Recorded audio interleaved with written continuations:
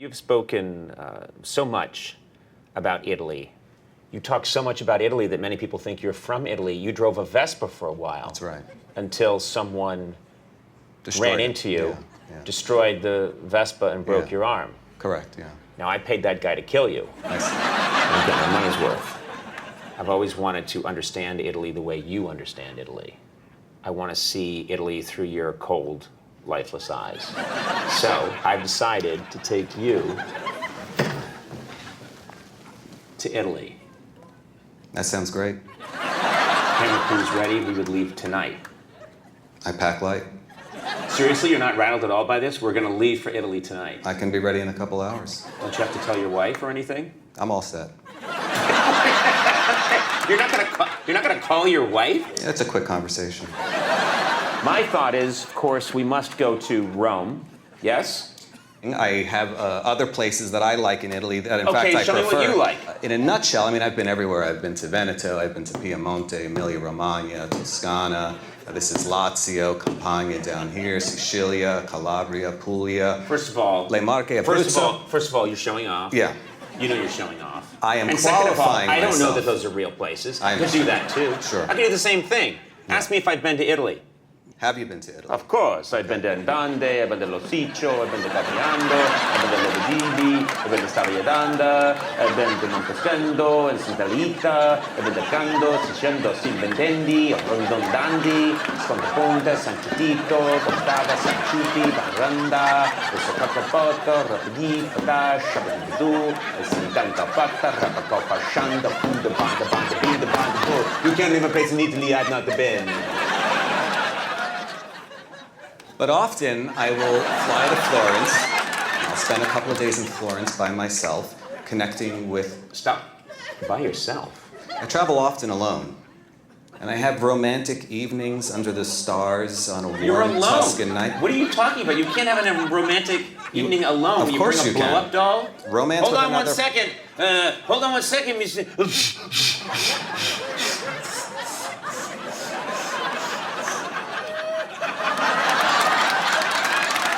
Now, you see, romance is a diverse concept. It's not only what shares...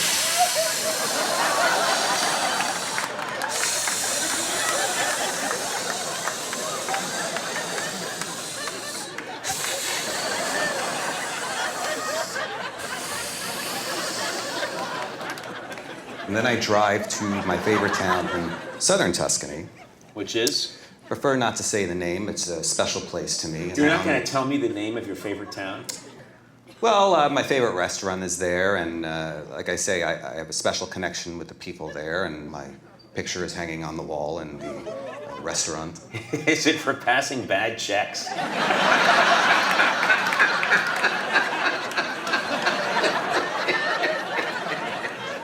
But the real highlight for me is the wild, primal city of Naples. We're going to have a coffee and a lot of it. We're going to have espresso. We're going to have cappuccino. We're not going to mess around with any of the American coffee drinks like Hey, what's wrong with latte. American coffee? When you walk into a diner in America, what do you say? I would ask if they had espresso. I wouldn't expect it to be good. You'd say to Ethel, who's been working there 60 years, I'll order it, but I don't expect it to be good. Is that what you'd say?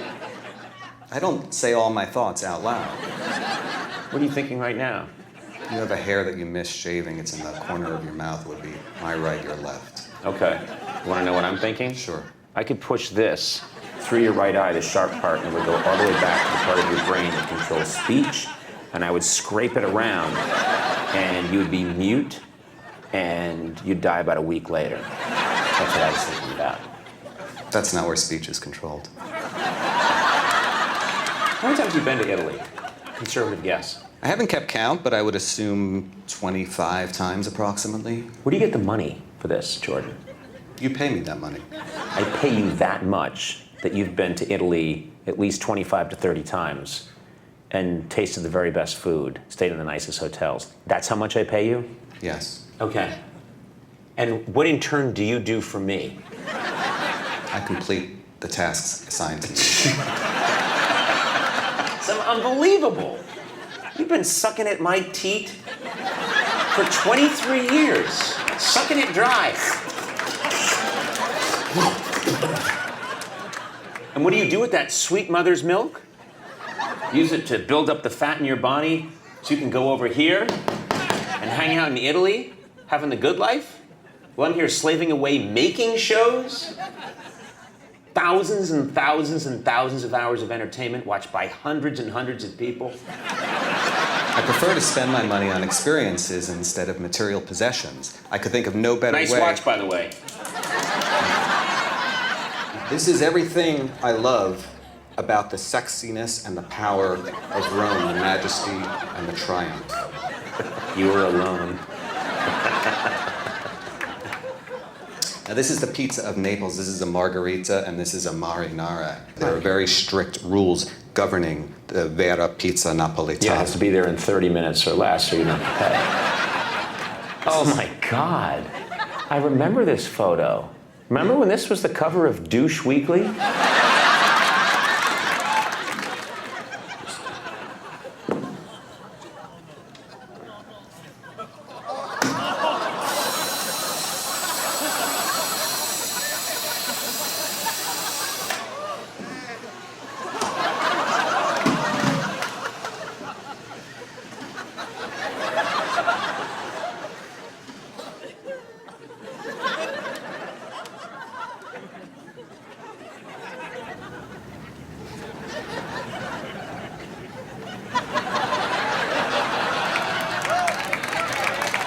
What are you laughing at?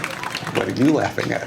I'm not laughing. You're absolutely laughing. The way you started to laugh was insane. You don't even know how to show. You don't know how to show. You're insane. You don't know how to show basic There's human nothing emotions. different right you now. didn't know what to do, and so a weird Joker smile came on your face, and then That's just the my next thing you know, face. it's not. That's no That's face. biological. No, you don't know. Are you dissecting my? Look at your face. You're insane. Look at your face. I am a face that is adored worldwide.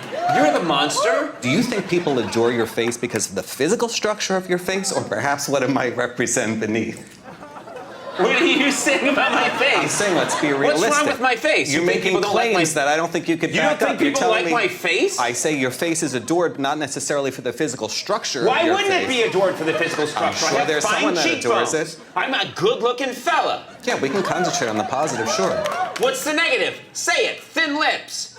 Beady little eyes. You see, your thin lips have never even occurred to me. Bulb little at the tip of the nose. Do you understand That this? little eye vein that bugs everybody. Go on, freckles. Your body image may be distorted. The things that you find to be negatives are not even noticed by How did many we get people. on this sidetrack? What do you You find told me my face looks like the Joker. I'm telling you that's my face. What do you find unattractive about my face? Go. Well, let's talk about the positives. You've got symmetry.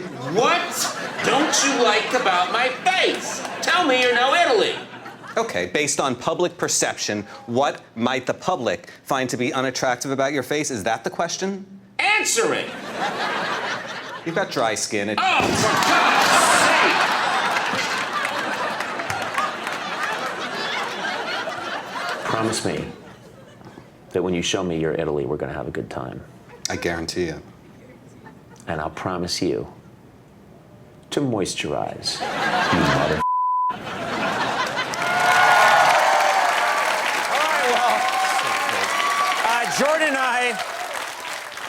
Jordan and I went to Italy that night. It was intense. Our trip is going to be a primetime show, Conan in Italy, airing Wednesday, April 11th at 10 o'clock p.m. Watch for that. It's going to be a lot of fun. You've spoken so much about Italy over the years. You talk about Italian food, talk about gelato, you talk about Italian art. Your mouth is just constantly shooting out diarrhea about Italy. My thought is, of course, we must go to Rome. Rome is great for cacio e pepe. Rome is a sexy... What is that? Is that a Cacio e comedy pepe is, team? No, that's Cacio a and pasta Pepe? dish.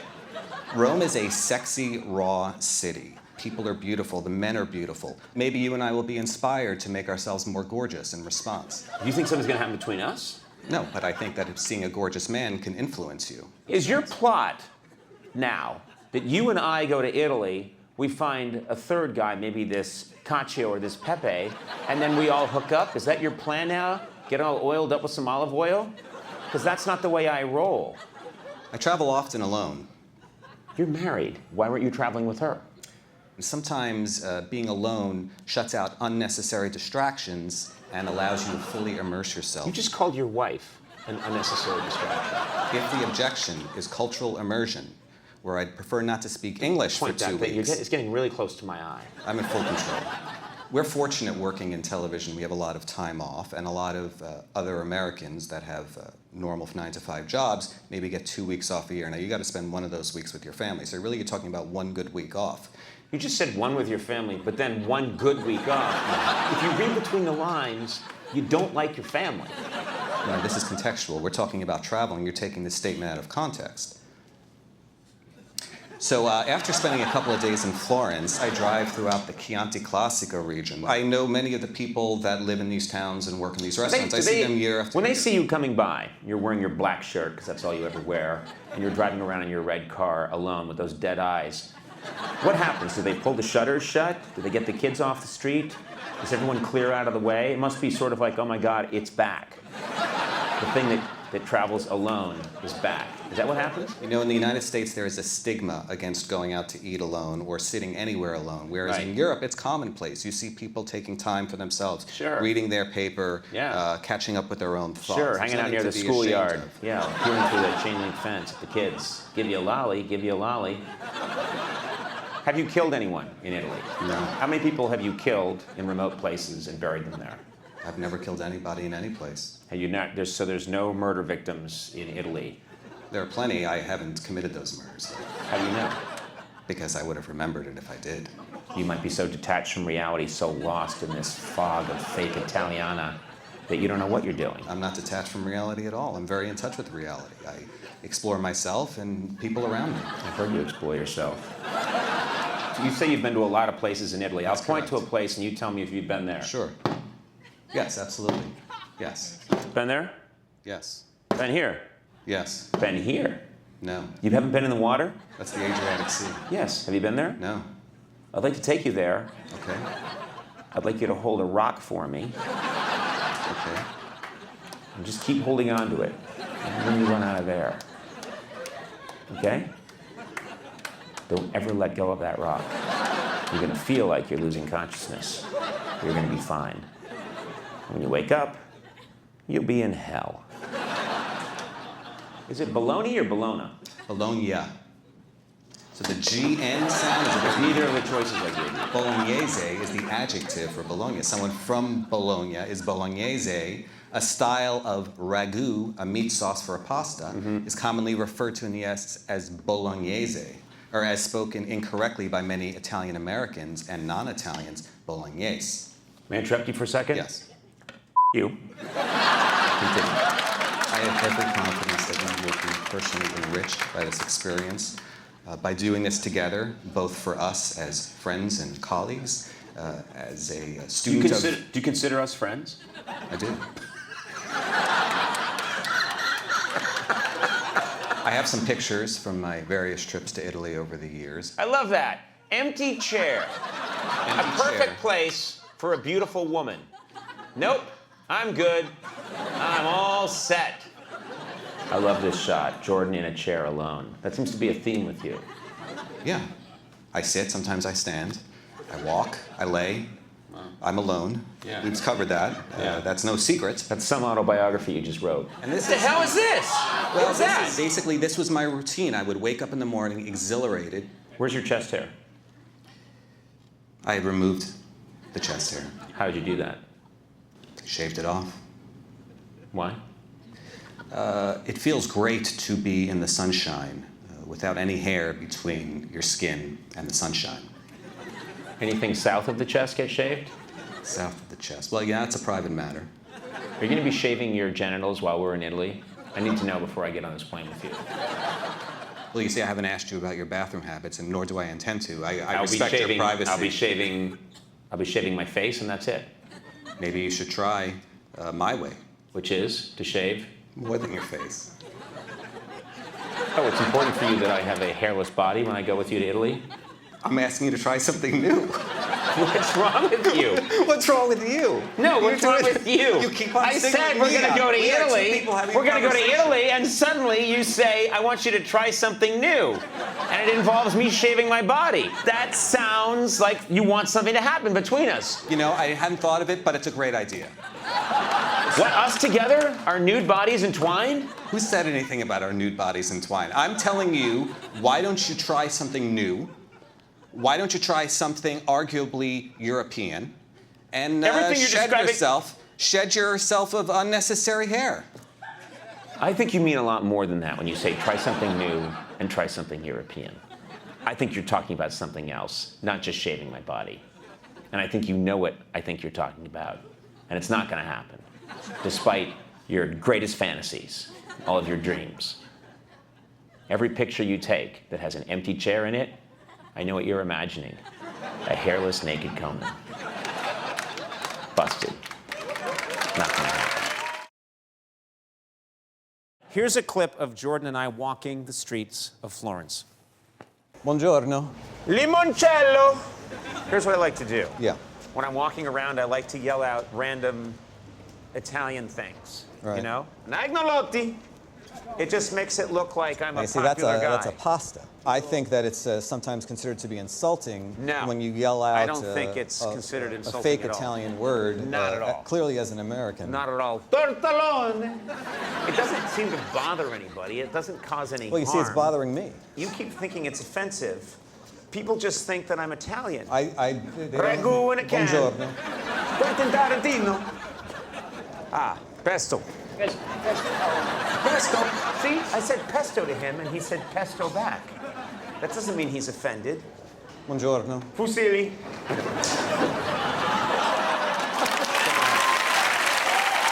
an idiot. Anyway, we had a lot of funny adventures. So be sure to tune in for our Conan in Italy special airing Wednesday, April 11th, 10 o'clock p.m. It's a lot of fun.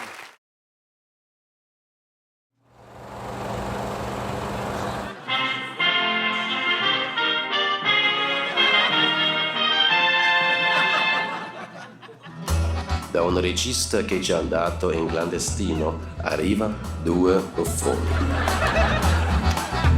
Una rinascita di due uomini di stupidità. Festival di Cannes. Vincitore. Lettera di rifiuto più veloce. Due buffoni. Una bella tela macchiata dalle vernici più opache. Edimburgo International Film Festival.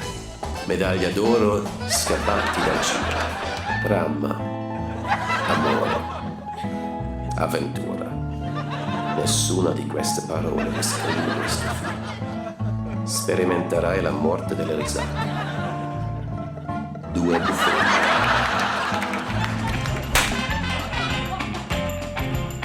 Condannata dal Vaticano e dagli altri allo stesso modo.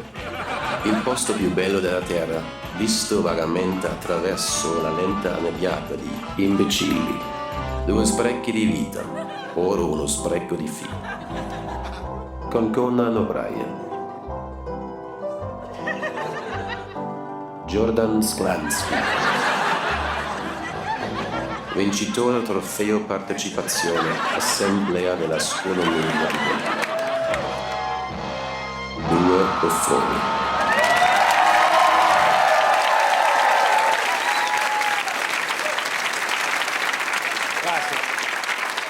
Be sure to tune in for our Conan in Italy special. It airs Wednesday, April 11th at 10 o'clock p.m. I want to make sure I remind everyone that this coming Wednesday at 10 o'clock p.m., not our usual time, 10 o'clock p.m., we're going to air our next primetime travel special. It's called Conan in Italy. Yes. Conan in Italy. Here was the deal. I went to Italy and I took someone who works here at the show. He's an associate producer who's been with me for a very, very long time. His name is Jordan Schlansky.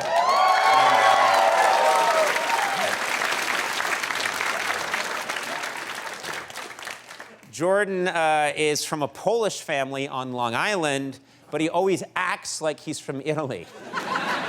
And that's not a bit or a joke or anything. He really does just act like he's from Italy and lords it over all of us. So I figured it was time to take Jordan to Italy and just have him put his money where his mouth is. The entire trip, I promise you, the entire trip, which took like 5 days, we went all over the boot of Italy. The entire trip was one long freak show Here's just a few highlights. Take a look. Feel like we could take a photo here? Why would you want a photo with anybody else in it? You only take photos by yourself, because you only have one expression. You look like you're chasing after Keanu Reeves in The Matrix. Say, Mr. Anderson, you disappoint me, Mr. Anderson. I could get out and push it. I think the battery's dead. What are you gonna do? What are you gonna do? All right, hurry up, hurry up. Hurry up. This is fantastic. Now, you see, you drank the whole thing. You were supposed to spill some of it out. Why? Well, you see, if you become intoxicated, you won't be able to adequately enjoy each drink. Now, you see, you just drank mine. Red wine. Yeah. Watch this. It's a magic trick I learned in alcoholism school.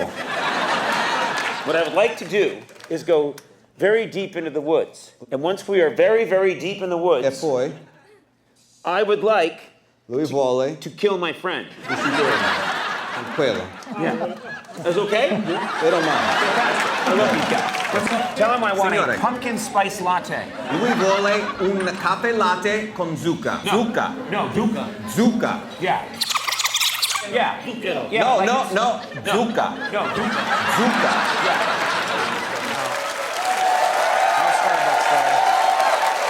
Yeah, it's a lot of fun. Meet Jordan Schlansky.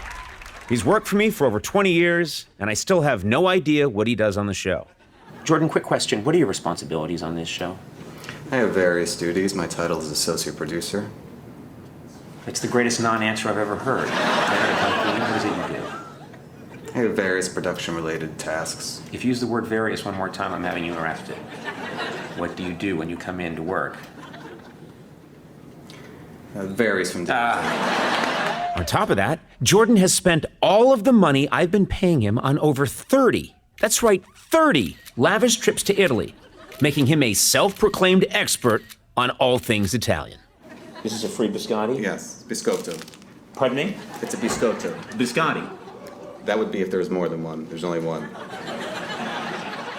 I'd like to murder you. Feel the combination of textures between the gelato and the tortino.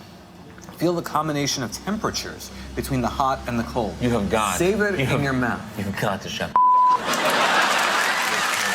Against my better judgment, I finally decided to experience Italy through Jordan's cold, dead eyes by tagging along with him on the exact same route he always takes.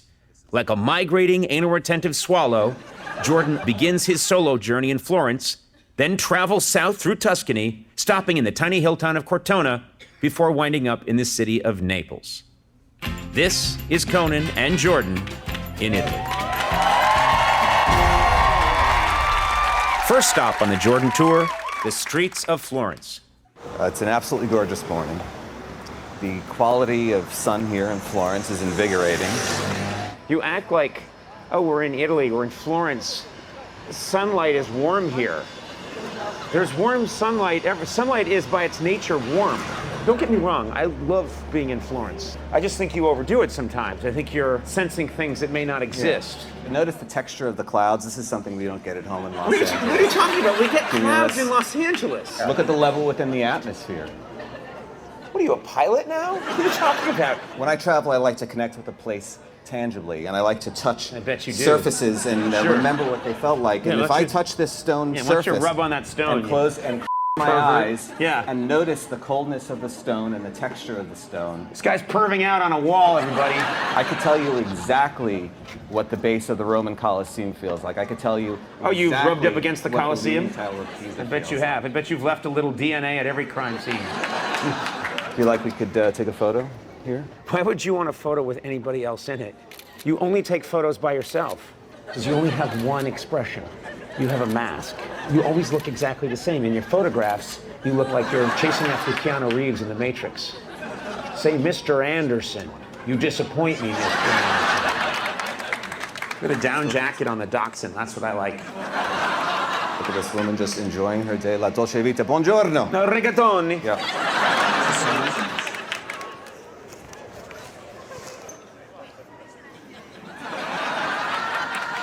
historically speaking, the small penis was considered advantageous and a thing of beauty. It's only in modern times that the larger penis has been generally favored. Yes. Oh, for a time machine. Buongiorno. Limoncello! Here's what I like to do. Yeah. When I'm walking around, I like to yell out random Italian things. Right. You know? Nagnolotti! It just makes it look like I'm a You see, that's popular guy. that's a pasta. I think that it's sometimes considered to be insulting No. when you yell out I don't think it's considered insulting a fake at all. Italian word. Not at all. Clearly as an American. Not at all. Tortellone! You keep thinking it's offensive. People just think that I'm Italian. They Ragu don't... in a can. Buongiorno. Pesto. Pesto. Pesto. See, I said pesto to him, and he said pesto back. That doesn't mean he's offended. Buongiorno. Fusilli. Oh, look. Well, Look what now they have Pinocchio. here. This is absolutely fantastic. If I purchased this, would you be willing to walk around in this all while you're at the office? I swear I'll pay you extra money. Hey, this is your sandwich place, right? Buongiorno. Number 3. A mozzarella, right? No, it's like this. Try again now. A mozzarella. A mozzarella. A mozzarella. A mozzarella. They hate you. Mozzarella. Mozzarella. Oh. Buffalo.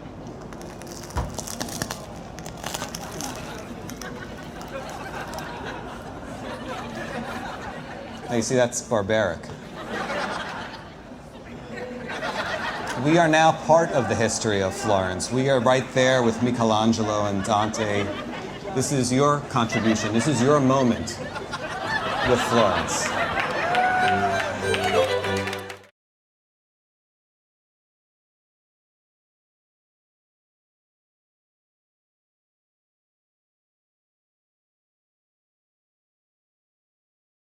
Clearly, my Italian could use some work. Luciano Pavarotti. So I asked Jordan to sign me up for a beginner lesson in Italian, but we wound up in an advanced immersion class instead. Long story short, he me. Hello. Ciao. Ciao. Where is everyone from in the class? Where are you from? Non parliamo inglese, parliamo Oh, solo solo italiano in italiano. Come classe. say, my Attenzione. name is... Mi chiamo. Mi chiamo... Bravo, Re, Mi bravo. chiamo Conan. Mi chiamo Sandra. Sandra, and Mi chiamo Ray. Mi Dalla chiamo... Cina. Ray. He does not have the vocabulary of the Italian sì. language, but he has the drama of the capisce? I have Italian the language. drama. La I use my musica. hands. How do you say hands? Mani. Mani. Mani. Puoi muovere, questo è tipico italiano, i gesti. Come si dice? Un tipico italiano che fa i gesti. What did you say? She has the authority in this room. She is the teacher. She is in control. They're well behaved, they listen, and look at you. You're an animal. You eat a brochure. She said I'm an animal? Did she say I'm an animal? I am paraphrasing. You come in as the American. You see, we're representing our country. You speak Italian, Mandarin, Cantonese? Mandarin. Mandarin. Ni hao. Oh, sì, sì. Che lingue parli, Ray?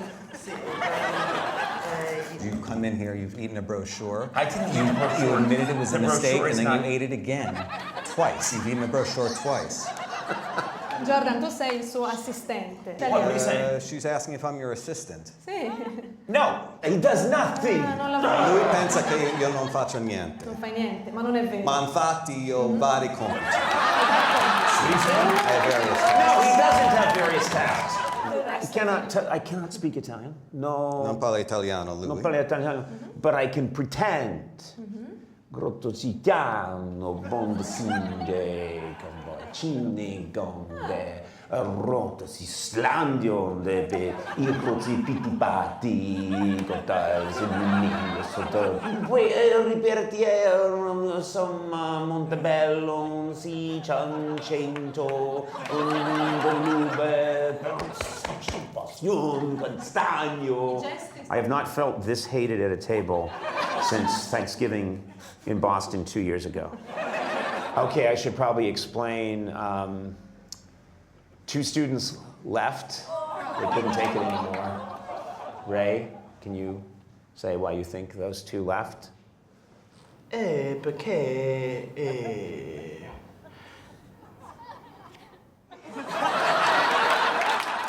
I was so inspired by all the Renaissance art in Florence, I thought I'd take a drawing class at the Accademia di Arte e Italiano.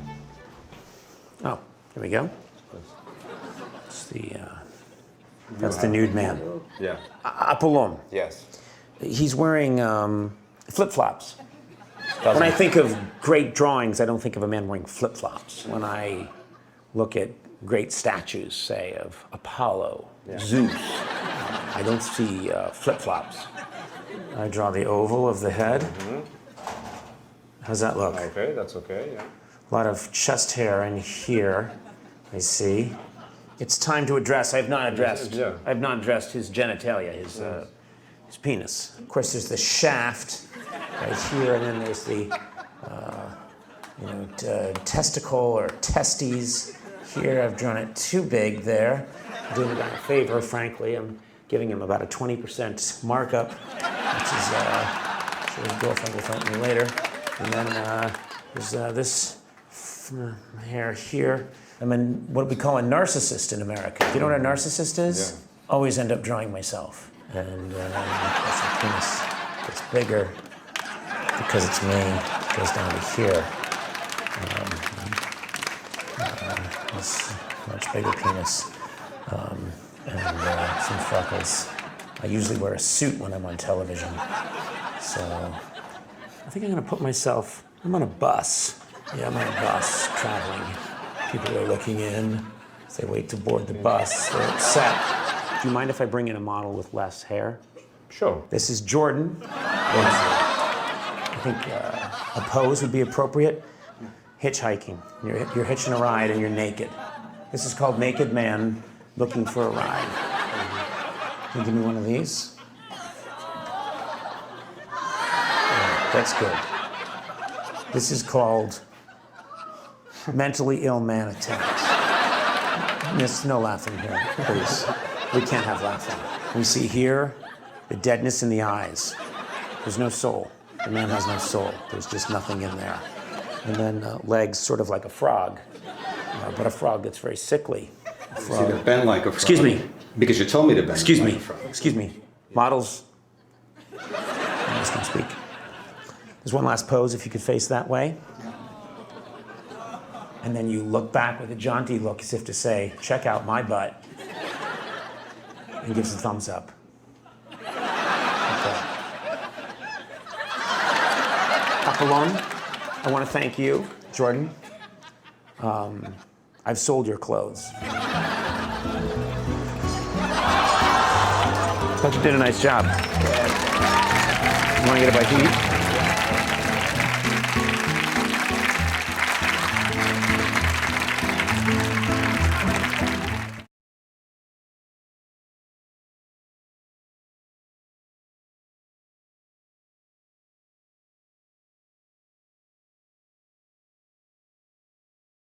Every time Jordan visits Italy, he rents a red Fiat in Florence and drives south through Tuscany. He had always driven alone until now. This is a Fiat Cinquecento 1962. I've been in small cars in my life. This is the smallest car I've ever been in. This car would fit in the glove compartment of my car in America. I don't think it's safe. It doesn't clearly have airbags. It has a windbag. So you've come into this with a predisposition about what a car should be No. and what travel should be. This is a road trip. This is the trip. This is the high point of the trip. It's not about the destination. It is the journey. You think you're saying profound things, but most of what you say is the kind of stuff a 15-year-old girl writes in a yearbook. I think Yoda writes half your dialogue. Vacation begins. In your mind it does. Just understand that this car may not have modern conveniences that you're used to, but like I said, as humans, we don't need much. Why do you keep referring to us as humans? Only an alien talks that way. I think it's the value to step outside yourself and examine yourself from an objective standpoint. And that's when it Outside really- yourself, you must step. Right. What I like to do is drive around here, I have very specific music that I like to listen to. Oh. For example, the second verse, let's say, of L'Ultimo Re by Andrea Bocelli from Bocelli di Toscana. Guess what? I looked into it. To play that music would cost us a lot of money. So I had the band make us up some music that doesn't cost us anything. And you see, this sounds very stereotypical to me, almost to the point of insulting. I went to the sound effects department. I brought some sound effects. You want to listen to those?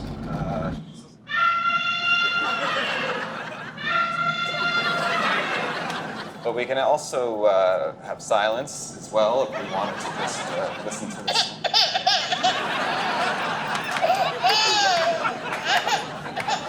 I'm sorry, Senor Jordan, but we don't have the exact kind of wine that you wanted. Is that okay?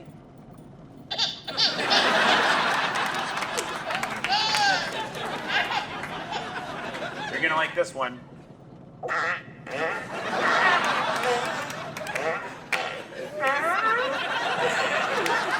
We're trying to connect with the environment. Uh-oh. Oh, the car stalled, huh? Hold on.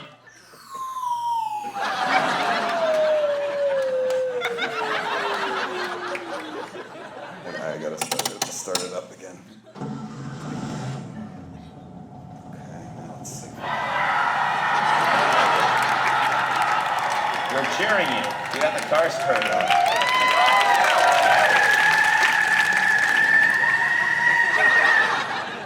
That's sound effects of a car peeling out. You're presuming that peeling out would be superior to what we're doing.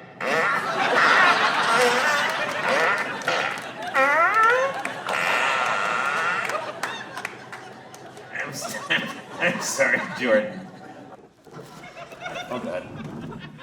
Okay, hold on. See, hold on. Keep the emergency brake on. Yeah. You're Well, the using- emergency brake's on. I don't even think that that's a brake lever. I think that's a breadstick. Comes free with the car. This car is a toy. It's a pastry. We're driving around basically in an old walnut, and we are stuck on a hill. And every time you try and start the car, we roll backwards. Think about getting this car started and be very careful with your valuable Conan payload. Oh, can you stop the car for a second? Stop it? Yeah. Just one other thing. Yeah. You're a fool. You are a fool. You frame yourself as a sophisticate, an academic, an intellect, and you're a fool. I mean, this is like toddler humor. All your training has led you to this. Got it! Yes! Look at those dogs. Aren't those dogs great? I love how mellow they are. I'm trying to emulate them. I'm trying to enjoy the simple life. I'm trying to bask in the sun and enjoy the feeling of the Look, sun on you my just skin. bored that dog. The dog just yawned when you started talking. Did you see that? Show that on replay. You started to talk, and the dog got bored. I could get out and push it. I think the battery's dead. What are you gonna do? What are you gonna do? Hurry up, hurry up. Hurry up.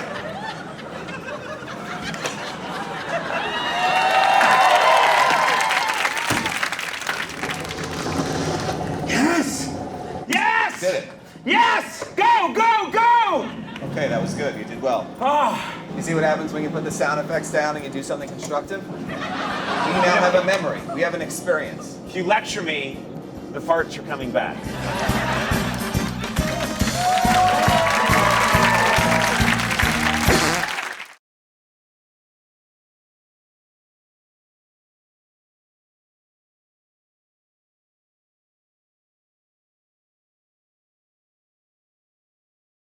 We're in the coastal town of Via Reggio, right by the sea.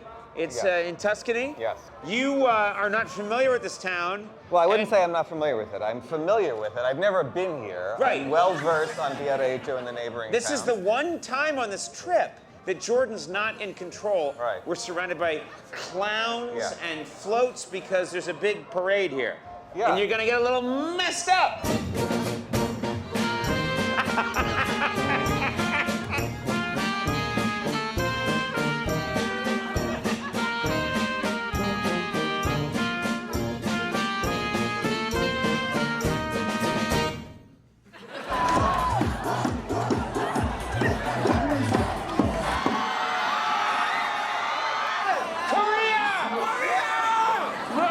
just wants to shake my hands because they know who I am. Okay. He doesn't care.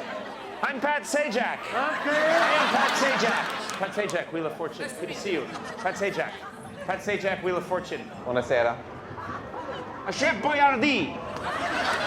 This is a float that depicts Zach Galifianakis in the kitchen. She's inviting us up on the float. Should we get up there? Yeah. Thank you. Flap your wings. There you go. Flap. Flap. Flap.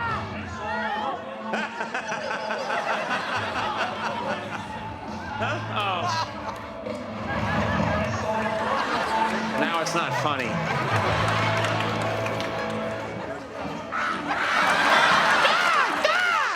Jordan, this is exciting. What are we about to do? We're about to go on the hunt for Tuscan truffles, the very rare fungus that only grows at certain times of the year. Anything we need to know about hunting for truffles? Cosa dobbiamo sapere del tartufi, di trovare i tartufi? Sì, troviamo tartufo che si chiama marzolo. Sì, ma ci sono cose che dobbiamo sapere prima? No. No, we don't need to know anything before. Just let's All go. that to hear we didn't need to know anything? Dai, sì, va. So you're sure these dogs serve a Vieni, purpose? va. They do something. Dai, They go su. this way? What is that? Is that a truffle? That's a truffle, right? Yeah. These dogs just found a truffle. Kathy. Wait, Bravo, bravo. what's this? You found another one? Questo è più bello, Look at this. They just found another one. Psst, get in here.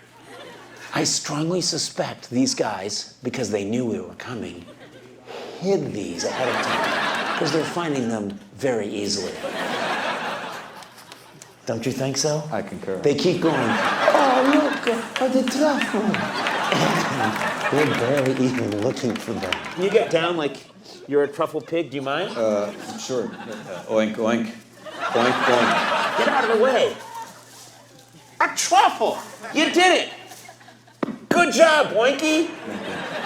That's as legitimate as anything these guys have been doing. I'm sorry. But we've been scammed. What I would like to do is go very deep into the woods. And once we are very, very deep in the E woods, poi, I would like lui vuole to kill my friend. quello. Yeah. That's okay? Pero no. Fantastic. I love you guys. Let's go. Ask him where the pigs are right now. Ma Does he use dove, pigs? dove sono I maiali? No, è proibito. Non That's si può prohibited. You cercare. can't use pigs here.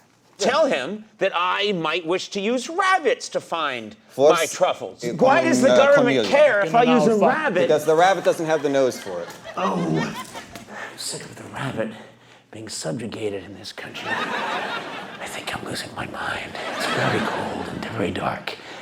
I don't know these guys, and I'm with Jordan. And they said it was okay for me to kill Jordan. These dogs are finding truffles that have been hidden clearly minutes before we got here. This whole thing's a goddamn scam. I feel that he works harder than he does. Louis is always in the corner like this. È sempre così. E mi accompagna. Oh, a companion at work who does nothing. You know Louis. I am the truffle hunter. I do all the work at the late night show. You apparently do nothing. You stand off to the side. Yet you get to share in the truffles that I have dug in the earth with my hands. We came hunting for truffles. Instead, we found a nugget of truth.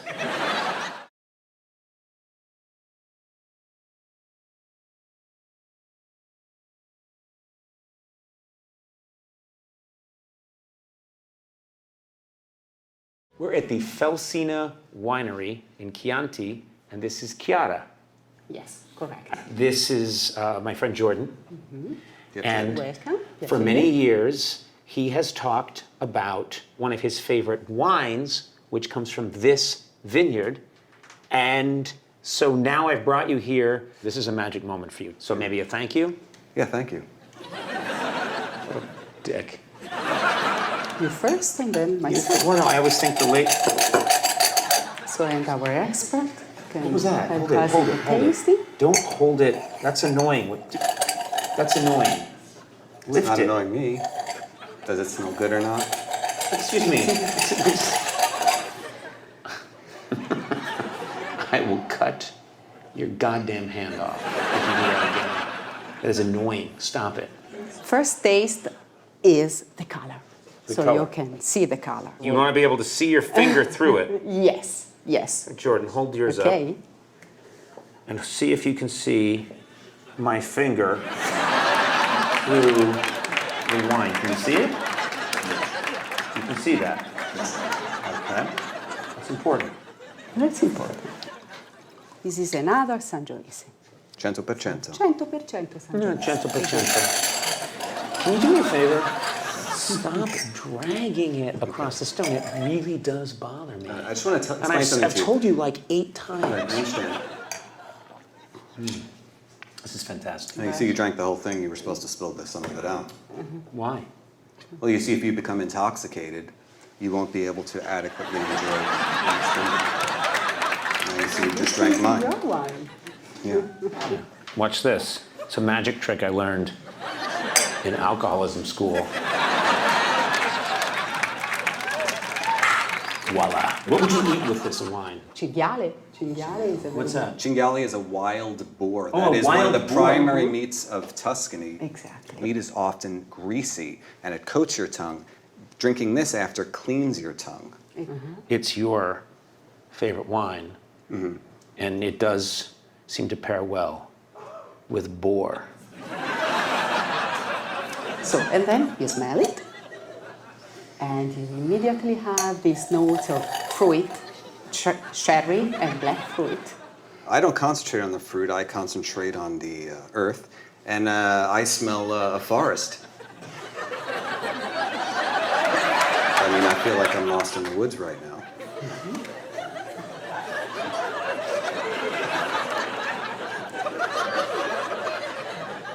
Yeah, it's damp, like when you're walking in the woods and maybe it rained. Wet soil. It's damp. You mean wet soil? Well, not even the soil, but like if there's like moss on a branch, you step on it. Can I say something? It's sottobosco in Italian, yeah? Can I say Under the forest. Listen. You haven't drunk yet, idiot. You're an idiot. Good one. Good one, Jordan. You think that you stand to twirl your glass without putting it on the table? You're sophisticated.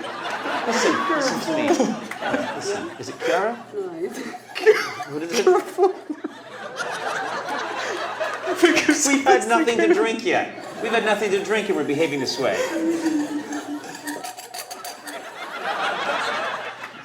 Okay. I want your help. Yes. Please stop that. Please stop it. Yes. I will smash your face to powder.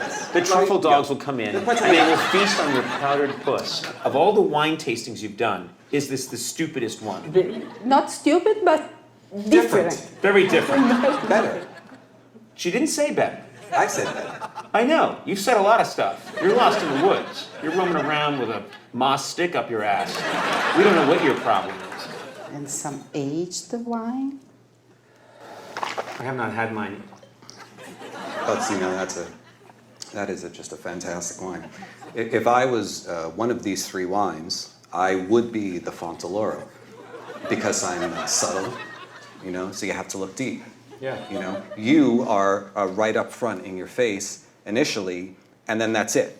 Yeah. And there's no more. So No. you get it all at once. You know what? We finally agree. You are like the Fontaloro in that I would like to push you into a barrel and seal it and then wait 20 years, open it up, and enjoy what's left of you. Chin chin. Salute. Now you see, you should never hold a wine glass like that. That's a brutta figura. That is inelegant. You're getting your disgusting greasy fingerprints on this beautiful glass. I don't want to see your disgusting greasy fingerprints when I look at that glass. There's no job waiting for you in the United States. Or you would become a hobo and wander Tuscany. You just called me stupid and greasy. And a friend doesn't do that to another friend. I said your fingerprints are stupid. I hate you. I hate your face. This is good. Is this the way to do it? Right here? But just look at the beauty in the swirls, and just look at that. That's how they collapse.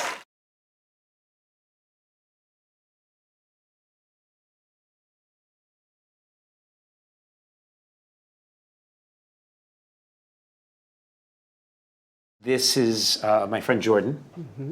And Welcome. There are some specific laws governing the production of Chianti and Chianti Classico. For example, Chianti needs to be at least 70% Sangiovese.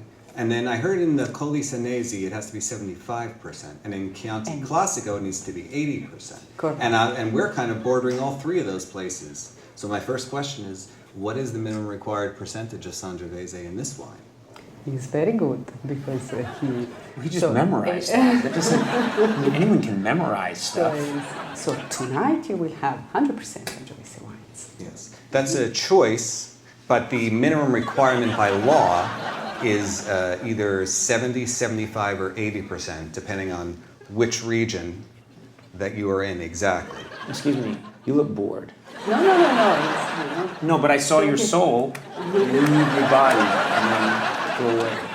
So, anyway, what's your question? I can't remember. Percentages of what? Okay.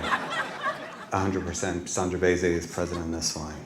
Okay, well, that solves that mystery. We can, call the cops and wrap this thing up. what do you taste? It's a hot wine. It's a hot wine. Do you know that expression, hot wine? Hot. Yeah. I mean, I feel like I'm lost in the woods right now. I'm feeling a sexiness. But you're alone in the woods. That's right. You don't feel sexy when you're alone? Not in the woods. What about the woods is unsexy to you? It's the woods. You ever take a look at the dry soil of Chianti? I mean, when you drink this wine, you feel connected to that dirt. Dirt is your turn on. Can you imagine being in the woods naked, covered in dirt? There's something very primal about that, something very sexual about it. Are you okay to proceed? Oh, see, this is completely different right there. You know what I'm smelling right now? What's that? A fraud. This wine is earth. I'm getting more air here. I'm getting air and I'm getting earth, wind, and fire.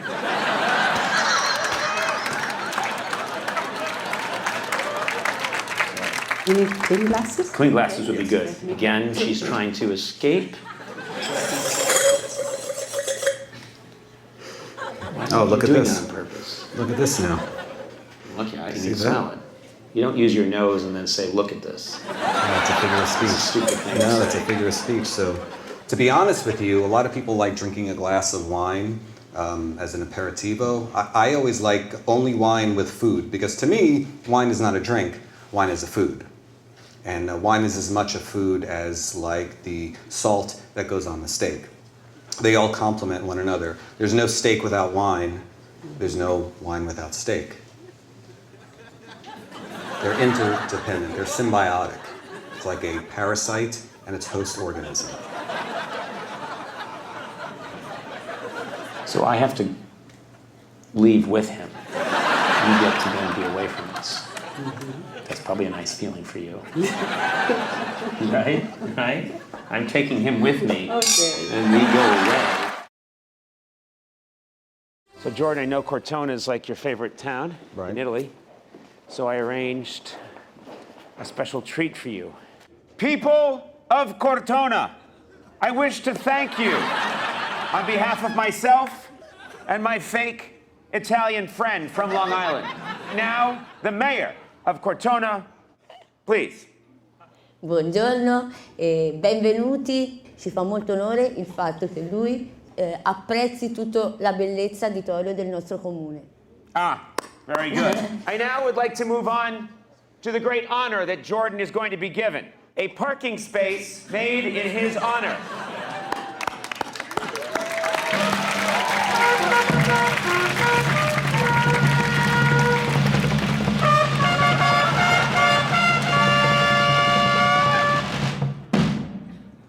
Jordan, please. Ciao signori e signore. Io sono nato a New York, però il mio cuore è sempre qui a Cortona. Questo è un posto molto magico ed è il sogno. Infatti, questo posto specificamente è molto bello. Io non so dov'è questo parcheggio perché questa la piazza più grande a Cortona. Tante cose qui e tornerò il prossimo anno per fare ancora.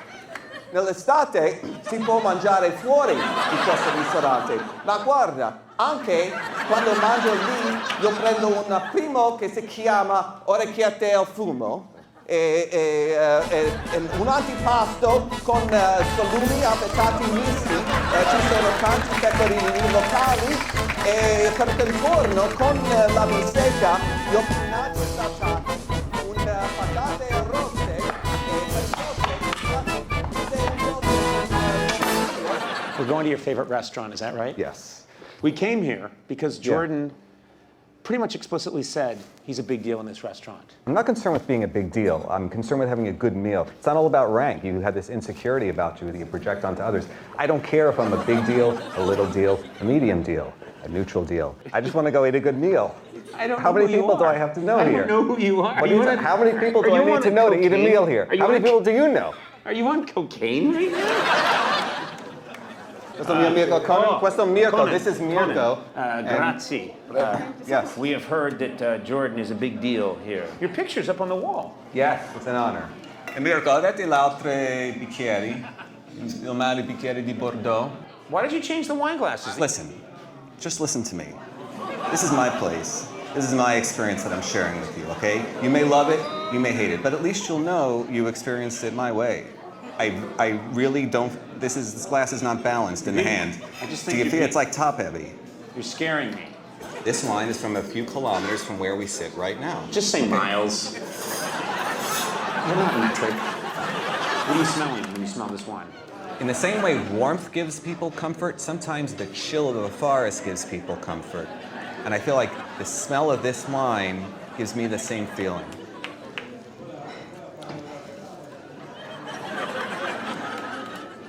What do you smell? You sit there with a judging face without commenting yourself. I smell desperation. I smell sadness. I smell a need to construct a false identity. Tuscany, as I've mentioned, is a region of meat, and the meat of this region in particular is the tagliata. Named tagliare is to cut, the tagliata is cut. It's a sliced steak. I have a pasta called orecchiette al fumo, which has bacon in it, which I know you like, you're big on bacon. It's got bacon, it's in this like creamy tomato sauce. Amatza Cafe is the coffee killer. Why? Coffee keeps you up late at night. The Amatza Cafe, the after dinner drink, puts you to sleep after the coffee. Oh, I think I'm gonna sleep just fine. Prego, prego, Rastafarian. I feel like I have the music and soul of an Italian person when I'm here. I just don't have the words. Do you know what I mean? You're clearly not Italian. I mean, look at you. You know, look at the way you're dressed, look at your physical condition. I mean, there are... What does that mean? I'm saying there are different body types. There's an Do you think I'm heavy? I think you're heavier than the average Italian. Let's just say heavier. Not that that's a bad thing. Maybe you're stronger. Maybe it'll keep you warm. But I'm saying you're clearly bigger than an Italian You just man. body shamed me. You would have thought that your body is perfect? Not perfect. I'm not here to insult you. You're doing a pretty good job. I haven't insulted you at all. Okay, you look at yourself naked. I look at myself naked every night. It's the only way I can actually become erect. Look, I'm cold down there. You're comfortable. You understand? I said this is not a bad thing. You're better than I am. Because I'm lean, and I had a big problem with the coldness. Yeah, but I'm okay because I'm covered in a down jacket of fat. I'm aware of all your facial widths over the years. 2002, you're gross. If I look at a show from 2002, it's almost like, it looks like you were digitally manipulated. Like you were a skinny guy playing a fat guy in the movie and they digitally stretched your face. You look great now. I'm just saying in 2002 you were disgusting. Just look at the tape. Just look at the tapes. Ah, perfecto.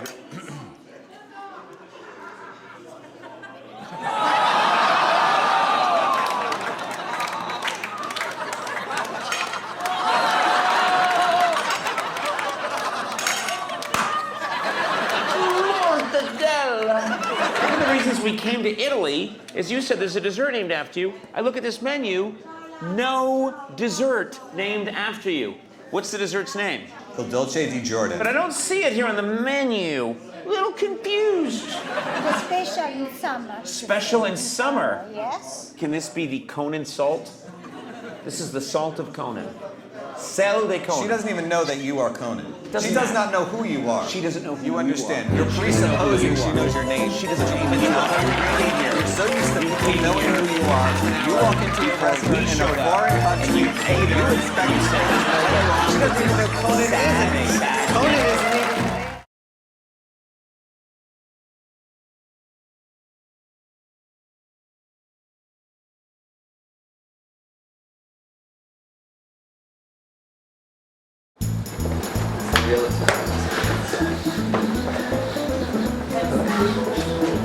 Oh God, oh my gosh. Oh God. What's went down on the auto grill? We are at an auto grill. It is a highway rest stop over the Autostrada. In this case, it's A1, A1. The Auto Grill is this fantastic Italian creation which has some of the best panini and coffee in all of Italy. The way it works, and a lot of people don't understand this if they haven't visited before, is you pay first. You pay first? You pay first. I don't pay till I taste. Pay No first. taste, no pay. You see, here you don't taste until you pay. I taste and then I pay. What if I no like? What if I taste and no like? Then the next time you taste something else, you pay first either way. You pay. No pay till I taste.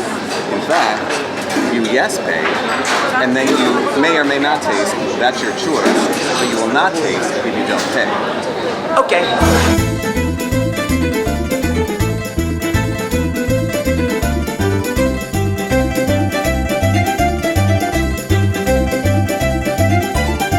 Today I got the bufalina. You see, sometimes different auto grill have different sandwich selections. You see the same ones over and over again, but here in the south they may feature some southern products. We're kind of in central Italy right now, southern Tuscany, so I just went with the bufalina. It's got mozzarella cheese on it, mozzarella di bufala in fact, and that's my favorite at this particular location. So that is the summary of the Italian Auto Grill. You can consider yourself an expert. All right, we're on a bullet train. We took a van from Tuscany to Rome, and then the train from Rome, we're heading down to Naples. What can we expect to see in Naples? Naples is a raw, passionate city. People that care about food and living life at the highest level.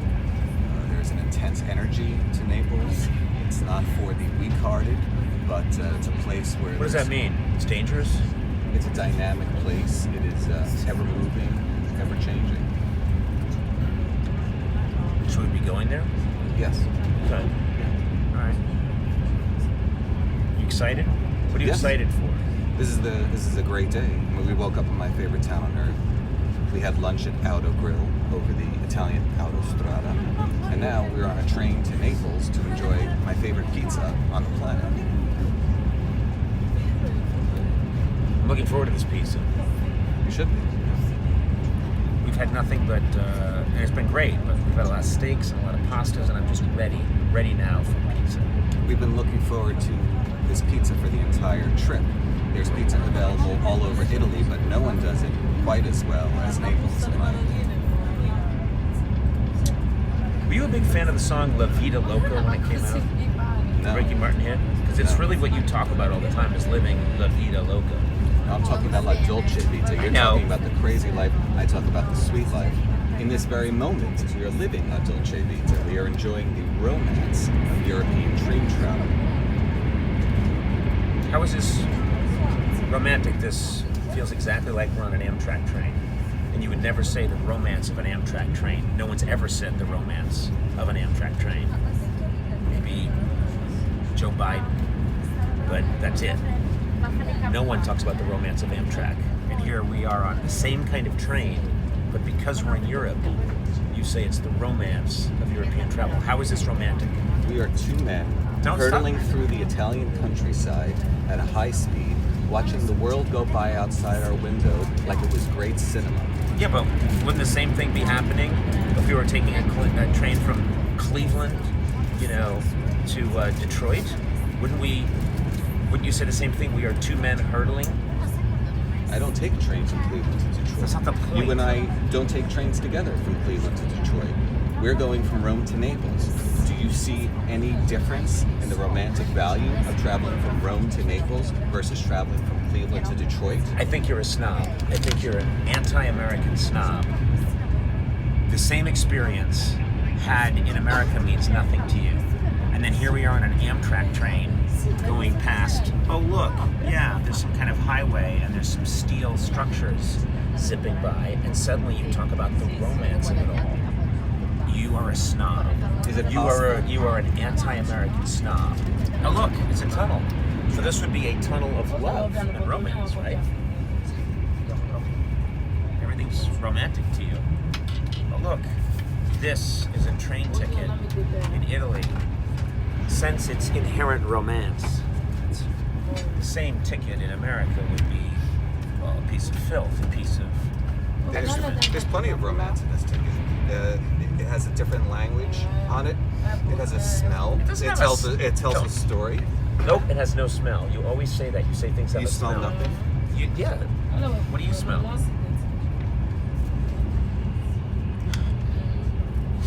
What are you doing? Do you smell anything?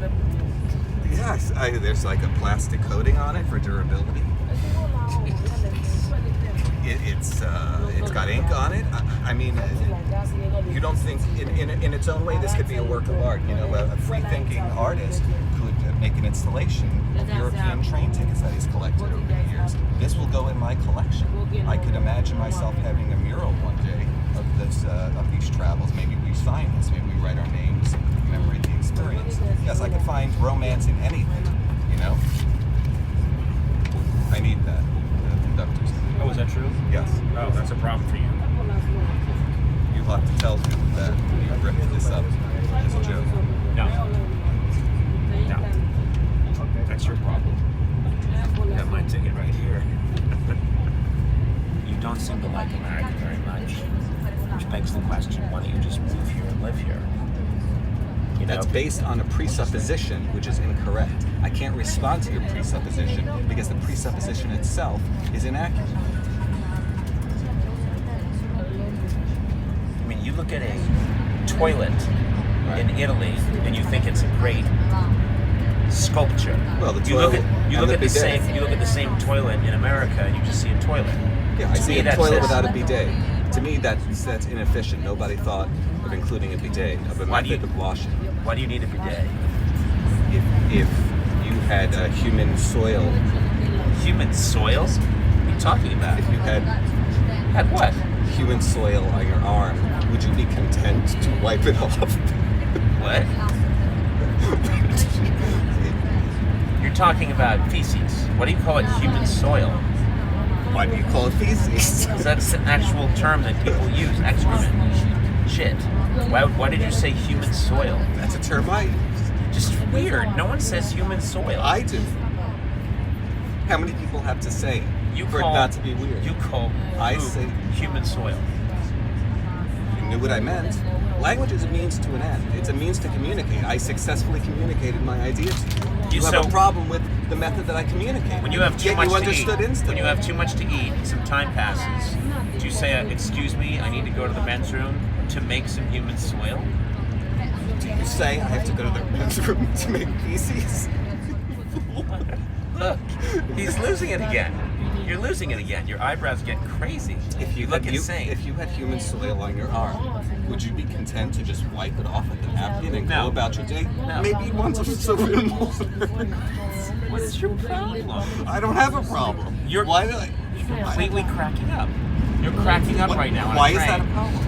You're a freak on a train. We are on vacation. Why shouldn't I crack up? You want me to be miserable? No, I Are just you don't miserable? know. And if somebody else is cracking up, that's a problem for you? What I'm saying is, if you had human soil on your arm, Yeah. I'd like to wash it off with soap and water. Yeah. Okay. If you handed me a tissue So and said this will take care of your problem, What? Get in close. Get in close. What? Get in close on him. getting close. I'd say maybe I'll go wash it with soap and water instead.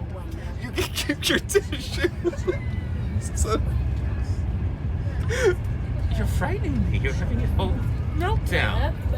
You're having a meltdown. Talking about a bidet and its use. And it's indispensable. But why is that? It's indispensable. But why did I'm you... enjoying my time with you. Do you understand? Now. I'm scared of you. Freak. Yeah, I just want to get a cup of coffee. Yes, that's why we're here. This is the best place to get one in Naples. No, we come over here and we pay first. They're obsessed in Italy with paying first. What if I'm not happy with what Excuse me. Buongiorno, signore. 2 cappuccino e 2 espresso normali. You know what I love about Naples? People stand and get their coffee. They don't sit in a corner and write a screenplay for 4 hours. Do you know what I mean? It's called espresso. It's an express activity. You get in and you get out and you go about your day. It's called espresso. It's an express activity. Actually, espresso means pressed out and in no way refers to speed or express activity.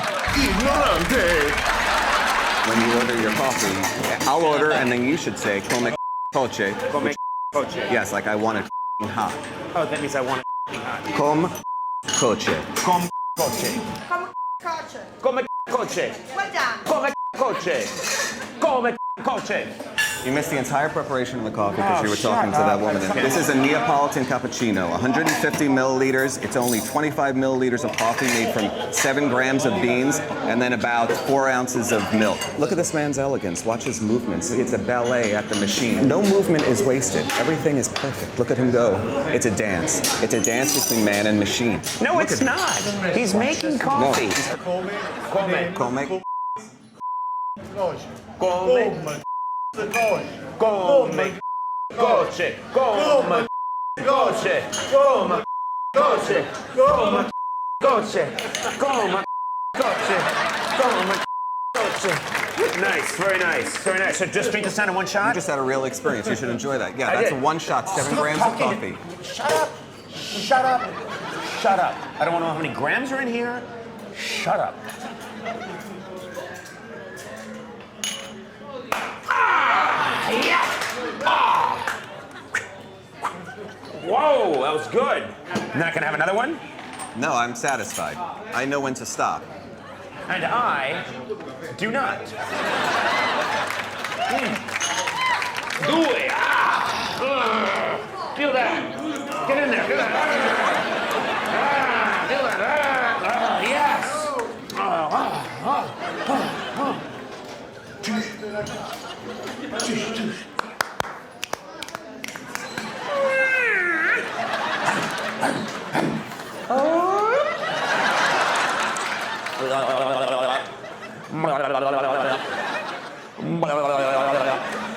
Four grams of coffee, 7 grams of water, 6 ounces, federal law, traditional,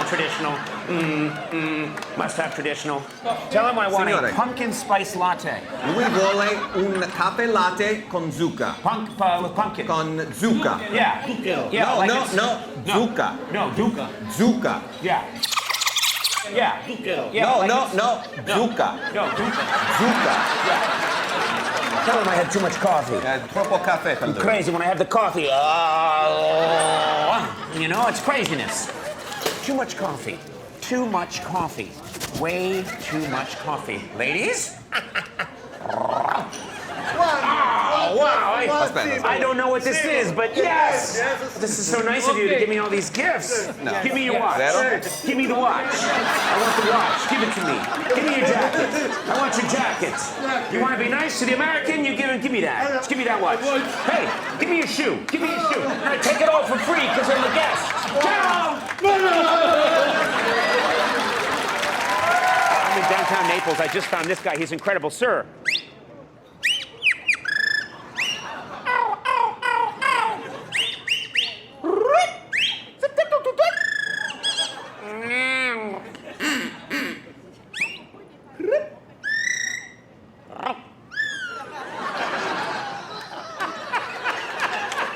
If I had been born in Naples, this is what I'd be doing right now. This is a statue of Gioacchino Murat. I've never seen a statue with such an impressive crotch bulge. Look at that. That's totally unnecessary. Someone accused him of stuffing his pants. Right. And he's like, me? Stuffing my pants? No! Me? I just saw this. This is the most frightening ice cream display I've ever seen in my life. I don't know how this...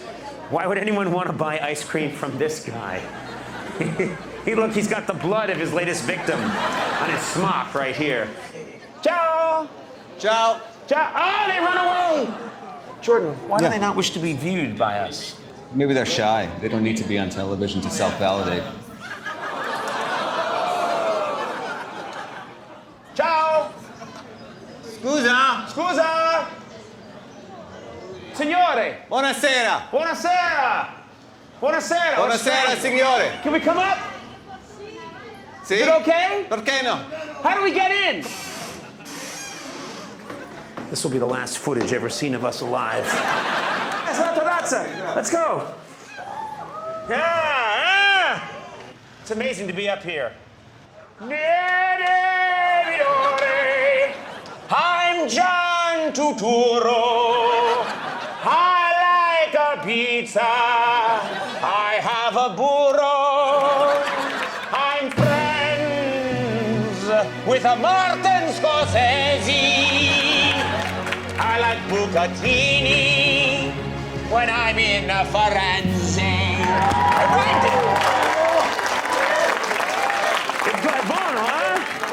While we were in Naples, I was invited to appear on Italy's most famous soap opera, Un Posto al Sole. Che non l'avresti tenuto il bambino, che avresti abortito. Obviously, they had seen my work in soap operas all over the world. Your name is Conan O'Brien. Mucho gusto, Senorita Sanchez. Now, I was about to continue my tradition of playing a romantic lead, this time with Un Posto's beautiful Valentina Pace. She's the one. Oh my God. My English, it's not very good. Please, my friend will help interpret. This is my friend Jordan. Yes, he's a pornographer. Yeah, bad. He shoots the nude women. Is there any place for him in this scene? Maybe even just a quick he walks by? Is that possible? Could. Yeah, why not? Yeah. And before I knew it, it was time for my big scene. Elena, finalmente. Ascolta, ti chiamavo per comunicarti che qui sta un pochino andando per le lunghe. Hai visto dove sono? Ti stiamo aspettando. Comunque, la segretaria mi ha appena detto che l'avvocato sta ultimando una telefonata, dopodiché sarà il mio turno. Ciao. Salve. Piacere Massimo Enriquez. Mi scusi per l'attesa, purtroppo le rogne arrivano sempre.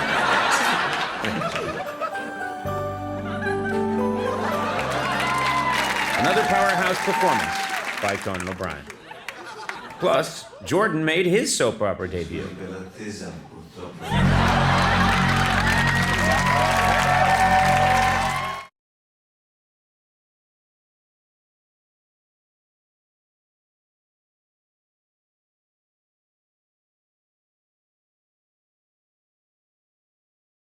Okay, this is it.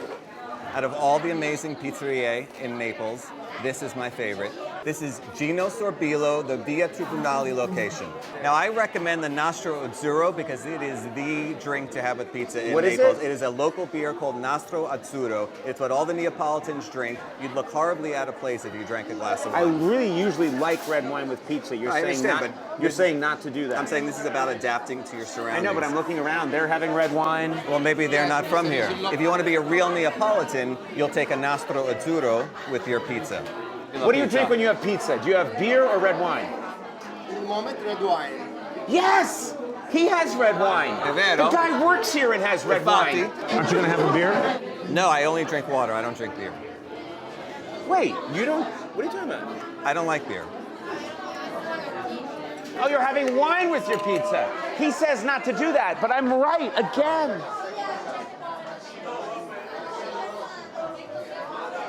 Do you think there's any chance that that woman would trade places with you for just a minute? We have an extra chair. It's so lovely to talk to you. So what are you doing here? I've been with this guy, and we've been shooting a show. Why can't I spend the rest of the week with you? Just because. Just because that's life, right?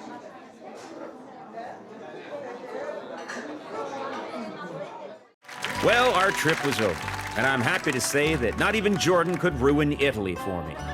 We had an unforgettable time, and our journey's already being lauded as a triumph of classic Italian cinema. Ladies and gentlemen, here is the movie trailer.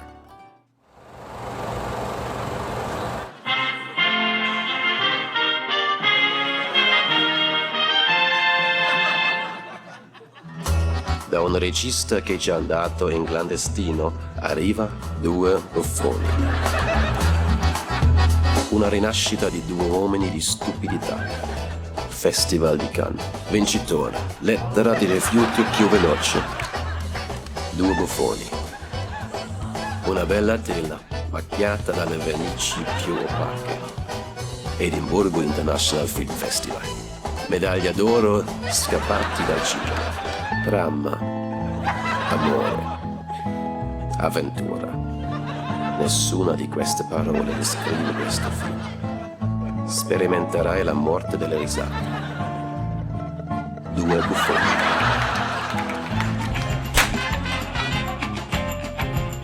Condannata dal Vaticano e dagli atei allo stesso modo. Il posto più bello della terra, visto vagamente attraverso la lente annebbiata di imbecilli. Due sprechi di vita, ora uno spreco di film. Con Conan O'Brien. Jordan Sklansky. Vincitore trofeo partecipazione, assemblea della scuola media di Berlino. Due buffoni. Hello. Ciao. Ciao, where is everyone from in the class? Non parliamo inglese, parliamo solo italiano in classe. Jordan, tu sei il suo assistente, eh? She's asking if I'm your assistant. Sì. No, he does nothing. Non la fai. Lui pensa che io non faccio niente. Non fai niente, ma non è vero. Ma infatti io ho vari compiti. I have various tasks. No, he doesn't have various tasks. He does not have the vocabulary of the Italian language, but he has the drama of the I have Italian the language. drama. La I use my musica. hands. How do you say hands? Mani. Mani. Puoi muovere, questo è tipico italiano, i gesti. Come si dice? Un tipico italiano che fa i gesti. She has the authority in this room. She is the teacher. Guarda She gli is in altri control. studenti, loro ascoltano, They're well fanno behaved, they domande. listen, and look at you. Come si dice You're an in animal. italiano, e You noi eat a brochure. She said I'm an animal? Did she say I'm an animal? I am paraphrasing. Okay, I should probably explain. Two students left. They couldn't take it anymore. Ray, can you say why you think those two left? Perché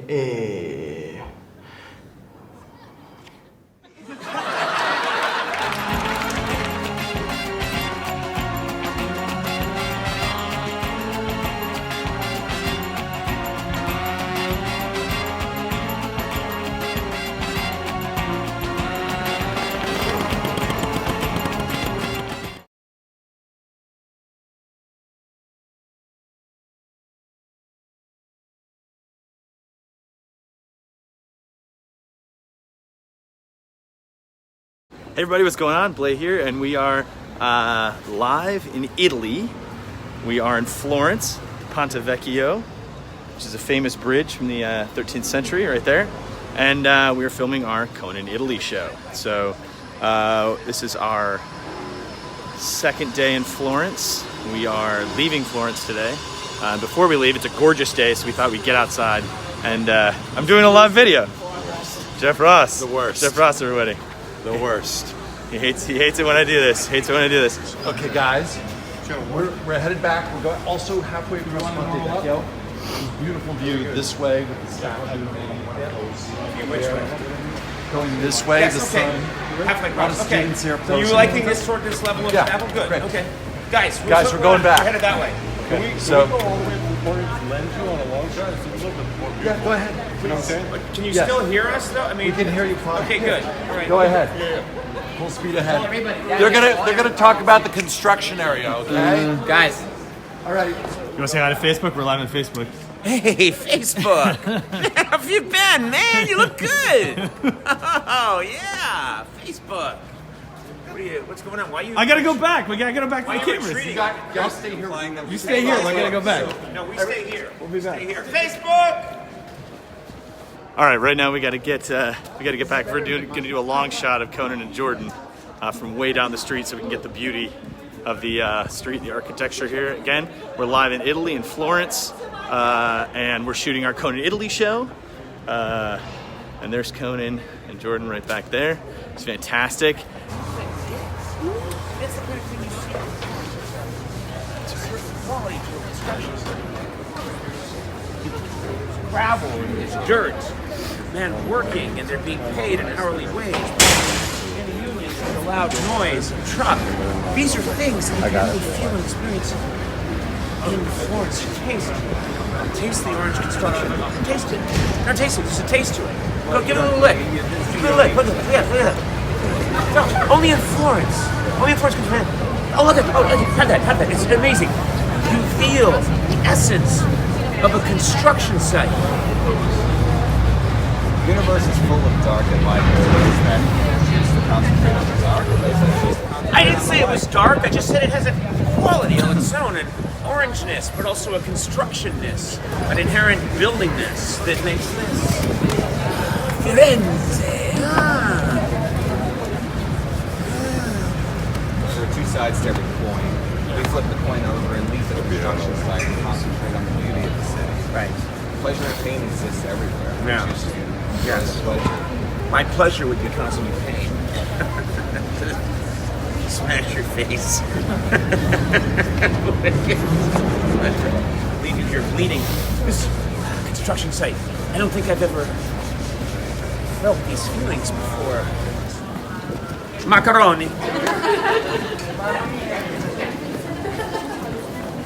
Notice the wooden ornamentation. With a down jacket on the dachshund, that's what I like. The down jacket on a dachshund. Look at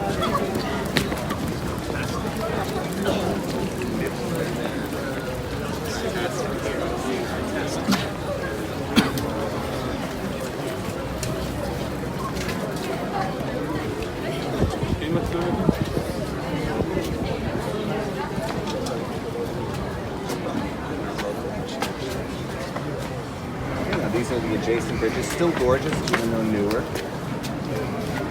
Like you could take a photo. What do you mean? Well, it's a relatively modern concept. You capture the moment. Why would you want a photo with anybody else in it? You loner creep. You only take photos by yourself. I want to capture the experience. You are part of this experience. No, I'm not. You have to take. If you want to be in a picture, it should be a Jordan picture, which means you're in it alone. But that does not accurately represent this experience. Okay. I want to celebrate my time with you. Yeah. Okay. Here we go. This is important.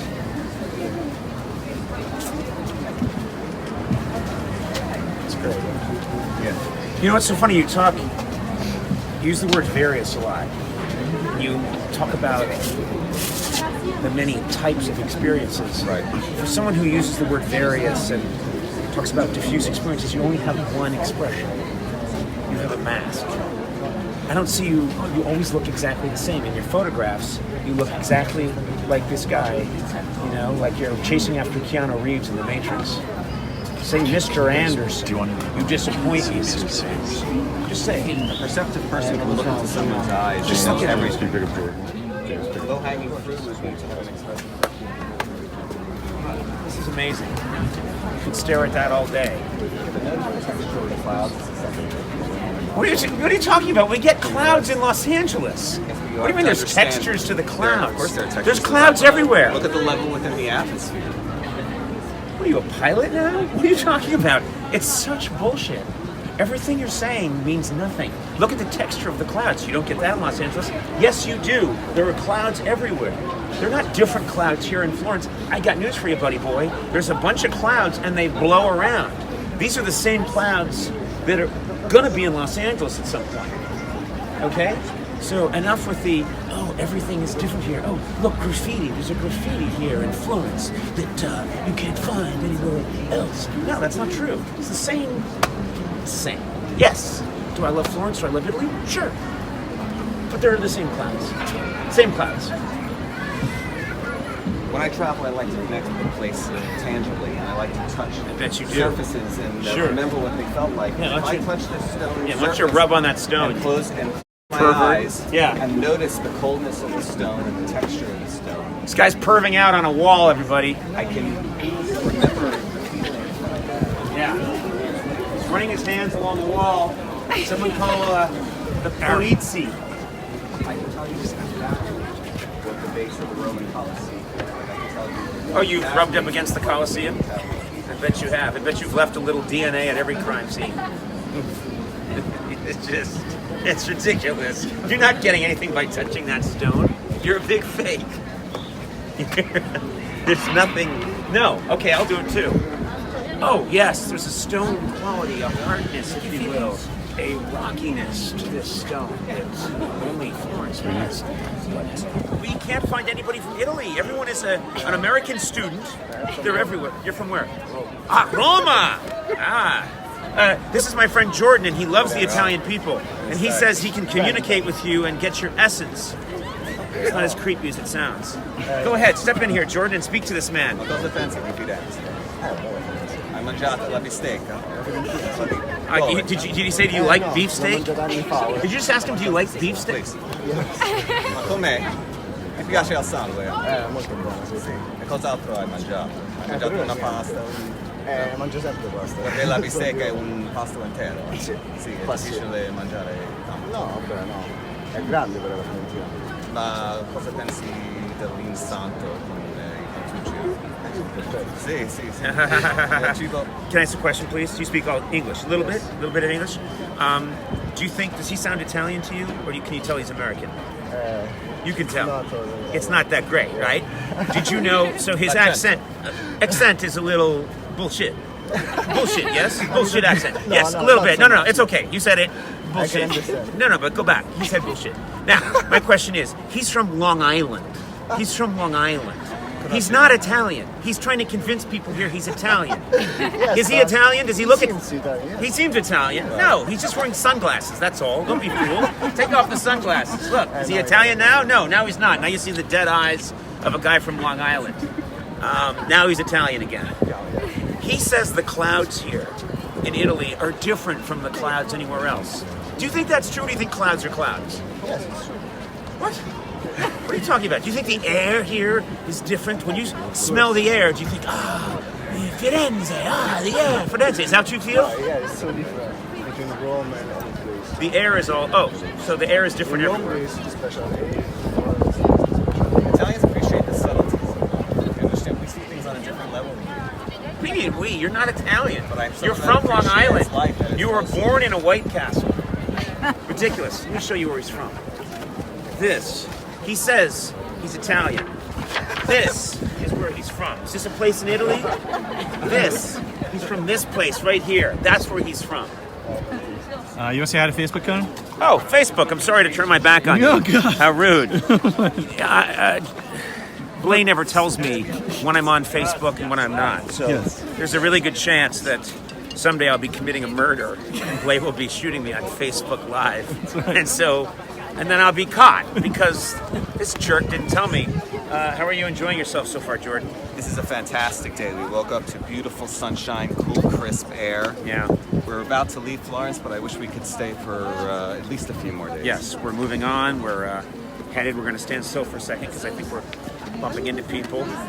We are loving Florence so far. Yeah. Absolutely gorgeous, but then we're moving on. We're going to go into Tuscany, I believe. Why don't you tell us? We are in Tuscany. No, I know we're in Tuscany. Yes. Well, I'll tell you if you want me to tell you.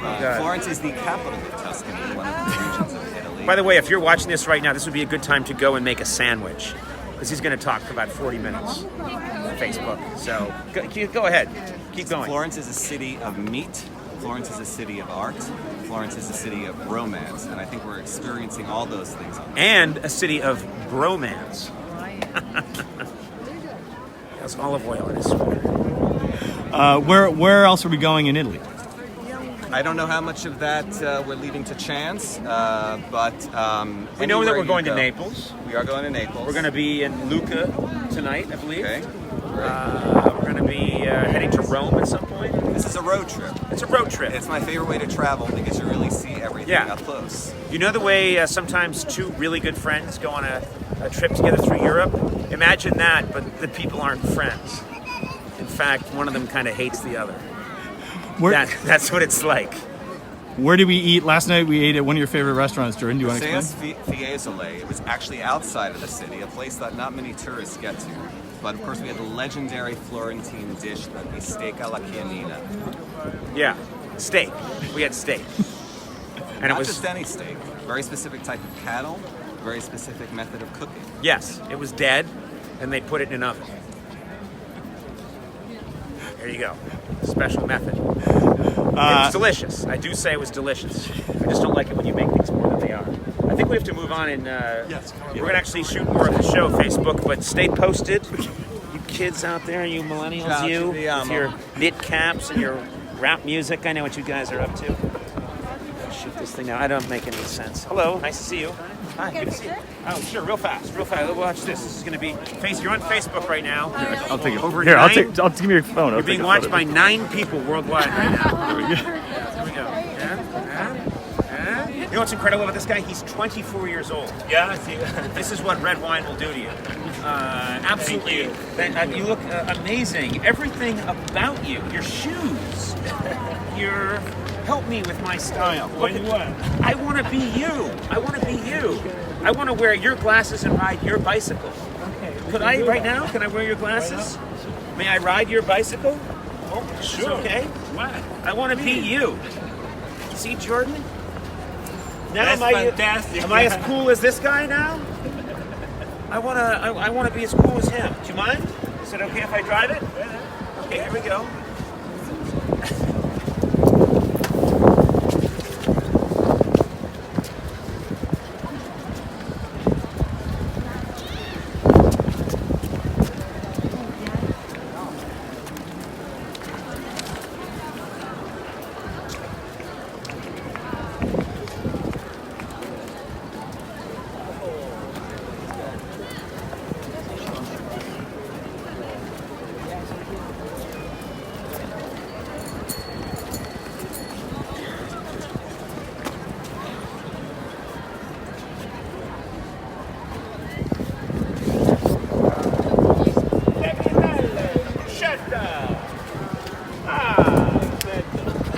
Tortellone, Fantastico! What do you think? Did you think that I had a good style just then, Jordan? Sure. Looks amazingly Florentine. The question is, did you feel Florentine? I felt nothing. I felt nothing for years. Really, since my marriage. Anywho. Hey, how are you? We're here in Florence. Absolutely gorgeous here. People are amazing. Running into a lot of Americans, which is fun. Last night, a young woman had me get on the phone and do a live chat with her mom who was in Ohio. That's right. And she was like in a cab. And so I was telling her mom, your daughter's fine. She's with her friends. She's safe. It was just a very funny experience. Yeah, that was great. And a lot of South Koreans, too. Tons of South Koreans who are... That's funny, too, because I went to Korea, I have all these fans in South Korea, and they're always really excited to see me, and then they can't believe that they're in Italy and I'm here. So my travel shows are starting to collide. Yeah. That's the kind of neat thing, is that I go to a country, and people from the countries that I've been to before know me from there, and then they see me here, and it all starts to get very incestuous. You're slowly taking over the world, show by show. Very, very slowly. Very, very, very slowly. Yeah, very slowly. That's great. But we've been having a great time. The sun is out today, and it's actually, I gotta say, a lot of people say, well, why would you know, everyone only thinks to come to Italy during the summer. Mm-hmm. But it's really nice right now. Yeah, absolutely. It's not too crowded. It's gorgeous. Absolutely. I don't know. I'm just doing a little plug here for the Italian tourist board, but don't just only come to Italy in the summer. You know, that's right. It's nice right now. And we're leaving. We're hitting the road. We're hitting the road. Where are we going next? I don't know. I think we might be. I think we're headed driving towards to the countryside. Lucca. Yes, I think we're headed towards Lucca. The town of Lucca. Which I've been to before. Years ago, I was in Lucca. Oh, a there we go. walled city. It's kind of cool there. Have you been to Florence before? Yes. Oh, wow. Yeah. That's Florence fantastic. is you gotta go to Florence, man. Gotta go to Florence. Gotta go to Florence, man. Absolutely. And how have you been eating? How's the food been? It's insane. It's just insanity. You know, you try to be moderate and you can't. They just keep bringing more and more.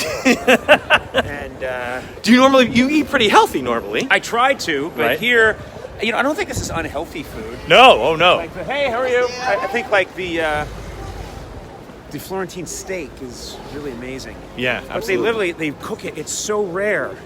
Last night I did CPR on my steak. I brought it around.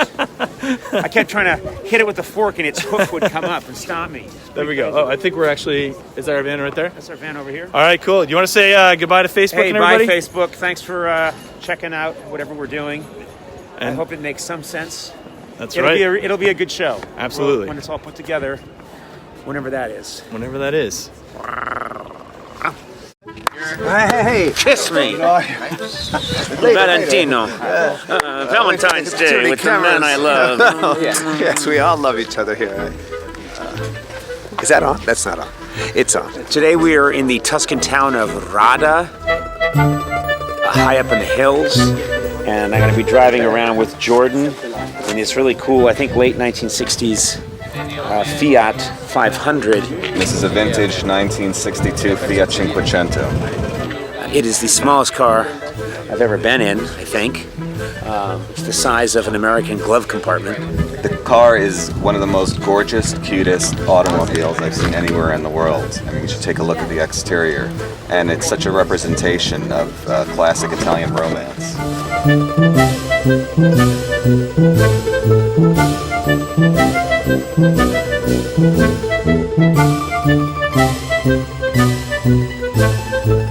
Should we know or should we not know and try to figure it out? What? What's this? How to start the car. I guess it's a vintage car. I mean, I don't want you to fuck it up.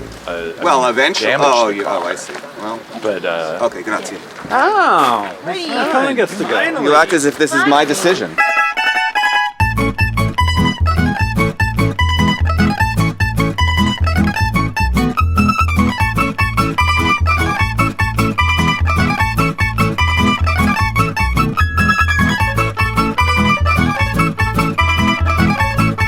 Apparently the brakes aren't good, the steering is mediocre, and there's no airbag. Jordan is going to be driving on twisty roads, and I think he had a lot of wine with breakfast. 4-speed then? Good luck, Jordan. This might be my last appearance. Please tell my accountant that I loved him. And then I guess I have family too, but whatever. He'll take care of that.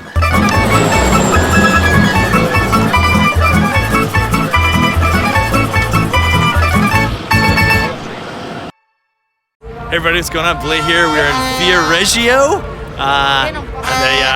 the west coast, the Tuscan coast. And we're here at Carnival. I'm sorry. All of Italy is celebrating Carnival these couple weeks, and this is an amazing experience. There's tons of huge floats here. So we're gonna shoot a bunch of stuff with Conan and Jordan getting on and off floats. So let's take a peek. You are not familiar with this town. Well, I wouldn't say I'm not familiar. I've never been here. Right. Well versed on This is the one time on this trip that Jordan's not in control. I took this trip. You don't know any chefs here. You're not wired in.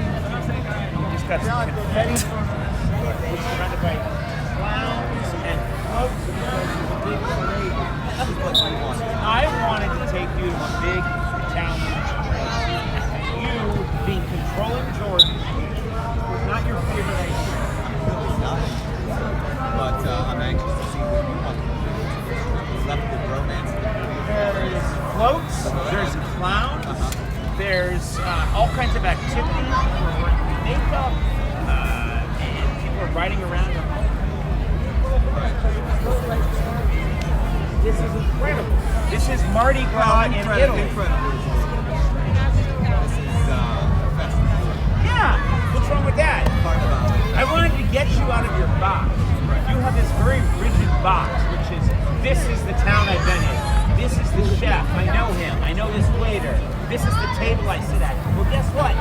naughty boy. That's over. We're now in a new reality. My reality is when you get something, a big festival, a lot of chaos. You're gonna get a little messed up.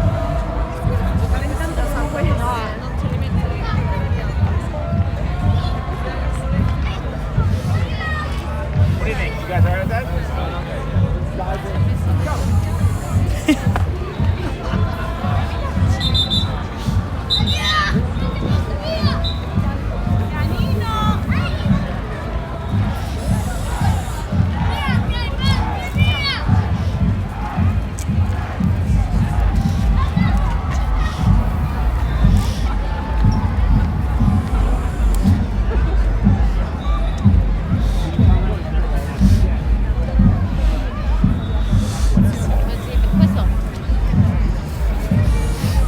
Chi sarebbe? American comedian. Come Macmillan. Oh, right. Yeah.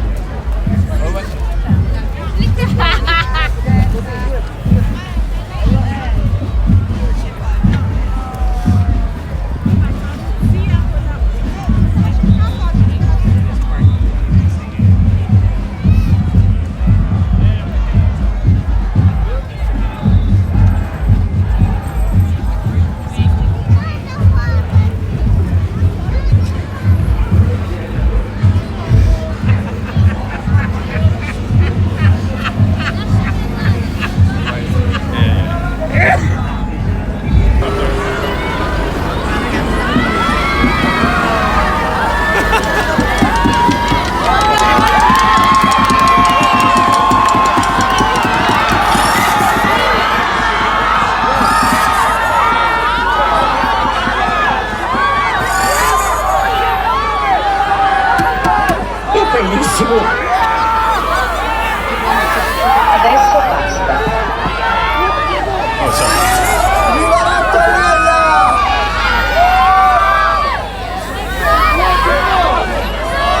È bellissimo!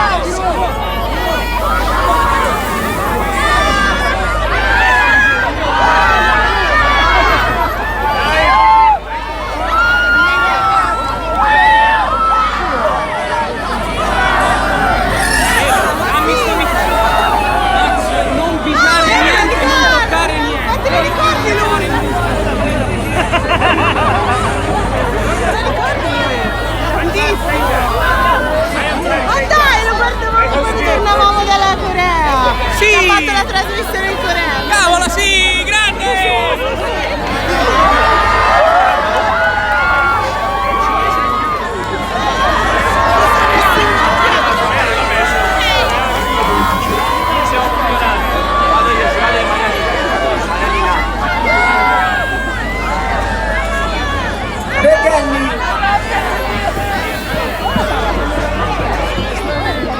Quello che fa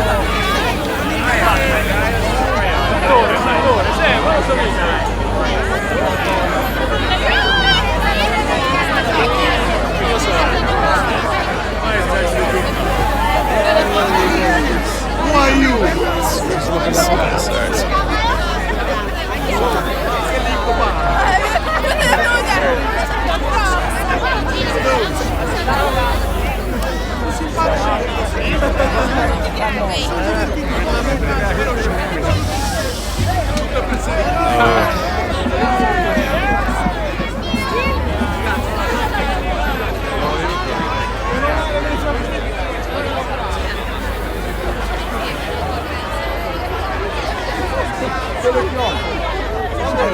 Io ho detto ci sarà qualcuno di famoso là.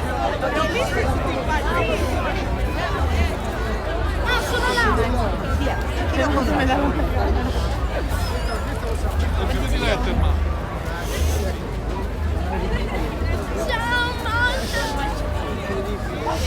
Forza Viareggio!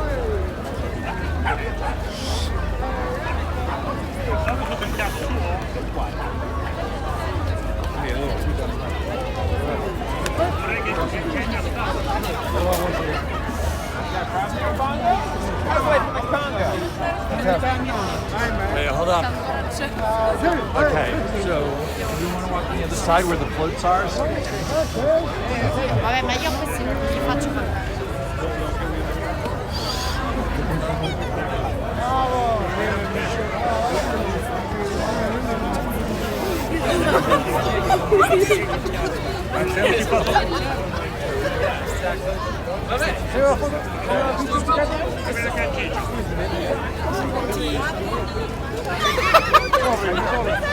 Sorry, a selfie. Ciao Barbara! Ciao Barbara! Hi, Barbara. Just follow me.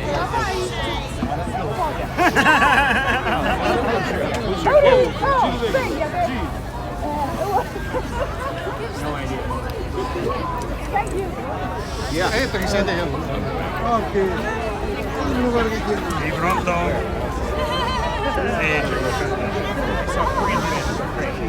Now they want to go. So I'm telling you about the taxation. I don't care. They can put a photo with that thing. Hey, question. Say hi to Facebook. Hey, Facebook, how's it going? So what happened was we're in this crazy parade in this coastal town of Via Reggio. Via Reggio. Coastal town of Via Reggio. Walking along in the parade, and then there's a whole stands filled with South Koreans. Of course, I've made my mark in South Korea, so they go crazy. And then all the Italians see these people going crazy, and then the Italian paparazzi starts to swarm me, but they don't know who I am, I don't think. So I start telling them I'm Pat Sajak from Wheel of Fortune. So I think the story is going to be that Pat Sajak of Wheel of Fortune came to Via Reggio and made an appearance. That he's much taller than you think, and also much younger and better looking. I got you, Pat. Suck it. Anyhow, that's the story. That's what's going on here. What do you think of your first Carnival? Fantastic. My first Italian carnival. First Italian Been Carnival. on many carnival cruises. Jordan, step in here. You don't seem to be that happy about this. Jordan is not happy.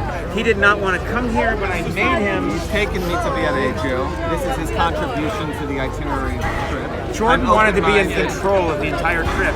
So he only eat in his restaurants and do what he wants. But I took control and took him to this kooky festival. Yeah. And he doesn't like it because he's getting confetti thrown on him.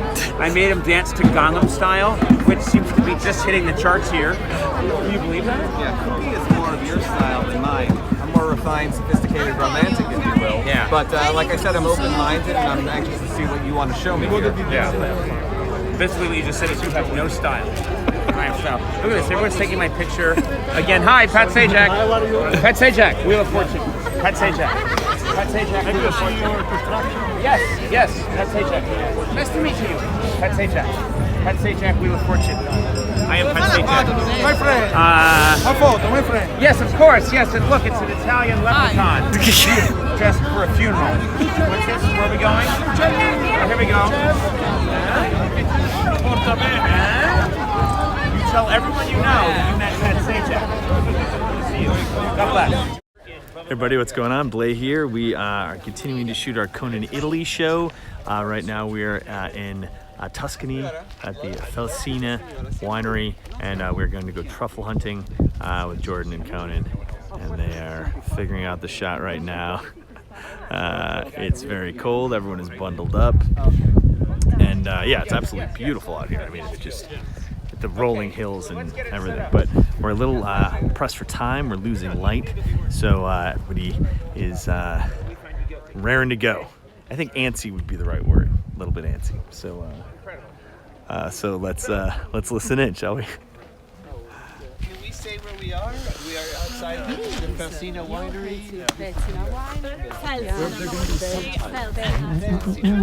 What are we doing right now? Well, I'm doing. You want to say hi to Facebook? Hey, Facebook, it's cold here right now. Who'd have thought that February in Italy would be cold? But it is. It's cold. Beautiful, but cold. We're about to do a truffle hunt with some gentlemen who do not speak English. We're going to do the best we can.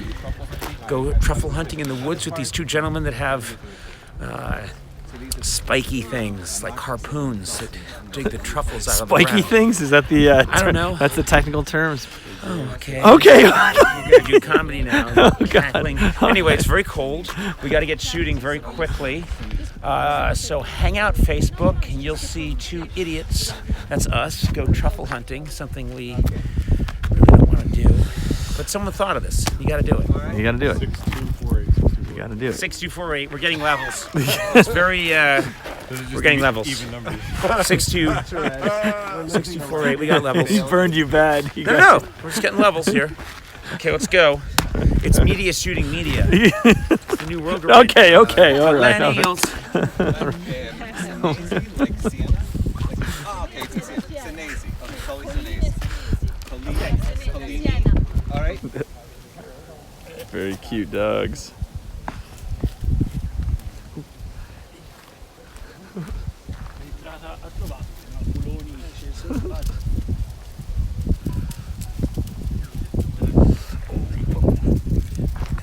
Vieni qua, tetta.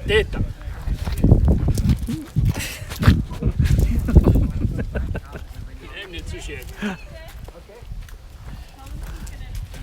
Okay. Io vengo, ma il cane ora. Il problema è che il cane ora. Vabbè, venite qua, così ti do. Loro a un certo punto diranno, uno fanno cambiare. So Allison, they're in the shot already. Oh, they are? Oh, okay. Sound the speed? What's the region we're in right now? Just what we started? It's a tough one. Colli Senesi. Branchianti, you can say that. Branchianti. Yeah. Right? Yeah, we are set and speeding and. We're in Chianti at the moment. And Jordan, this is exciting. What are we about to do? We're about to go on the hunt for Tuscan truffles, the very rare fungus that only grows at certain times of the year. Yeah, a fungus which people then put onto their food. Very expensive fungus. Yes, and these gentlemen here are truffle hunters, is that right? That's my understanding. Can you talk to them and wish them can. well? Buonasera, signori. Buonasera. Io sono Giordano, lui Conan. Yeah. Come ti chiami? Fabrizio Luigi, okay. Yes. Luigi. Gentlemen, tell them the sun is going down quickly. It took us a long time to get here. We don't have much time. Non abbiamo tempo. It is very cold. Molto freddo. And we must get to the business of hunting for Dobbiamo truffles. andare via. Yes. Anything we need to know about hunting for truffles? Cosa dobbiamo sapere di tartufi, di trovare i tartufi? Sì, troviamo un tartufo che si chiama Marzio. Sì, ma ci sono cose che dobbiamo sapere prima? No, we don't need to know anything before. Just All let's go. that to hear we didn't need to know anything? What the hell was that? Now why can't the dogs just go get the truffles? Well, the dog does get the truffles, but we guide the dog and we take the truffles What do from you mean the we dog. guide the dog? I can tell The you dog? this. We could tell the dog right now, go get a truffle, and it would get the truffle. Ask him, can the dogs go get the truffles? Può trovare i tartufi di cane? Yeah. Sì, Oh, sì. they could It's a do it. guess, Then we yes. could go inside and watch Netflix. E noi andiamo dentro e I cani vanno da soli? No. Oh, we have to go with them. We have to go. Ask him if they have Okay. Netflix. C'è Netflix per guardare la televisione dentro? Sì. Netflix per guardare televisione? Come? Ask him if they Dentro? watch Stranger Things. Tu voi guardate lo show Stranger Things? Lo show Stranger Things? Conoscete? No? Black Mirror. C'è They un watch show- Black C'è Mirror. un show si chiama Black Mirror, un show americano. Sì. Lo guardate? Ma da dove, quale canale? Sky? What channel he's asking? Okay. Si chiama Well, Netflix. Netflix. No, Ask they him if don't they know. ever Netflix and chill. Voi Netflix and chill? No. They don't know what you're talking about. You know what? I love These that men I are truffle started. hunters. I started this whole exchange by saying we don't have time to f- around, and then I do this whole bit. We're losing sunlight quickly. We haven't found any truffles. We drove for hours to get here. The light's almost gone, and I'm doing this weird bit with you. You know, do they ever watch old episodes of Cheers? I mean, Voi what is that? guardate lo show No, Cheers? let's not do All right, it. listen, these guys are truffle hunters. They're men of the earth. They don't watch television. They know truffles. Stop They saying don't know men of the Netflix. earth. Let's go. Let's go. Let's go. Andiamo. How do you say let's go? Andiamo. Andiamo. Hey, Let's go, dogs. That could do it without us. I will tell you some facts about truffle fishing. Okay. Wait. What's this? What was that? He's got a phone. We're off on an ancient truffle hunt, and his cell phone keeps going on. Ridiculous. Senti. So you're sure these dogs serve a purpose? They do something. They go this way? Go to The 3 dogs are DB. not cheap. They are very expensive. Go to 6. 6? Get the truffles. Truffles. Where are the truffles? What's this? Is that a truffle? Where is it? You see truffles? Where's the truffle? What is that? Is that a truffle? That's a truffle, right? Yeah. That's a truffle right there. These dogs just found a truffle. Kathy. That's incredible. What's this for? What's this do? Is this to get? Oh, that does that. I thought you used this to get the dog if he doesn't get the truffle. I'm mistaken. So this. Have you smelled it? You pick up a truffle, you don't even smell it. The first thing you do is smell it. It's all about the aroma. Musk. It's very musky. You smell. Ma questo non è tartufo bianco. No, questo è nero. Marzolo. It's a specific kind of truffle called marzolo. This is a marzolo truffle, and this, believe it or not, it's a fungus a dog just picked out of the ground, and you paid top dollar to put this on your pasta. It's the scam of the century. I'm glad they can't understand me. Yes, very good. Very good. Very good truffle. Molto buono. Ask how much that would cost. How much would this cost? Quanto costa questo? Per il negozio. This one. 500 euros. 500. This would cost 500 Kilo. Yes. Kilo. Per kilo. Oh, I thought this one would questo cost. specificamente. This is like cocaine. Questo specificamente quanto costa? Poco, a little bit. 5 euros. This is like €5. That's like $10. This would cost. This Not costs $10. It's like 7 and change. 7, 10. You corrected me for that. Andiamo. Oh my God, guys.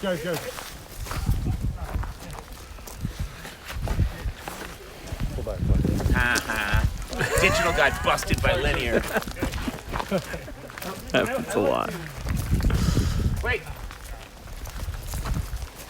What's this? You found another one? Look at this. They just found another one. Psst. Get in here. I strongly suspect these guys, because they knew we were coming, hid these ahead of time, because they're finding them very easily. Don't you think so? I concur. They keep going, oh, look, the truffle. They're barely even looking for that. There's no way these. There's no. Get in here. I don't want these guys to hear us. They don't understand English. They don't You can understand. shout this. Okay, what I'm trying to say is, You don't have to whisper. it's clear that they have planted these truffles because we're finding them very easily. And they think that we're Americans and we're stupid, and that we think truffles are just everywhere. Before we know what they're up to. You found this just now, huh? Questo l'ho trovato questo minuto. Oh, it's big. How much would this be worth? Quanto costa questo specificamente? Andrebbe pesato, va peso.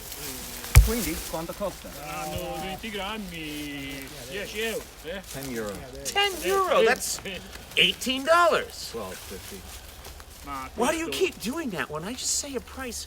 Who gives a shit at home? I'm giving misinformation. I'm only Just say, correcting it. just agree with me. Just say, yeah, okay. Sure. Don't. I say like it's $15. You're like, more like 14. I'm sorry, gentlemen. I apologize. This is great. It would be very dramatic if it looked like I just dug it up. Let's fake it. Okay. You be sniffing the ground. I'll put this here, okay? And then I'll, quote, find the truffle. Can you get down like you're a truffle pig? Do you mind? Sure. Just sniff. Well, now the pigs actually. Just end sniff up around, destroying- sniff around, and go and oink oink. No, oink oink. Oink oink. No, a pig doesn't do that. A pig puts its nose over where the truffle is, and then I know. Yeah. Oink oink. Where is it? Oh, get out of the way. A truffle! You did it! Good job, Oinky. You get to sleep in the good barn tonight. That's as legitimate as anything these guys have been doing. I'm sorry. scammed.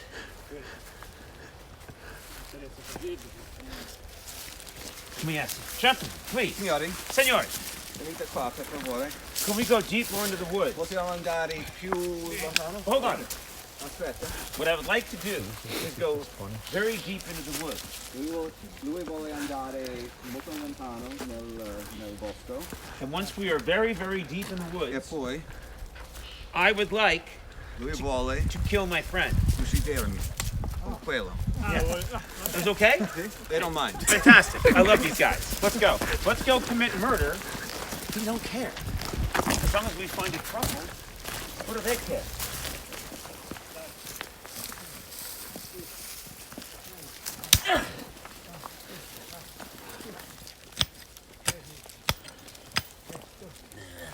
Yeah, you have to wait till the dog finds it. The dog has to can't just find dig it. aimlessly.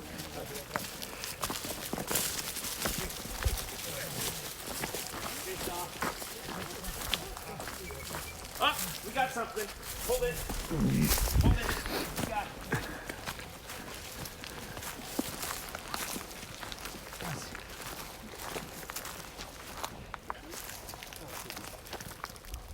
He needs a tool.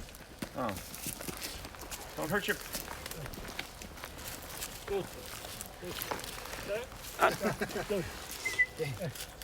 Ah! Truffle! That's another €5 truffle. Look at that. We've Look got at truffle. €20 here. This is €20 worth of truffle. That works out to be about $60. Danny. Okay. Let's get out the house. So the dogs find the truffles. I cani trovano I tartufi. Now, I'm told that Adesso. pigs were the ones that found the truffles. Lui ha sentito che un maiale porcellino trova I tartufi. Do the pigs get angry at the dogs? Ai porcellini non piacciono I cani The dogs are kind of moving in on the pig's job. perché I cani prendono il lavoro del porcellino. Vero? Yeah. Do the pigs ever try and murder the dogs? I porcellini provano uccidere I cani? Yes. The pigs try and murder the dogs? Il maiale prova uccidere il cane? We stumbled upon an incredible story here that has not been told. Dogs are finding truffles formerly found by pigs. Pigs are angry at dogs. Dogs are trying to kill... Pigs are trying to kill dogs in Tuscany. This is an incredible story. And yet these gentlemen do nothing but wear camouflage where, frankly, it doesn't seem necessary. E perché portate questo? Questo? Sì, perché... Per tenere dentro il mangime per il cane. What's that? Oh, what's that? Ma questo colore. Oh, those are the sun. Perché portate così?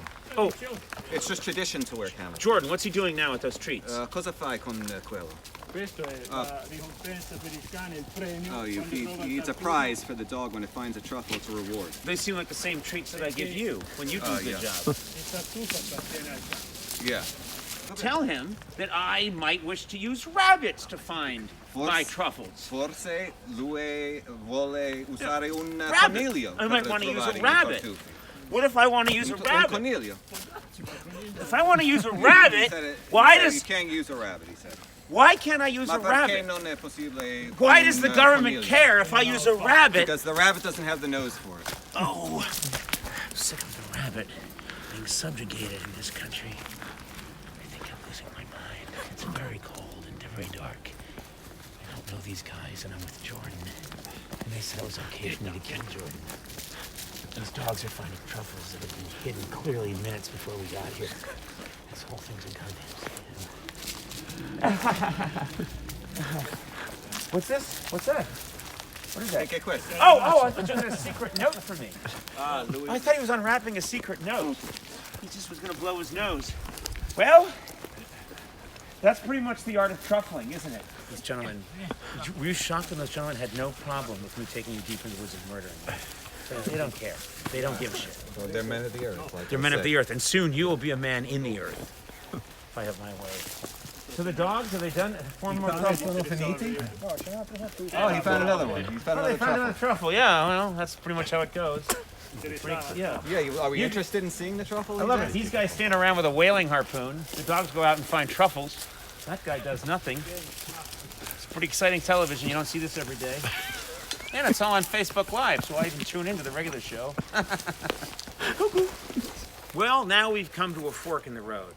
We'll either go deeper into the woods and keep looking for more truffles, or we go inside where it's warm and we taste wine. What shall we do?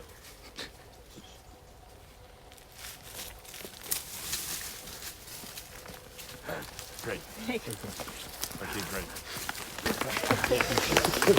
All right, Jordan, first truffle hunting experience. How do you think it went? This is a little bit of a scam, guys. First of all, white truffle season ended at the end of January, so I already knew something was up. Oh, the guys brought interesting. tools, yet the truffles were barely beneath the surface of the earth. The dogs found I them did notice it instantly. they kind of seem to just be laying there on the dirt. Yeah, exactly. Yes. I think they wanted some low-hanging fruit for us, but appreciate the hospitality and I'm anxious to taste all this amazing wine that's waiting for us inside. Let's see the truffles. Okay, here they are. Yeah, let's see there. Oh, I got it. Look at that. Oh, that's pretty good. Yes, this is a specific type of truffle from Tuscany. I've actually never heard of them. Most of the truffles that get exported to the U.S. are from Piemonte in the northwest, specifically the region around the town of Alba. All right. And they are very expensive. I thought we were going to get some nice white truffles, but apparently we have some truffles, and at least one of these has been in Conan's nose, so I'm out for the truffles, but God. in for the wine. There we go. Exactly. And now we're headed. Oh my Now God! look at this. Look at this. So this is region, beautiful. here. This is gorgeous. Show this. Now this region is called the Colli Senesi, which means the hills of Siena. Now we're not in the town of Siena, but this is the region around Siena. And those are the Colli, the hills right behind us. And you can see the beautiful orange-red sunset over the hills. It's been a long day. And now, I don't know what time it is where you are, it's getting towards 6 o'clock in the evening, and we're gonna go inside. It's cold out here. We're gonna go inside, and we're gonna taste wine. That I'm looking forward to. Jordan, this is gonna be a good wine, I'm told.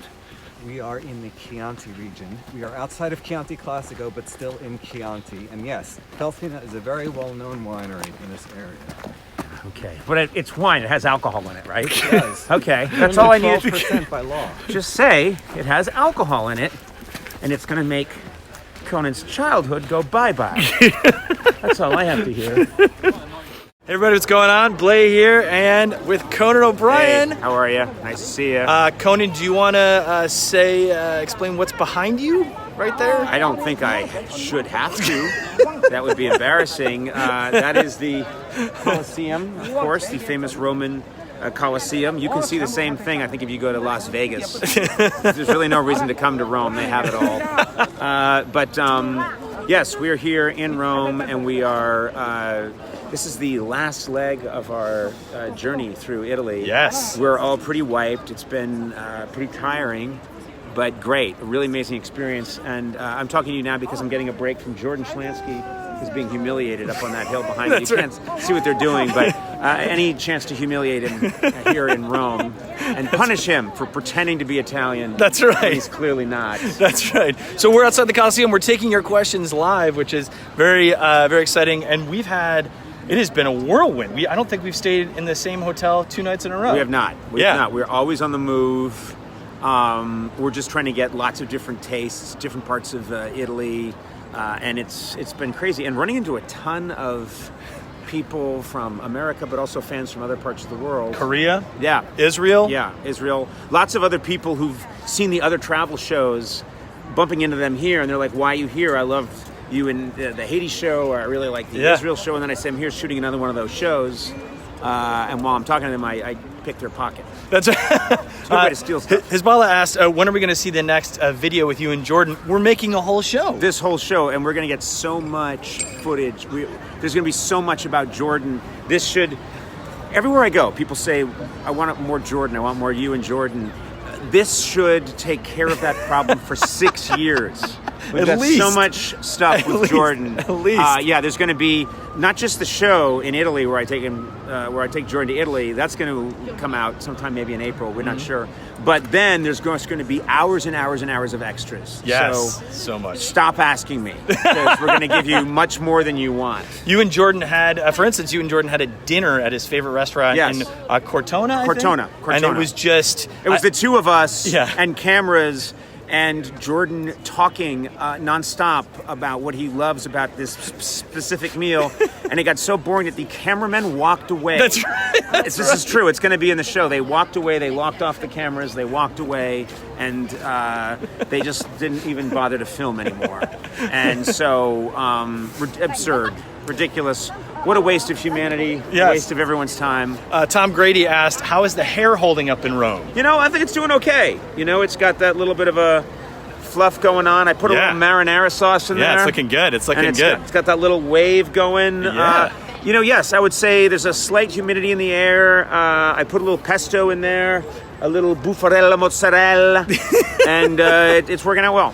What's been the most Jordan... Somebody wanted to know, what's been the most Jordan-y thing that you think? Can you even fit? He Jordan-y goes on thing? and on about coffee and how you need to drink Italian coffee a certain way, and just took me to a special place, and then he gets angry if I don't drink it just the right way. I would say that was very Jordan-y, and also he goes on for hours about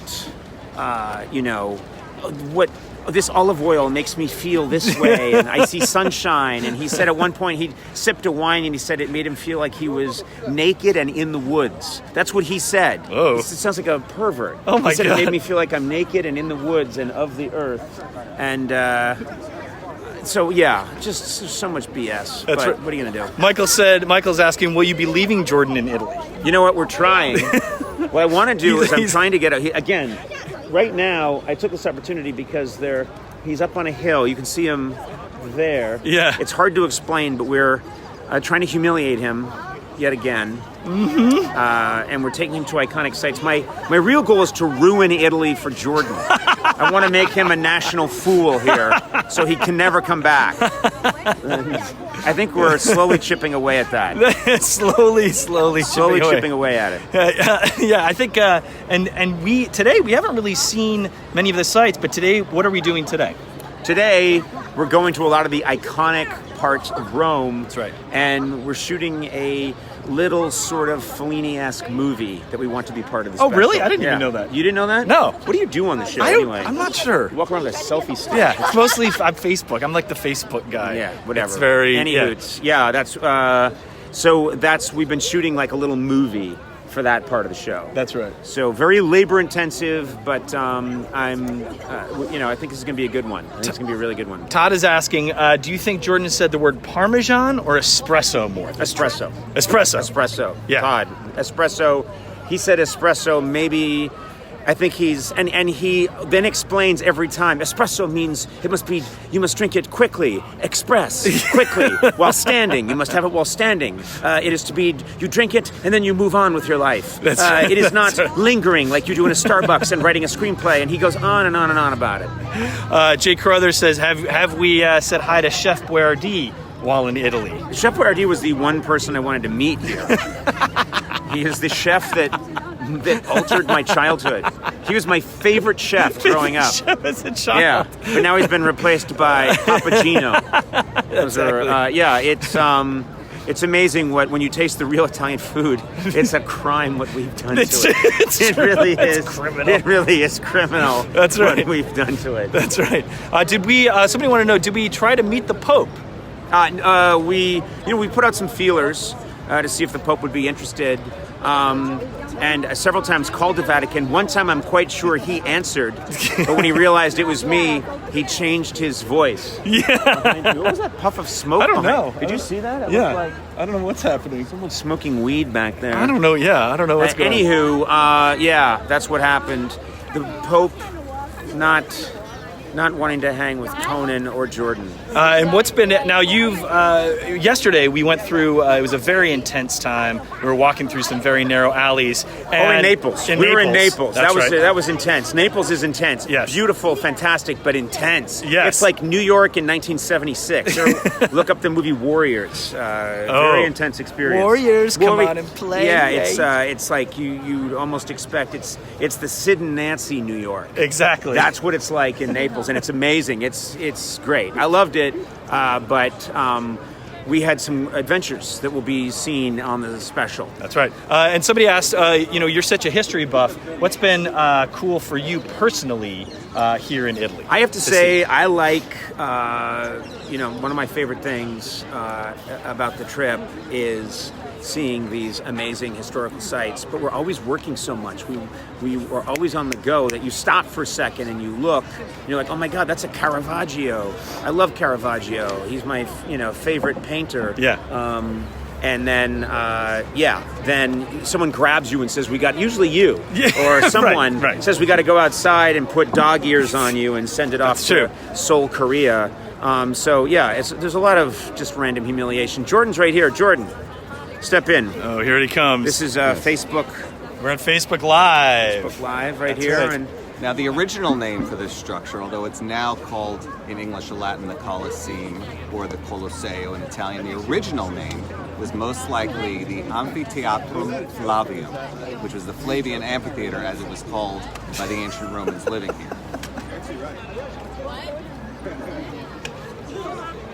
so that's what the week's been. Just him doing that over and over and over again.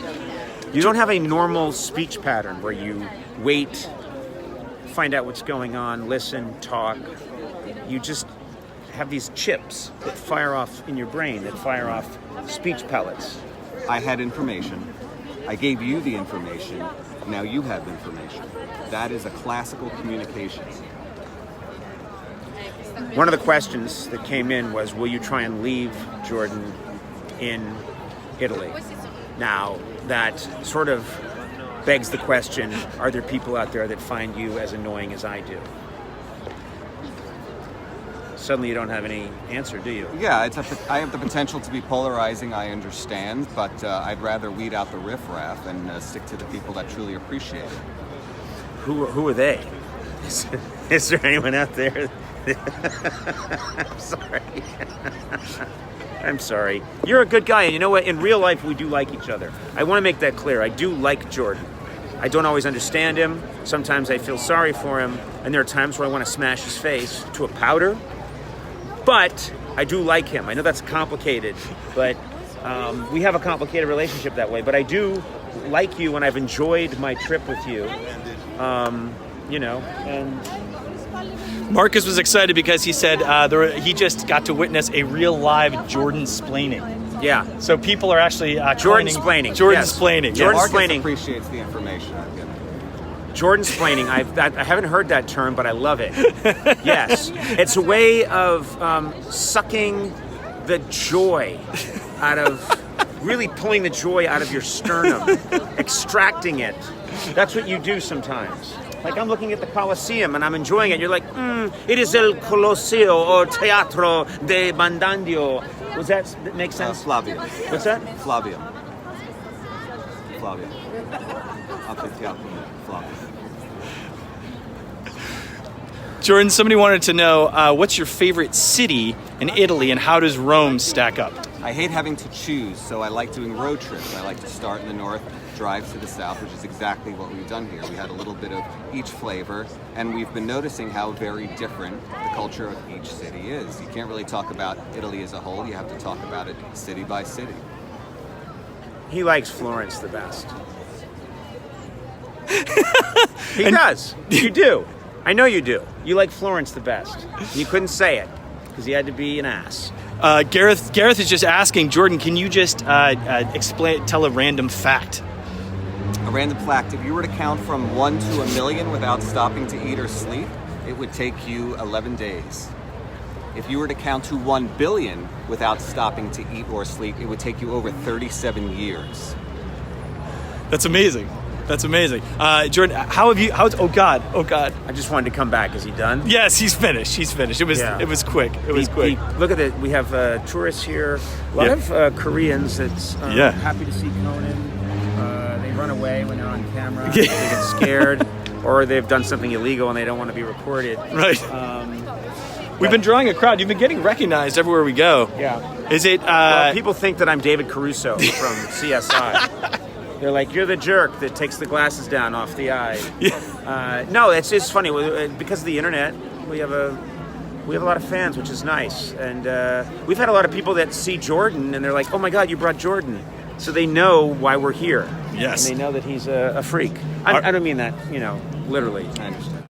Does it bother you that it's raining?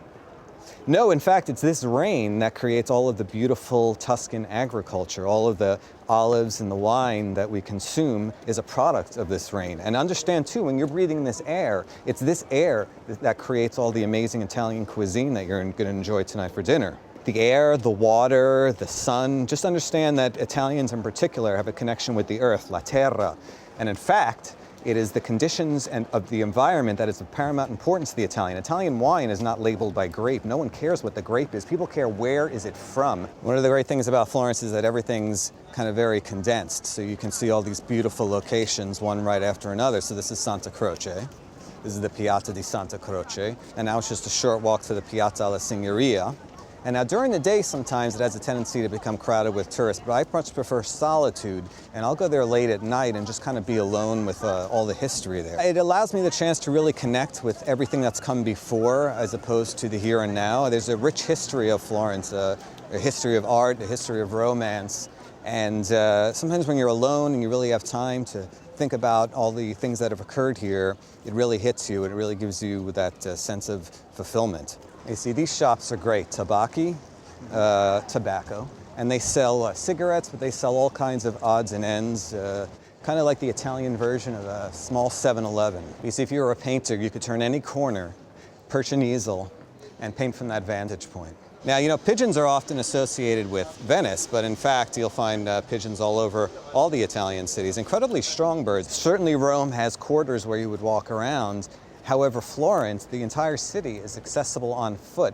It's intimate. It makes you feel like you can wrap your mind around it. You don't get lost in it. You are a part of the city. And you see, there are a lot of cities in the world where if you want to be exposed to art, you have to go to a museum, pay your admission fee, and look at a painting. In Florence, we are in the painting. And in fact, I rarely go to museums while I'm in town here. We are immersed in beauty. We are immersed in art, and we are immersed in history. Look at this painting. Step outside yourself and look at the two of us walking down the street in Florence and admire the beauty of this situation right now. This is why I come alone. I consider these things. As I walk these streets, I'm in a painting. The thoughts in my head are very dynamic and some would think chaotic, but in fact, I can make order of it all. And yes, these are things that occur to me, and that's the inner exploration that I'm talking about, is understanding your place in history, your connection to the world around you. We're not observers. We are participants. In Europe, you'll find that exercise is part of people's everyday lives. You don't need to go to a gym to lift weights to get your daily dose of exercise. Your daily dose of exercise comes from walking from point A to point B, ascending a staircase, taking an after-dinner walk, la passeggiata. The point is that exercise is a part of everyday life in Italy and most of Europe. You see, I feel invigorated. Walking is something that we miss in Los Angeles. We should appreciate this situation we find ourselves in. Truffles are very rare because they only grow wild. They cannot be cultivated. Furthermore, there are three primary types of truffles. There are the white truffles, which only grow in winter. There are the black truffles, which grow in winter. And then there are the black summer truffles. As far as I'm concerned, the only one worth buying would be the white truffle. Unfortunately, it is the most expensive. A white truffle of that size may cost 500 euro. Now, the dogs that find truffles are also very expensive because if you have a good dog, an owner can make thousands and thousands of dollars in a truffle season. So you look at every one of these wine shops, sell local wines only. So for example, you're not going to find a Napa Cabernet here, and you're not going to find any kind of French Bordeaux or Burgundy here. These are Cortona wines. You're not even going to find a wine from Piemonte here. Or Chianti is hard to find here. because that's already an hour away. It's all about local stuff here. Too often in life, we only enjoy something when it's a memory. Now, there are a lot of reasons for that. Maybe in that moment you're distracted, maybe you're restrained to some social activity. Look at this tobacco shop. I buy things and I ship them. Large boxes, things I collect throughout my trip to Italy. I bring them there and I ship them. Whatever it may be, I've shipped olive oil from there. I've shipped wine from there. Aglio is garlic, so you don't need to ship that. The great garlic actually comes from Gilroy, California. It's the garlic capital of the world. At least that's what they like to say. Now, that's Northern California. In fact, there's so much garlic there, when you drive through there, even on the freeway, you can smell garlic in the air. Of course, there are garlic souvenir shops. You could buy garlic keepers. You can buy garlic peelers. I don't use a garlic peeler. Why? It's another piece of kitchen equipment that rarely gets used. If I'm gonna have a piece of equipment in my kitchen, I like it to be able to be multitasked. So I'll take one thing that can be used for many things. For example, I have a potato masher, okay? I'll mash potatoes with it. I may also use it to tenderize a steak or flatten a steak.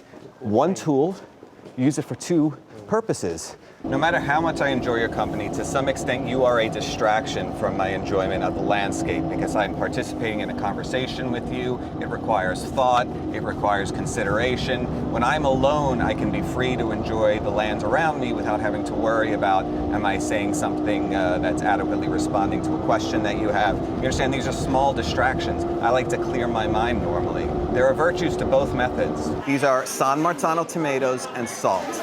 There's no sauce, there's no oregano, there's no garlic, there's none of that. There are 4 ingredients in front of you. There is bread, tomatoes, mozzarella cheese, specifically fior di latte, which signifies a mozzarella cheese from cows, not from buffalo, even though this region, Campania, is famous for its buffalo mozzarella. The buffalo mozzarella is too wet to make a good pizza. And finally, there's basil, and that's it. Different people cut it different ways. You can cut it however you want. You can cut it into squares, you can cut it into triangles, whatever it is. I cut it the traditional way, one down the middle, rotate it, one down the middle again, and basically cut it into what amounts to 8 slices. It's the classic way, and who am I to mess with a good tradition? It's not difficult to eat a sandwich, yet you seem to struggle with it. You put the sandwich up to your mouth, you bite, and everything that you bite off goes in your mouth. If it's hanging out of your mouth, you've bitten too much. Bite less next time.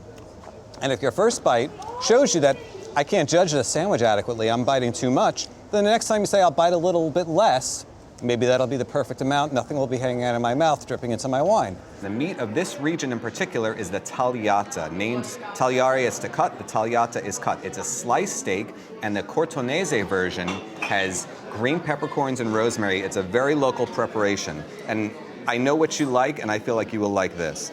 And then for the pasta, they have a pasta called orecchiette al fumo, which has bacon in it, which I know you like. You're big on bacon. It's got bacon. It's in this like creamy tomato sauce, and I feel like that would be good for you as well. So if that's the case, we'll get that. We'll do a complete Italian meal: antipasto, primo, secondo, dolce. After the dolce, we take a cafe. After the cafe, we take a digestivo, also called the ammazza cafe. It's the after dinner drink. Ammazza cafe is the coffee killer. Why? Coffee keeps you up late at night. The ammazza cafe, the after dinner drink, puts you to sleep after the coffee. Oh, I think I'm gonna sleep just fine. I now would like to move on to the great honor that Jordan is going to be given. A parking space made in his honor. Jordan, please. Ciao signori e signore. Io sono nato a New York. Adesso vivo a Los Angeles. Però il mio cuore è sempre qui a Cortona. Io amo questo cittadino e questa zona. Infatti, la bellezza di qua è la più bellezza del mondo. Io ho viaggiato tutto il mondo, io ho viaggiato tanti paesi, io parlo tante lingue, ma preferisco io questo posto specificamente. Questo è un posto molto magico. C'è una qualità qui della luce e del sogno che non posso avere in un altro posto. Io penso che si può mangiare molto bene qui. C'è una tagliata cortonese con pepe verde e rosmarino, specificamente di questa zona. Io preferisco quel ristorante, La Loggetta, è il mio preferito, ma anche la grotta è anche bella. E ci sono altri infatti, daranno per pranzo anche. Io ho visto un mondiale lì, in questo bar, si chiama Lion's Well, ma quando fa il mondiale la gente sono lì per guardarlo. Io ho visto una grande festa quando Italia ha vinto il mondiale. Io penso che dopo tante città d'Italia che questo è il più bello. Infatti, io vado spesso qui almeno 2 volte all'anno. Dopo di qua sarò un po' triste per andare via, perché non ho abbastanza tempo qui mai. Infatti, questo posto specificamente è molto bello e io ho fatto tante foto di questo. Adesso, questo è un grande onore e non lo dimentico mai. Questo parcheggio è un parcheggio molto speciale perché il mio cuore sono lì, con la macchina. C'è la macchina e il mio cuore insieme in questo parcheggio. Io non so dov'è questo parcheggio, ma spero che è vicino qua perché questa è la piazza più grande a Cortona. Infatti, questa piazza di solito nell'estate è pieno con persone. Adesso abbiamo forse 50, 55 forse, non lo so.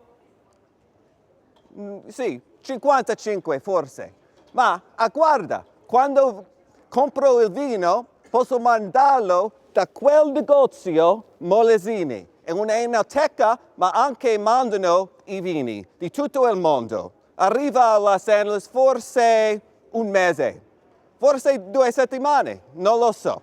È meglio mandarlo nell'inverno perché nell'estate è un po' troppo caldo per mandare il vino. Anche l'olio d'oliva, io compro il mio olio d'oliva di qua, si chiama Brahma Sole. Io lo compro come olio nuovo a dicembre. L'olio è di ottobre o novembre, questo lo so, però arriva a Los Angeles a dicembre verso la Natale. Forse un po' dopo, ma assolutamente prima di Capodanno. Allora io tengo l'olio nel frigo per tutto l'anno. Quindi quando mangio a Los Angeles penso ancora di Cortona. Con quest'olio d'oliva io posso assaggiare Cortona a casa mia, l'altra parte del mondo. È fantastico infatti. Io faccio tanti piatti cortonesi, infatti anche la tagliata. Questa è fatto, la tagliata è cotta e poi nel padella io metto l'olio d'oliva, pepe verde, rosmarino, fuoco alto e bollente e poi lo verso sopra la bistecca e lo mangio con un vino cortonese, Smeriglio Sangiovese. Perché Sangiovese? Perché Sangiovese, l'uva di Toscana. Anche fanno un merlot, ma preferisco io il Sangiovese. Infatti, io ho assaggiato il Smeriglio Sangiovese lì a Logetta, ma si vendono anche lì a Molesini. Costa più o meno 15 euro, forse 20, non mi ricordo, ma per me deve costare un po' di più perché è buonissimo.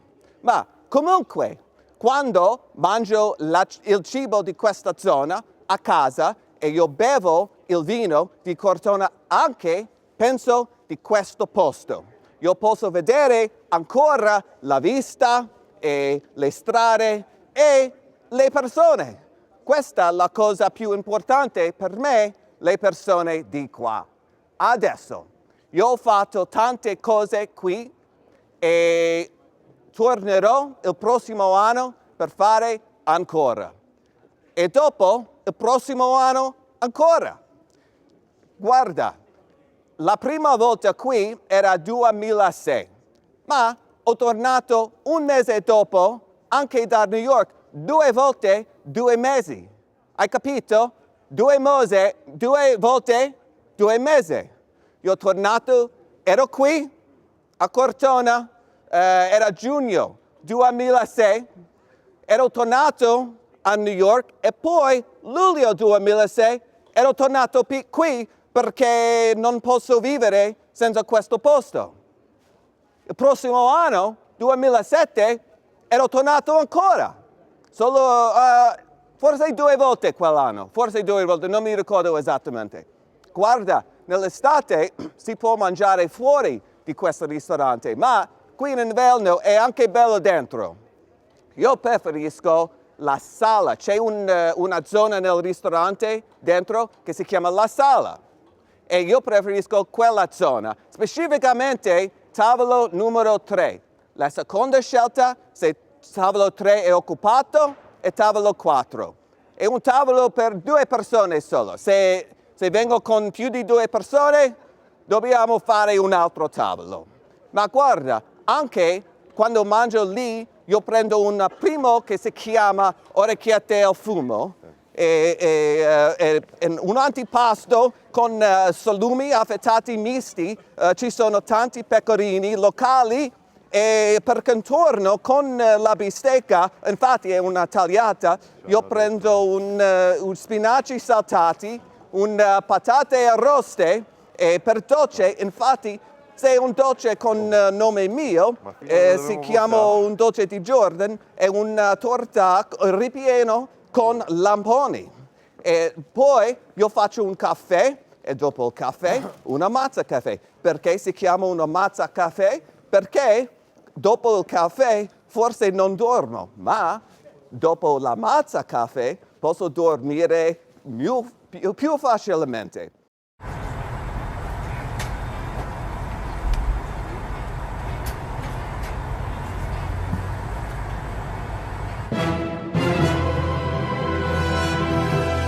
Clown here for your amusement.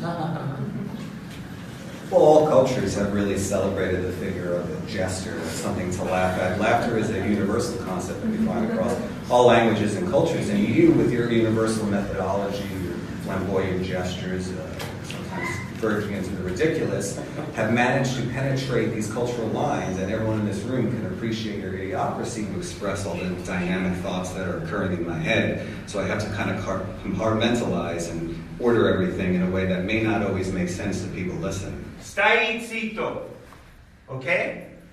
Everybody. Zitti. Ray. Jordan, stai zitto. I just took a class in Italian with Jordan, and I learned the most important phrase, creepy is inquietante. Inquietante. Non è vero. Inquietante. Qui. Accademia del Giglio. Exactly. And so far I'm pronouncing everything perfectly. We are here because I wish to learn to draw. Is that what we're going to be learning today? Drawing? Yeah. Well, I'm taking an art class here in Florence, the center of the Renaissance, and we'll mail models. Nude male models, important. I'm proud to contribute to the art. Male models don't speak. They don't speak. You have a large hand. Are you famous or something? Well, famous is a tricky term. I am a male model in the United States. That guy's got a real camera. Look at that camera. Oh, tell him I said hi. What's his name? What's your boyfriend's name? We started a video class tonight. Oh, good. Jordan's here. Jordan's here. I'm sorry. Look, he's really scary. Oh, my stomach hurts. I love you. My hands are up here. My hands are up here. I don't want any trouble. Oh, okay, cool. Yeah, we got it. For the record, hands are up. High fives. Anyone? You're so much taller in person. Poi facciamo le paste. L'acqua ce l'abbiamo. Una. Then your body will just make one response. It's a matter of adding things, namely fiber. Namely fiber, vegetables, which clears the vegetables out of you. This is nice. This is my friend Jordan. Come stai? Sei fiorentino? I am Fiorentino, yes. Oh, I thought you said, are you Linda Fiorentina? You're from Florence. Yeah.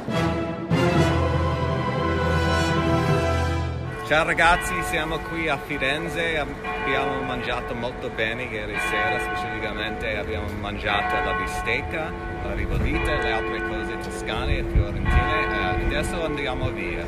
We're at Via Reggio, say town by the sea. They have a Mardi Gras festival, we're going to check it out. Carnevale. Shut up. So we're in Via Reggio, and this was Conan's choice. I paid a visit to South Korea, and Not a place that I would have come, are so happy to see but it's something he wants to do, and by the sea. apparently he thinks I would enjoy it. It's just amazing. There's such an outpouring.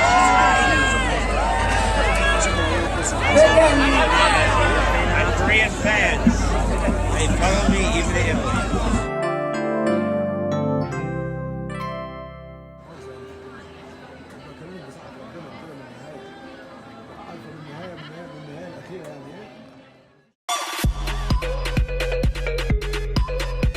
High up in the hills, and I'm going to be driving around with Jordan, and it's really cool. I think late 1960s Fiat 500.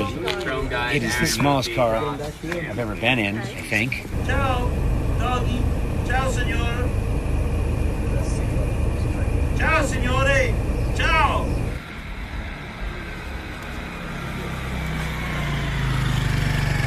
In the Felsina Winery, and I believe they also have property that contains truffles, which are a fungus that grows underground. And I believe we're going to go on the hunt for some wild truffles. Hey, we're at one of Jordan's favorite wineries. Felsina.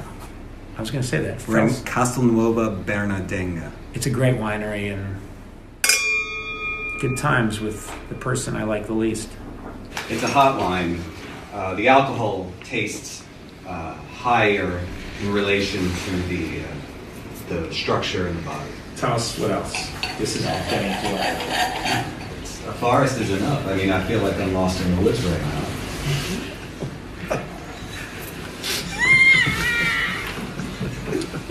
You know you here, is that right? Yeah.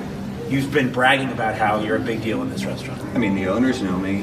Some of the waiters know me. I can't attest to the fact that every dishwasher knows me.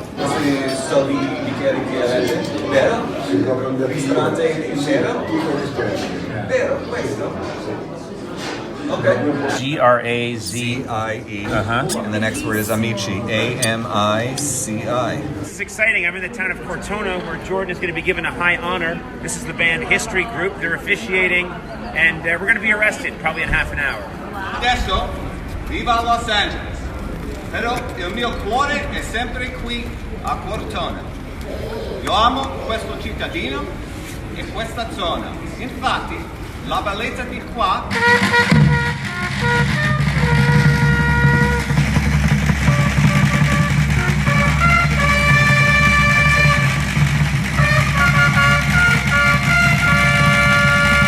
At an auto grill on the Italian Autostrada. In this case, it's A1, A1. This is some of the best sandwiches and coffee in all of Italy. It is a luxury highway restaurant. Nope, it's mayonnaise.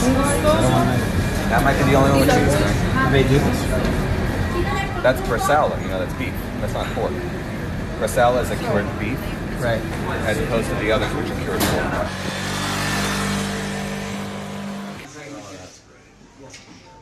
Without further ado, let's bring him out, Jordan Schlansky!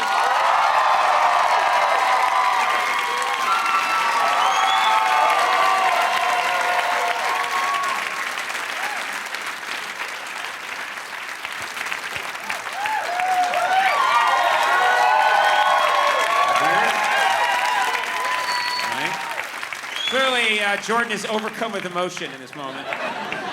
Not since Spock looked at a reading on the Enterprise.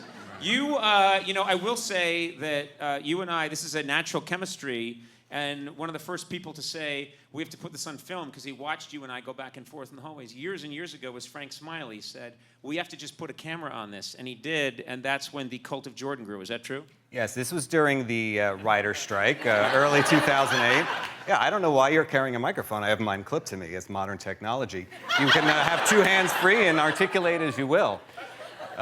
During the writer's strike, we weren't doing sketch comedy, and we were trying to think of ideas, and one of the producers who's here in the back still, Frank Smiley, came up with the idea of just kind of putting a camera on us and seeing what happened. It was just like a shot in the dark, and it went well. Yeah. And I can't tell you how many people, I don't know what your experience is walking through the world, but mine, I have so many people come up to me and say, what's the deal with Jordan? And I'm saying I can be anywhere in the world. I've been in the Arab Emirates. I've been in Mexico. I have been in the Pacific Rim and different places, and people want to talk to me about Jordan, and they want to know, is he invented? Is he really this guy? I would say that what we saw tonight was 98% real you. Sometimes I think you put a little English on the ball, but I think for the most part it is really you. And it freaked me out when you started laughing because your face becomes that of the Joker. You get this weird, unnatural expression on your face. You can't stop laughing, and you look like a complete madman. It's the scariest thing I think I've seen in my adult life is you just laughing because it's so unnatural. How do you respond? It's the subtle stuff that gets me. So when Conan really laughs, it'll start with like a little twitch, and when I see that twitch, that's kind of what sets me off. Okay. You know. Well, you're fired. Let's take some questions here. Do we have any questions here? Yes. So you guys kind of are negative a lot to each other on screen, but name one thing that you like about the other. Good night, everybody. Thank you.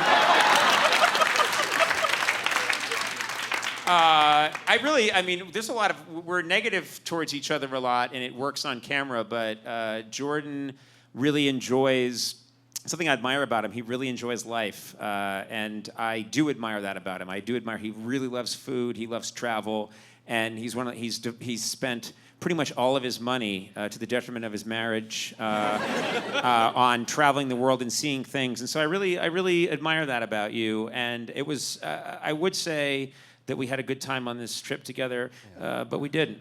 Now it's your turn. Go ahead. Remember, you're mine's easy. I think employee. Conan is the funniest man I've ever known. So I could stop right there. He doesn't get out a lot. Okay, aside from this great trip, one of my favorite bits you guys did was back on the old show when you guys went to dinner. Yeah. What is, aside from this trip, what is one of each of your favorite things that you did together?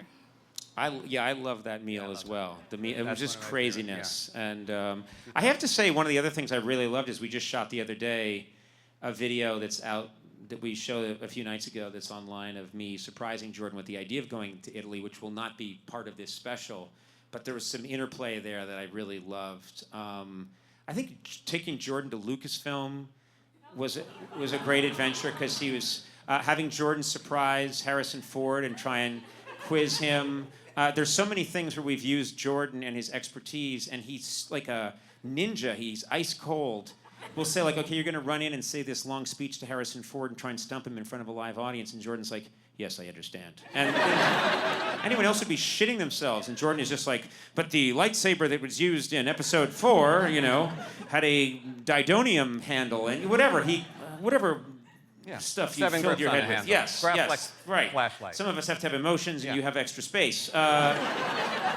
But yeah, there's been a lot of things that, I mean, I could go on and on and on, but I've really loved a lot of those just little moments. I think you with Harrison Ford, you with George Lucas himself. Didn't you puzzle? Yeah, we did a lot that still aren't on the internet anymore, but sure. We did a quiz with George Lucas. We did a couple with Harrison Ford. Yeah. I mean, I've loved most of them. Yeah. Well, good. Not all of them. All right. What was your favorite meal in Italy, and in what city was it in? Why don't you start there, Jordan? I love meat, and Florence is a town of meat. So we kind of were on meat overload. Every night we were getting these big steaks, but that to me was fantastic. And also, I wanted to share a lot of this stuff with Conan and the other members of the crew because I'd been going by myself, and I've been talking to these guys about it for years. Yeah. You go by yourself. Well, you see, when I'm with you... Even after getting married, you go by yourself and you take selfies of yourself in romantic restaurants alone. True or false? This is all true. I believe there is a virtue in traveling alone. It allows you to interact better with the people around you and with the environment. Ted Bundy felt the same way.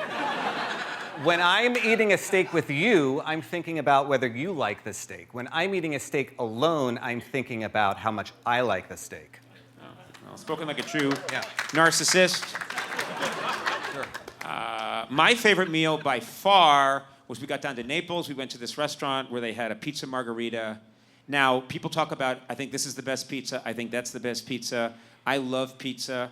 All the other pizzas are here. The pizza I had in Naples would be above the ceiling of this studio. It was the best. What is the name of that place? Gino Sorbillo. It was the place that you saw there. Yeah. They are. I ate that, and it was one of the most divine experiences of my life. Even within Italy, people think you can get a good pizza everywhere, which is not necessarily the case. But Naples is the town of pizza, and that place is my favorite. When you do the Conan Without Borders shows, how many of the events, I guess, like, do you have a say in, or like the producers, or like how do you guys decide like what you want to do? We have a really good unit. Mike Sweeney, Jesse Gaskell, Jose Arroyo. They're here, by the way. Jose, Jesse, stand up. Sweeney's had his fair share of glory. They do research. Sometimes in the case of Haiti, we have very little time to prepare because the president called Haiti and other countries a shithole, and we heard that and said, let's go. And we went right away. There was very little time to do any research, but even with 24 hours notice, they can usually find somebody. Jason Chalemi is key, and then we have these meetings, and we talk about how we're going to tackle this and what we might want to do. This was actually one of the easier ones just because we followed Jordan's itinerary. We were following in Jordan's footsteps. This is the way Jordan likes to experience Italy for the most part. And so we didn't have to do too much prep on the rap, but we had to do a lot of prep on making sure these people were ready for us. Some of the people, like the people in the Italian language place, they didn't know that I was a comedian, and they were totally freaked out. And people did get up and walk out, and they were freaked. It's fine. They didn't seem that nice. And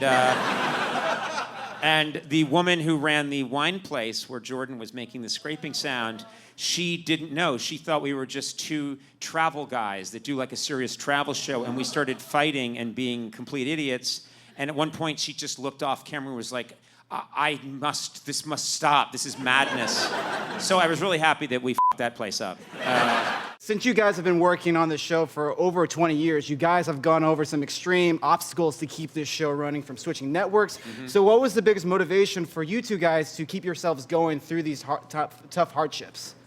Wow. Okay. Well, I love doing this. I have a real passion for doing this, and it's sometimes it doesn't seem that hard, and then sometimes it's incredibly hard.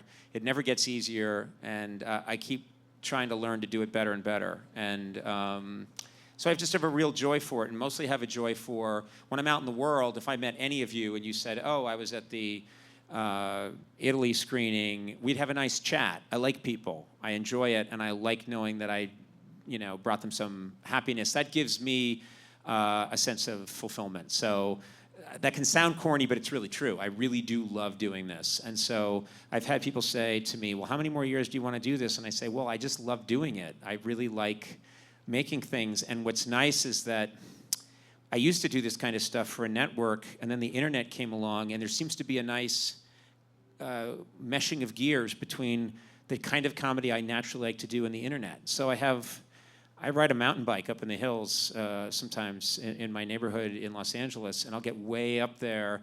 And about 2 weeks ago, a bunch of 15, 16-year-old hardcore mountain bikers with like stickers, and they had shovels strapped to their back because they were building jumps. They like stopped and took off their helmets. They're like, "Conan O'Brien, we love your shit." And I thought, that's why I keep doing this. It's because I'd like to meet 15-year-old boys. If you could design an itinerary to take Jordan on, either like a dream vacation or something to piss him off, what would it be if you could do that, and why? Oh, to piss Jordan off. It would probably be one of the things he does very strongly is deny his heritage. So I'd take him back to his hometown in Long Island. And I would make him wear a sign that says, "I am Jordan Schlansky, and I grew up here." And yeah, that's what I would do to you. We can grow as human beings. We can start one place. Are you shooting an infomercial that I wasn't aware of? We can move. What's going on? Are you from one selling a place to blender another. online? What is We're this? not destined to we remain can in move our as starting human beings. position. We Yeah. can Grow, if you will. I'm Bill Curtis, and this is American Crime. I mean, what do you... Well, it's not a question of denial. Yes, I was there, and now I'm here. So I'm not there Credible anymore. explanation of I've physics. moved. All right, Yes. all right, very good. Hands back in pockets. Yes. Oh, you're holding a microphone. That's unnecessary. Watch I his have a lavalier. affectations. Watch the way he moves and the way he acts. He studied humans for a long time on his planet, and he came here to try and fool us, and he did a shitty, shitty job. Did Jordan invite you to his wedding, and did you go to his wedding? And what do you buy Jordan as a wedding present? I can answer 2 of those 3. Jordan did invite me. I did go. It was a lovely wedding. I had a very good time. I can't remember what I gave you. Do you remember what I gave you? Your presence was gift enough. No, you asshole, I bought you something. I'm not concerned with the material representation of our friendship. All right, it cost like $800. I'm concerned with the friendship so itself. Had a lovely wedding, and I did go. Given that this episode came about from your passion for Italy, what actually, how did that come about? Growing up, I grew up in New York as well. You don't strike me to have Italian heritage. You may. No, he has none. The whole point of this show is that he's a complete fraud. Was it a movie you saw? Was it the no, landscape? In fact, we have a lot of time off from work. We have weeks where we show repeats, hiatus weeks, and I love to travel. So I was traveling. You were bitten by a radioactive cannelloni. You're like Spider-Man. And I was traveling to all these places around the world, and I would go to a place and have a good time there and enjoy it as a vacation and then never really need to go back. When I went to Italy the first time, something for me clicked, and I just knew immediately that I wanted to come back, and I ended up going every year since then. Did you shop in Italy, and what's your favorite designer brand? Italian designer. Why don't you take this, because you wear a lot of nice Italian things. I am a simple man who wears mostly Sears. Go ahead. We ended up working. I was incredibly impressed. This is the first travel show that I've ever been on, and I was incredibly impressed by the schedule that the crew keeps. I mean, they're really working all day long. So there wasn't a lot of free time. But in general, I actually don't do a lot of shopping when I travel. I don't come back with souvenirs. I usually pack a carry-on bag only. Maybe the souvenir I would get would be like a little espresso cup or something like that from my favorite cafe. Maybe I got you something. Do you remember what I got you? Yes. There was a coffee shop in Florence, which for some reason didn't want us shooting there, so we ended up not shooting there, but I had told Conan it was my favorite. He remembered, he went without me, he bought me a very expensive Italian porcelain cappuccino cup and gave it to me. I was blown away that he remembered the place and that he was so thoughtful to get the cup. I just want to get that story out there. Away together again, where would you want to go? If we were to go away together again? Yeah. I don't know. Where would you like to go, Jordan? Well, the true story is we ended up in Japan together, completely coincidentally staying at the same hotels, 2 different hotels in 2 parts of Japan coincidence, yeah. at the same exact time, even traveling from one hotel to the other on the same day. So we ended up meeting for drinks in the hotel bar. And we were having these kind of interchanges, but there were no cameras there. We were alone. I was with my family. You were, I don't know what you were doing. He was finding his next victim, but we were having all these really funny exchanges. So yeah, maybe we should do Japan together sometime. Sure. That'd be cool. I want to see Italy through your cold, lifeless eyes. So I've decided to take you to Italy. That sounds great. Seriously, you're not rattled at all by this? We're going to leave for Italy tonight. I can be ready in a couple hours. Don't you have to tell your wife or anything? I'm all set. You're not going to call your wife? Yeah, it's a quick conversation.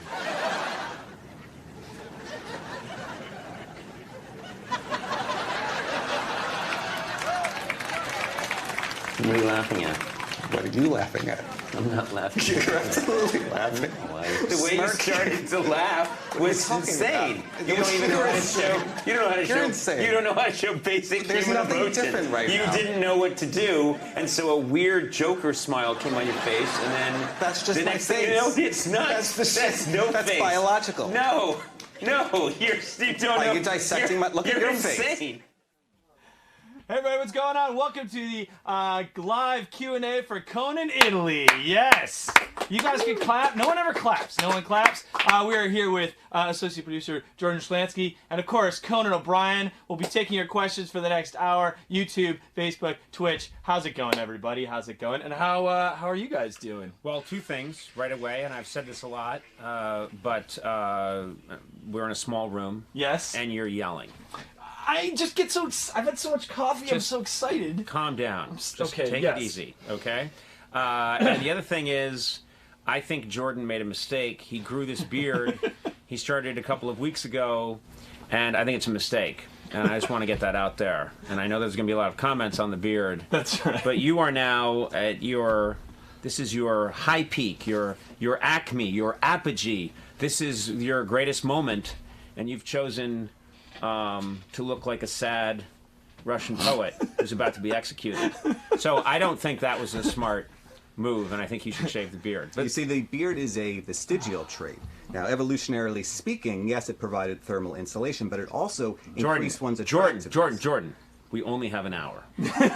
So let's get to the first questions you have. That's right. So everybody, the Conan Italy show aired last night. You can see the full episode at teamcoco.com/Italy, along with a ton of extras. It's the most extras I think we've ever shown. Yes. Because we had so much. We came back Oh with my about gosh. 4 specials worth of total bullshit. Yes, it's an embarrassment of riches. Yeah. And I guess, Conan, could you just start by, explaining why we went to Italy, why this whole thing came about? I started a number of years ago. Hardcore fans know this, but a number of years ago, almost out of desperation, I think it started during the writer's strike. Yeah. I started shooting some stuff with Jordan, and we had already had like a natural chemistry around the office, which is real, Yes. authentic. And then we shot some stuff, and then that inspired one of our producers on the show, Frank Smiley, by the way, who's been with me 25 years now, unbelievably. It inspired Frank Smiley to want to shoot a segment where Jordan takes me to an Italian restaurant because Jordan's so passionate about food. That remote was really fun and really piqued people's interest, and it started the cult of Jordan. And so for years, Jordan, we featured him buying a very expensive cappuccino machine. $500, actually moderately priced. That thing's $500. It was, the thing is, you bought it, he bought it, without my permission, with show funds. This wall probably cost $5,000. This is here. Relative to the expenses on a television show, $500 is nothing. A wall, you just can't go out and buy crap and charge it to the show. That's not right. And also, you were the only person that used it, and you were very finicky about letting other people use it. And that was my $500. Anyway, we shot that as a remote. And this cult of Jordan started to grow, sadly. And then Jordan started babbling so much about Italy that we had this thought, let's take Jordan to Italy and see this weird monster in his natural habitat. Let's see the swamp thing in the swamp. Do you know what I mean? Let's see him. Sure, Let's take Spock back to the planet Vulcan. And so that's what we decided to do. And I love it because of all the travel shows we've done, this one is just the purest. It's nonsensical foolishness. Yes. It's a travelogue. It's two idiots ruining a beautiful old country. There's no point to it. It's got nothing to do with Trump or what's happening in the world. If Trump saw it, he wouldn't understand it. I just love that it has nothing to do with anything. Yeah. And but I really. It just really makes me laugh, this one. Sin Raiju on Twitch asked Conan, if you could save only one thing or person, would you choose Jordan or your jacket? That's... Wow. This jacket is a special jacket. I don't know if people know about this jacket. Yeah, this jacket I've had for a long time. This jacket is one I bought in a store years and years and years ago. It's a beat-up old, I think 1940s leather motorcycle jacket, which wouldn't give you any protection at all in a motorcycle. Well, then motorcycles went 11 miles an hour, I think. But I bought it, and then I've worn it on a ton of remotes. I wore it, Kevin Hart and Ice Cube ridiculed this jacket. That's true. Along with everything else about me in our ride-along remotes. And so, yeah, that's a really tough call.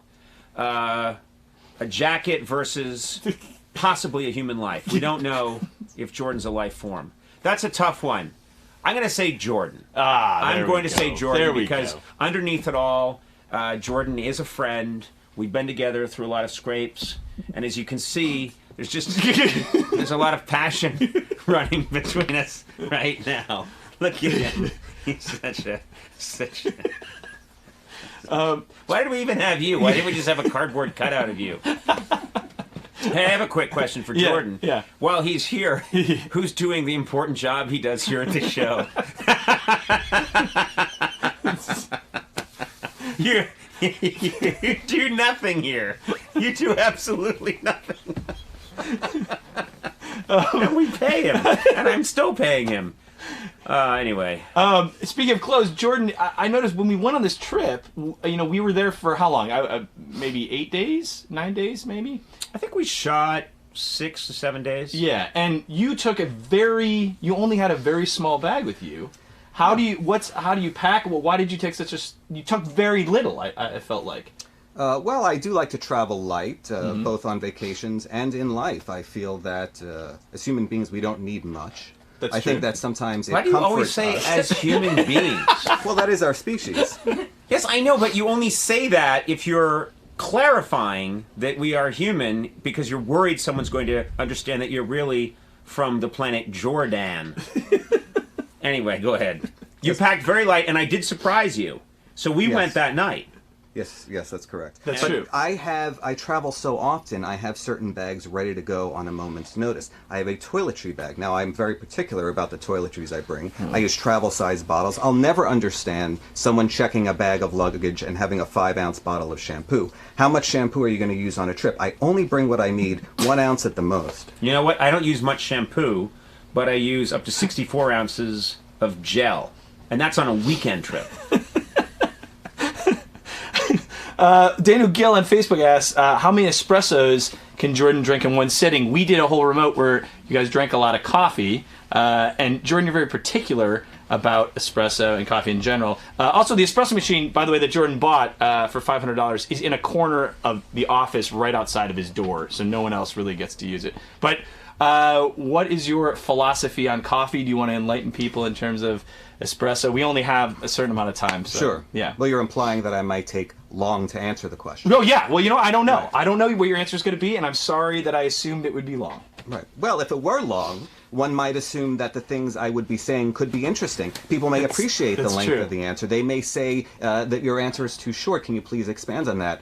I want to force them to ask twice. Can I just make a comedic note?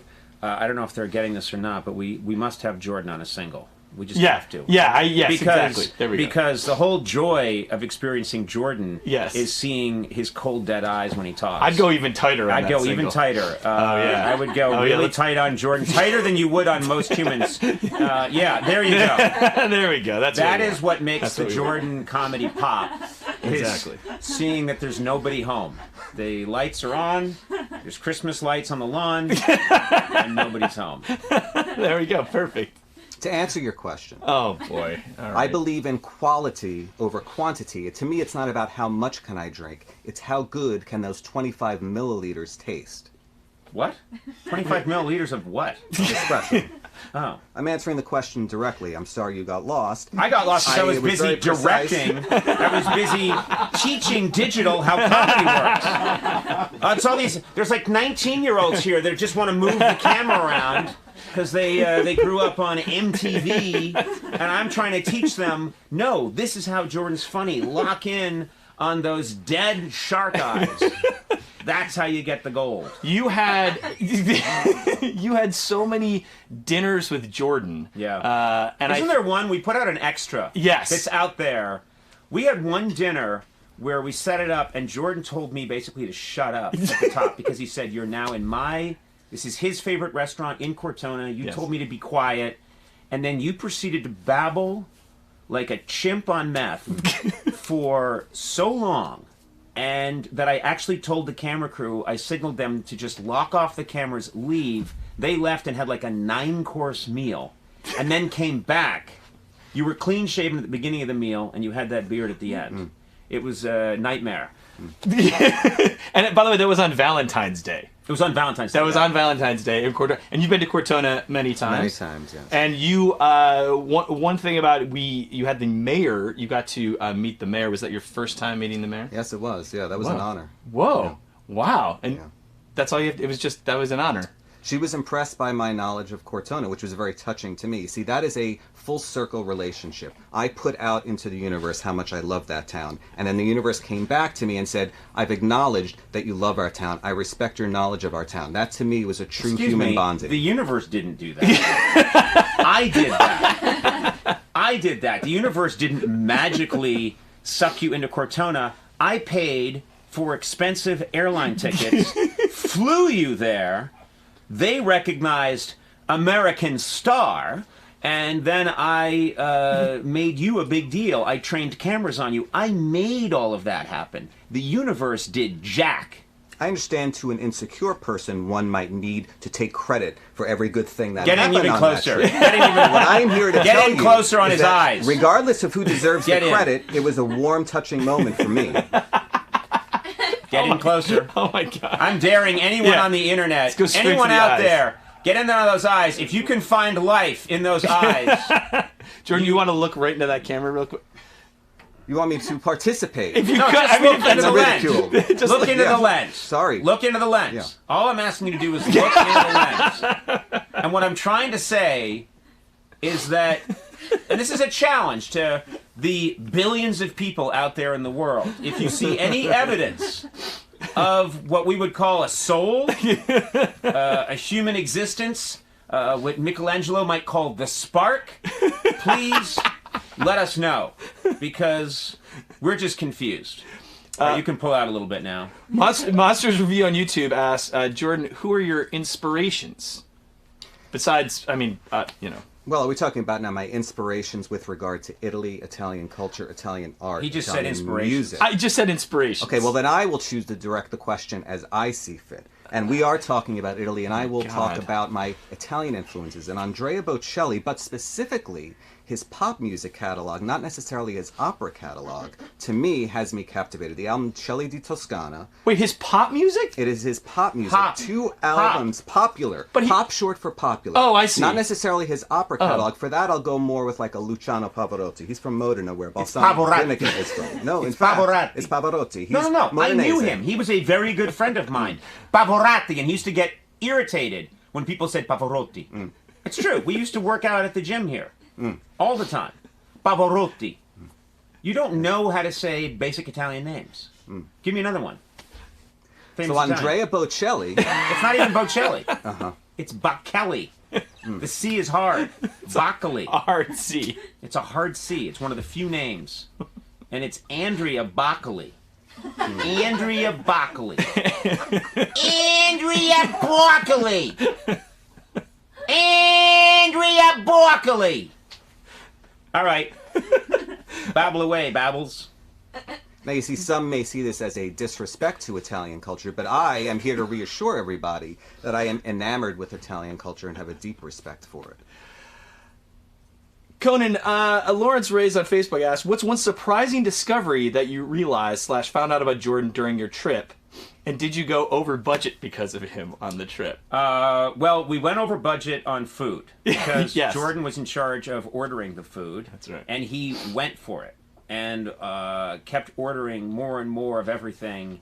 And so every single meal became this crazy feast. Yeah, giant things of meat, like not I've been, cooked. yeah, and I've been huge- fasting since we got back from Italy to get back to the Conan weight that I would like to be at. I was a bloated monstrosity by the time we finished Italy, just because of the constant eating. You were ordering giant bowls of pasta for breakfast, which I thought was strange. I would say the most surprising thing to me about this trip was Jordan's breaking up laughing. I had never seen Jordan laugh like that before. And a couple of times, I think, because we were so tired, we really do work hard on these trips. Yes. And we're constantly moving, and it looks like we're just having this great vacation.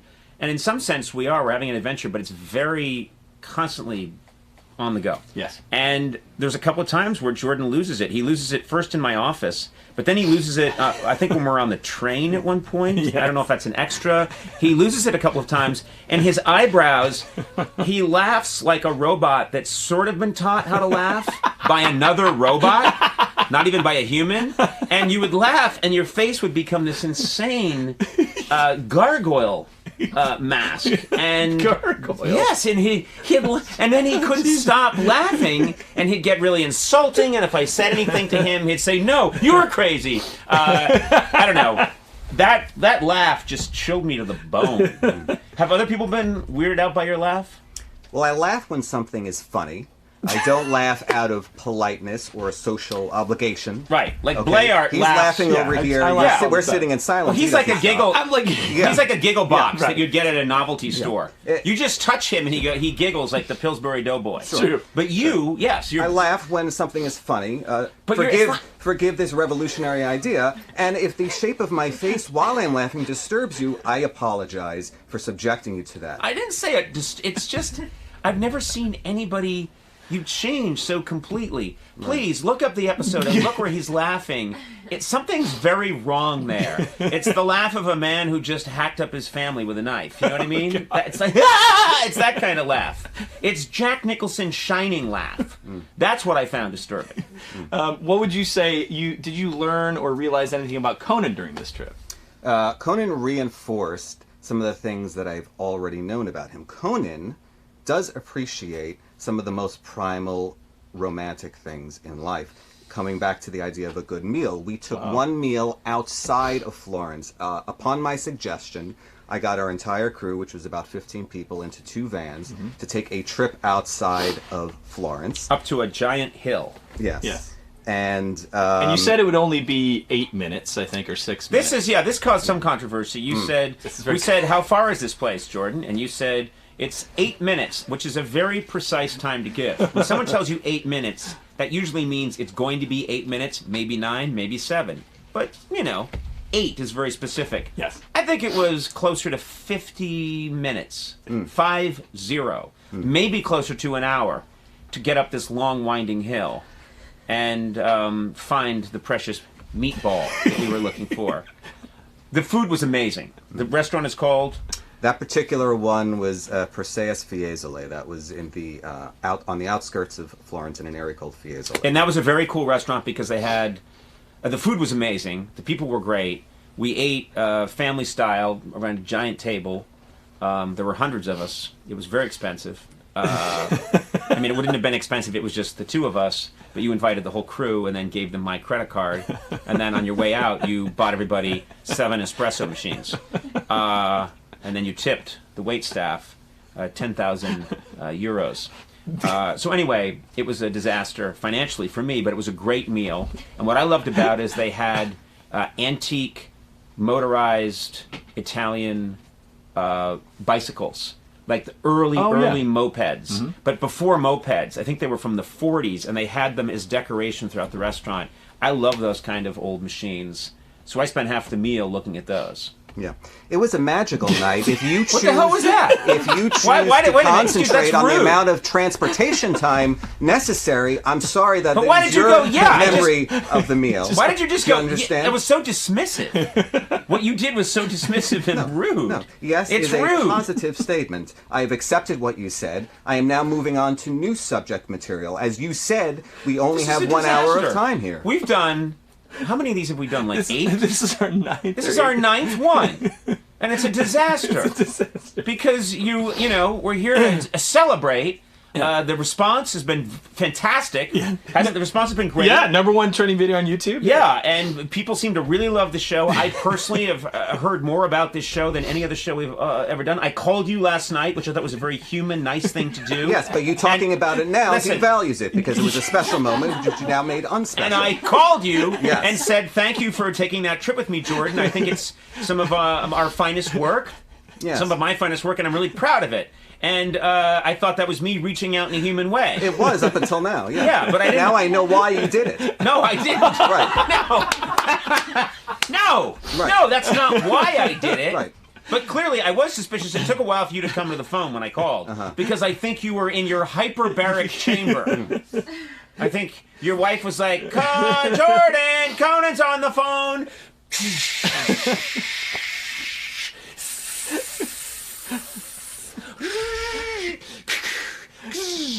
Doing human mode. Fake beard on. Hello, Conan. That's what I'm picturing happened when we had our little chat on the phone. What else is going on there, Bingo? Well, I was just saying, I mean, did you ever answer the question about what you liked about Conan? Conan appreciates the nuances of art and culture. Okay. Okay, all right. Wait, was that compliment not sufficient for you? Were you expecting something more than that? Maybe something a little more typical? I'm sorry that I gave an original answer. Thanks for making me a superstar, an international superstar? Thanks for making me the biggest star Italy has ever seen. You're bigger than Sophia Loren in Italy right now. How about thank you for that? Let's move on. All right, let's change topics. Also, Lemony Snicket said that genuinely scared me. Which one? Jordan's stare genuinely scared all of YouTube, I think. I'm sorry, Jordan. I'm trying to read the... Yeah, I'm not interpreting. I'm just listening. Okay, yeah. All right. Let's switch topics. What is your workout routine? Evan Schmidt on YouTube asks. You keep in good shape, and you eat a lot of heavy foods. What's your workout routine? Yeah, you're really a pig when you eat. Well, you see, Evan Schmidt, I understand how the human body works. Look I into understand camera. how nutrition Look into works. camera. I Look into understand camera. what kind of combination of foods feeds the body in a way that...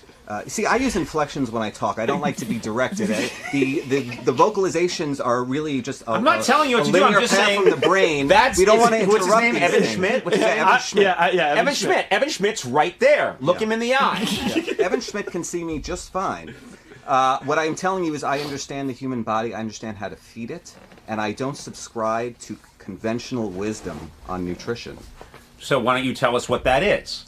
Well, this is a long conversation. We keep on referring to When the you say lack of time. I believe in food combining at every meal. I don't believe you mentioned eating a big bowl of pasta for breakfast. I don't believe any one meal should be only carbohydrates or only protein, only fat, only fiber. I believe those things should be combined to mitigate the release of sugar into the bloodstream and therefore storage as fat. These are complex theories, too much to describe in the scope of this conversation, but I will tell you this. You're like a nurse that came to my elementary school and lectured us on nutrition. You're now a nurse. Mrs. Hanlon, I think her name was. She came to the Baldwin School and she lectured us on nutrition. Do you have a problem with the results? Are you questioning my results? No. Maybe somebody wants information. I've provided that information, and you have to relate me to a nurse of yours that you are clearly hung up about all these years later. I don't know what it was about that nurse that stuck in your mind for all these years, and you decided to bring her out now. I'm trying to communicate information to Evan Schmidt. All right. Manon J. Panchamita asks, what was your favorite moment in Italy that was not recorded on camera? I mean, we had the cameras go... It was all recorded, I think. We couldn't go to the bathroom. I think they're going to release... I think Beslow is going to be releasing... Admiral Beslow, retired, is going to be releasing video of us defecating in stalls. I mean, I think it's all... I don't know that there was an unrecorded moment of that trip. We have so much footage, we can't put it all out. I mean, there's not enough room. Although we did, teamcoco.com/Italy, there is a ton of extras. There's a lot. I'm just saying, if you think that's all there is, that's still not all right, there is. Exactly. There's tapes from in the vault we can release for the next 20 years. I have an answer to that question I would like to volunteer. Okay. Okay. Yep. Okay. We went to Naples on this trip, and a lot of that was because I pushed to go to Naples. I feel like Naples doesn't get enough attention. I feel like it's a beautiful city. We had a great time there. It was tough to get there, but we got there. Yes. Upon arrival, we decided to go out to dinner. We were in a van. We were staying in a part of town that I don't really like, and Conan had the sense to say, hey, we've been sitting in this car a long time. Let's get out and take a walk. And I said, I know a great place to pull over. That's a 5-minute walk from the pizzeria that we're going to tonight. We pulled over in an area called the Decumani of Naples. It's this beautiful, ancient area that looks like Gotham City, and we walked, awestruck by the opportunity that the night had in store for us. I think it was a magical moment for all of us. We walked through the street. I think you were shooting it on your cell phone. Yep. And I think the energy was high, and suddenly we realized that the night was full of possibility. We were rejuvenated. Mm-hmm. Yeah. Sounds memorable. Yeah, Sounds memorable. We got out of the car and we took a walk. What was now, Jordan? We did your trip. We basically followed. That's correct. That, and when was the first time? How long have you been going to Italy? And when was the first time you discovered that this was where you like to go? I've been to Italy so many times. The first time I was there was 1999. 1999. And I've been to almost every corner of Italy, and every part of Italy has something of value. But I found that the places that kept calling me back over and over again, that were the most fulfilling to me spiritually, if you will, romantically, the places that I connected with. Just you wouldn't make eye contact with Evan, yeah. But you looking at me, and this doesn't relate to me at all. You're a human being, as am I. Stop saying that. We know we're human Right. beings. Stop reminding yourself which planet you're on now, which stage of the eventual takeover you're in. You know what I mean? Just relax. Most people buy it. You're Jordan Schlansky from Long Island. We get it. Yes. Yes, there are certain places that over and over again were very satisfying to me. That became the framework for most of my subsequent trips. I see. And would you ever add a new place from this trip? Yes. Well, from this trip, the only new place we went to was, for me, a little bit disappointing. It was not my decision. But of course, I'm not here to complain. I'm only here to answer your question accurately. All right. And what was the one place? The one place is the coastal town of Viareggio. It's a Tuscan town. And the town itself is beautiful, but we went during the Carnevale celebration. And I am an introvert. I do not like large crowds of people. Right. We went to the largest gathering of people we in did. the country. Yes, we did. Yes. And I put you up on a float. Yes. That's right. And I made you perform in front of thousands and thousands of cheering Italians. Right. And I thought you enjoyed that. You didn't enjoy that? See, I like a more intimate connection like I know. the three of us have right now. Yes, there may be thousands of people out there watching, but in this room, it's just us. And that, to me, creates an intimacy. Right. I think that's the flaw with this with the moment we're having right now. But my point is, yes, it was fun to go to that town. I think worthwhile exposing you to lots and lots of people. And also, there were a lot of Koreans. Yes. That were visiting there, and they went crazy when they saw me. Thousands. So I love it when I'm in another country doing a travel show, and I run into fans from a different country where we did another travel show. That was a really fun coming together. Yeah, and they kept asking you about Samuel the octopus from the Korean. It was really fun. It was cool. That's hilarious.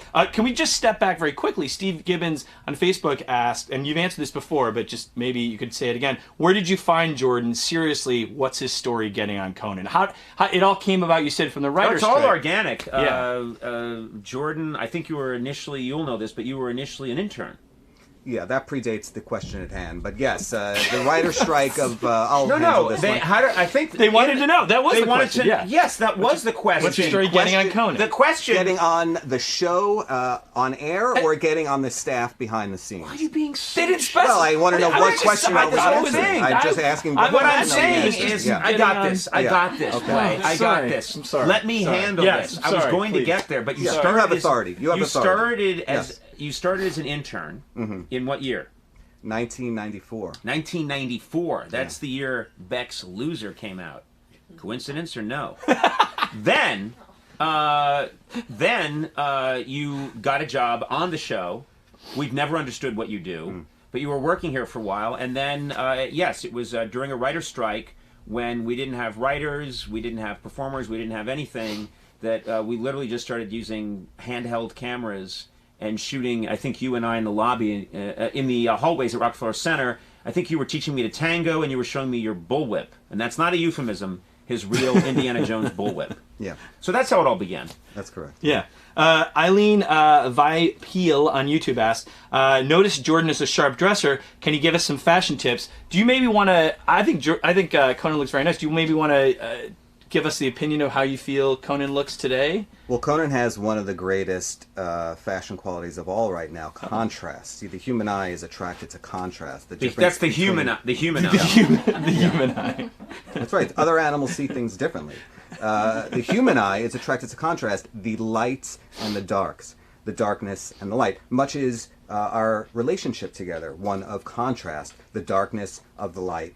Your outfit itself right now features that contrast. You've got your dark pants and you've got your white shirt with kind of the blue tie to add like a splash of something different. Nothing too radical.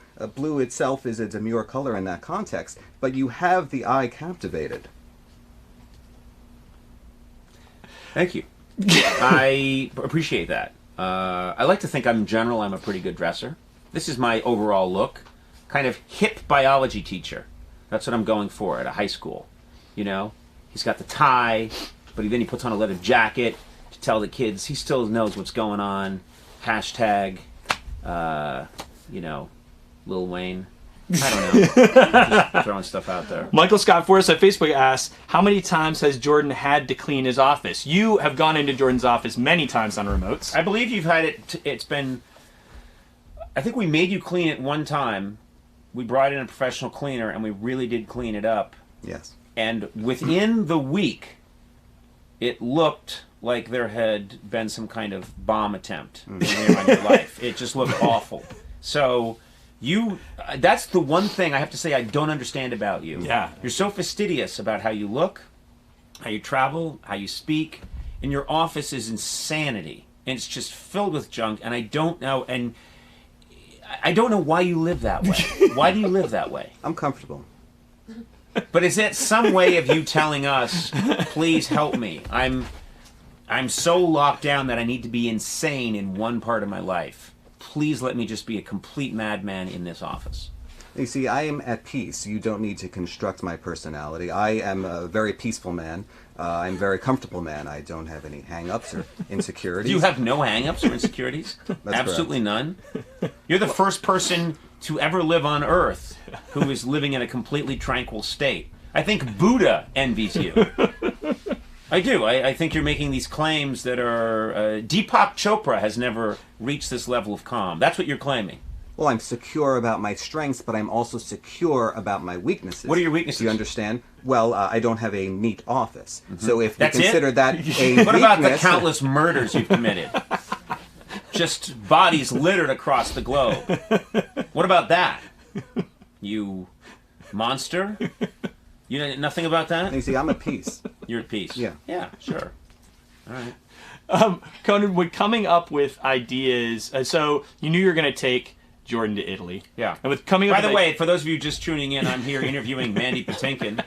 And good to have you here. Hey, see, that's a dated Love reference. you. No, loved you in dated reference. Loved you in Princess Bride. Loved you. You were fantastic. And you're great on Broadway. And you're aging very well, Mandy. You're aging very well. You can't stand it, can you? You know what he really hates when I get in his shot? Look at that.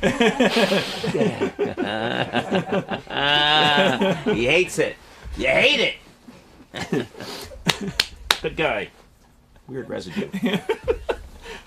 What were some of the things you knew you wanted to do right off the bat when you were going to take Jordan to Italy? Choke the life out of him. I wanted to see the look in his eyes when he knew it was over and that he was moving on to the next plane. No, I knew getting a meal with Jordan was going to be key. Yes. And walking around, and I mean, it really is, all, joking aside, Jordan, he's this fountain of ridiculous statements, and so I just knew that just walking around with Jordan, I would be constantly tickled and irritated, but that it would be good comedy. Right. I mean, one of the things that I think you can see in the special is that wherever we went, Jordan would say, "Now look upon these clouds. These clouds, they have in Florence, the clouds." Like, what do you mean the clouds in Florence? He was like, well, they have a certain quality to them, a certain odor and texture, and like, no, these clouds literally floated over from Philadelphia. It's the same clouds. What are you talking about? And you say the most absurd. He's practically like touching, and he touches stone and says things like, "Oh, this stone, you can touch this stone and you're suddenly and he's like mind melding with it." And it's like, no, you're not. But it's delightful at the same time. And irritating and maddening. And I love him and I want to kill him. It's a magical relationship. Amin Ab on Facebook asked, do you guys ever hang out off camera. You guys ran into each other on trips. Yes, that was crazy. I was in Japan with my family exactly a year ago in Tokyo. Yeah. And I ran into Jordan, and so we started making, remember this, little videos together. And people, I think, who saw them were like, this can't be a coincidence. It was a complete coincidence. So even when I'm trying to just be with my wife and 2 children, I end up bumping into you in a foreign country, and we ended up shooting little mini remotes together. Yeah. Did you follow me? You followed me there, didn't you? No. Okay. In the sense that I traveled on a flight that was 1 hour behind yours, yes, I followed you. Did I intentionally go because you were going? No. Okay. Anurag, is there anything that measures on the internet weird energy? Just weird energy? Yeah, because whatever that is, that's just must be on fire right now. Yeah, this feels great to me. I know. This is how everything feels to you. This is how you feel when you're sitting alone in a closet in the morning with your cold custard pie. This is how everything feels to you. Anurag Gurur on Facebook asked, it looks sometimes that Jordan is on a spiritual path. Jordan, are you a spiritual man? I'm a very spiritual man. I feel connected to the universe around me. I understand that there is what we see, and there is what we don't see. There is what we can detect, and there is what we cannot detect. There is an energy to the room. There is an energy to every point within the room. It's just so much stupidity. Of course you're connected to the universe. You had to travel through it to get here. You alien monster. What do you mean there's points connecting us all to everything? What do you mean? You see, we mock what we don't understand. Now, a man thirsty for knowledge would listen to these things and say, you know what, I'm not aware of that. Let me listen. Maybe I can learn something. But you decided because I've been around you. Ridicule. Because I've been around you long enough, and I've listened to enough of it, and it's just bibble babble. Are you at peace? It's emotional packing peanuts. It's just verbal. It's verbal, non-protein mishmash. That's what it is. You're not connected to the chair and the plant and the world and the universe. No, you're here scamming me out of a cappuccino machine.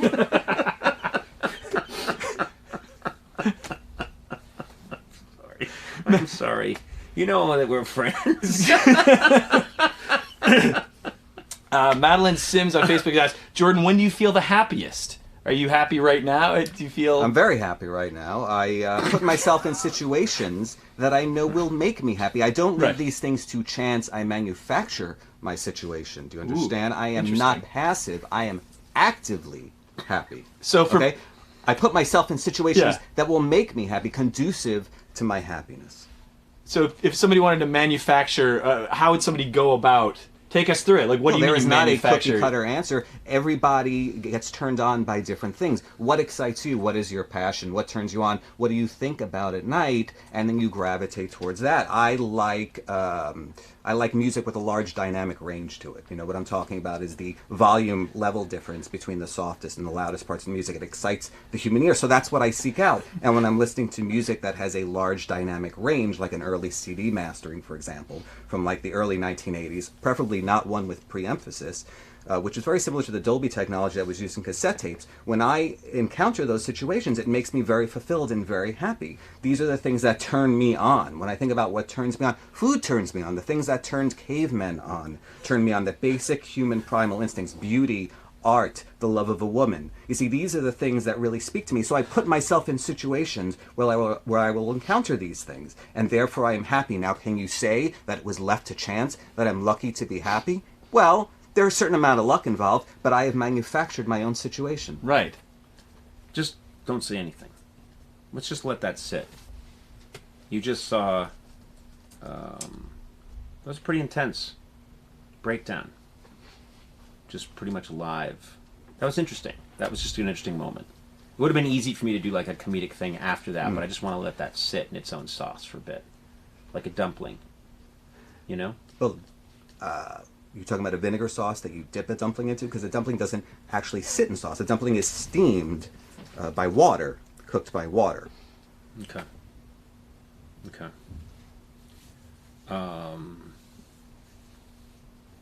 It's just so weird in here right now.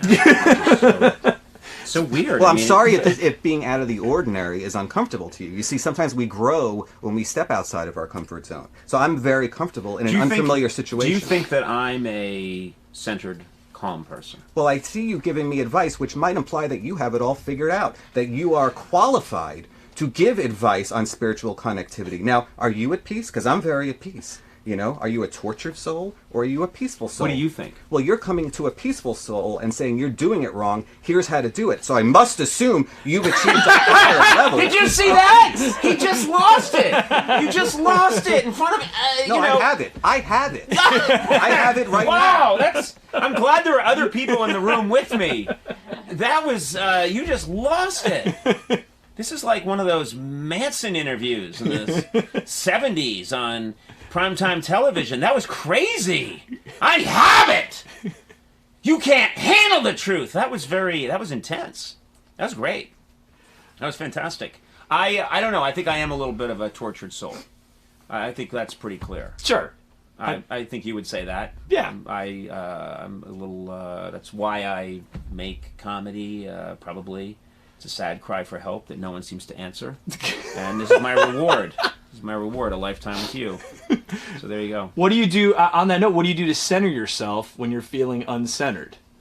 I remove myself from disempowering situations, and I place myself in empowering situations. There are certain situations, this particular body language that I have is empowering me right now.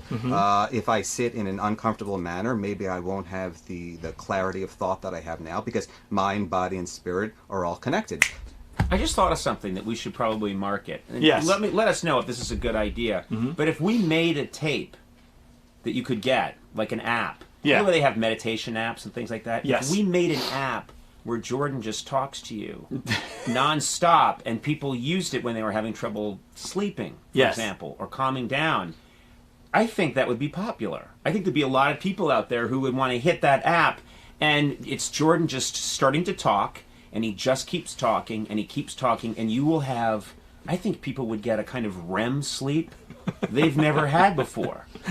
Would you be willing to do that? Yes, and it's funny that you brought this up, because my favorite of all the Conan Italy videos that are currently circulating online is one that is a bonus feature called something to the effect of Jordan's Long-Winded Tour of Italy, and it is probably 8 or so minutes of you and I walking around and me explaining to you what I love about Italy. And to me, that encapsulates my passion for the country. I think we should make this. I'm not even kidding. I think if we made this and made it available, I think that people would really enjoy it.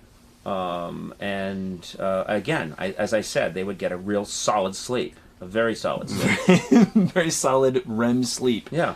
Can you guys, Grant Lawson wants you guys to say one good quality about the other. I mean, we kind of did this, but could you maybe say one, what do you think about Jordan, a good thing about Jordan? Jordan is absolutely 100% true to himself.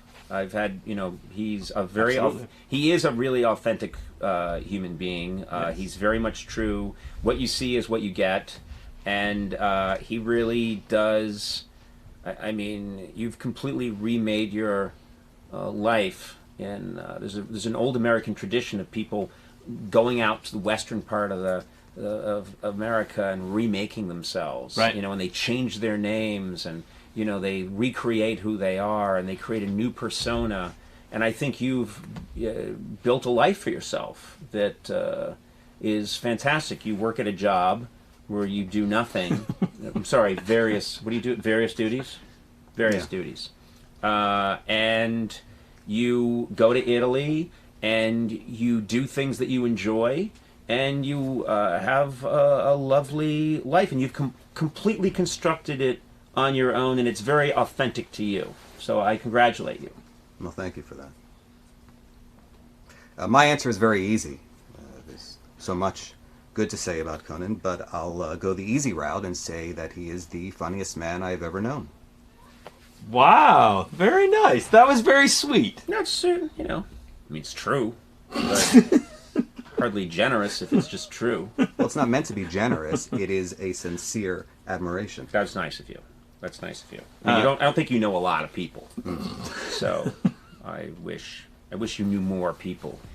Or, wish you had met all the late night hosts and spent time with them. And then you said Conan's the funniest. Then I'd be like, yes, that's right. But you didn't say that. You said he's... Now, why do you need to compare yourself to others to validate yourself? What I'm saying is, isn't it enough that you have made someone laugh? Why do you need to assess everyone else that's made people laugh and determine how many times has that person made people laugh and how many times have I made people laugh? You are independently great. You don't need to be compared to anyone. This is not a relative term. I need to be the greatest of all.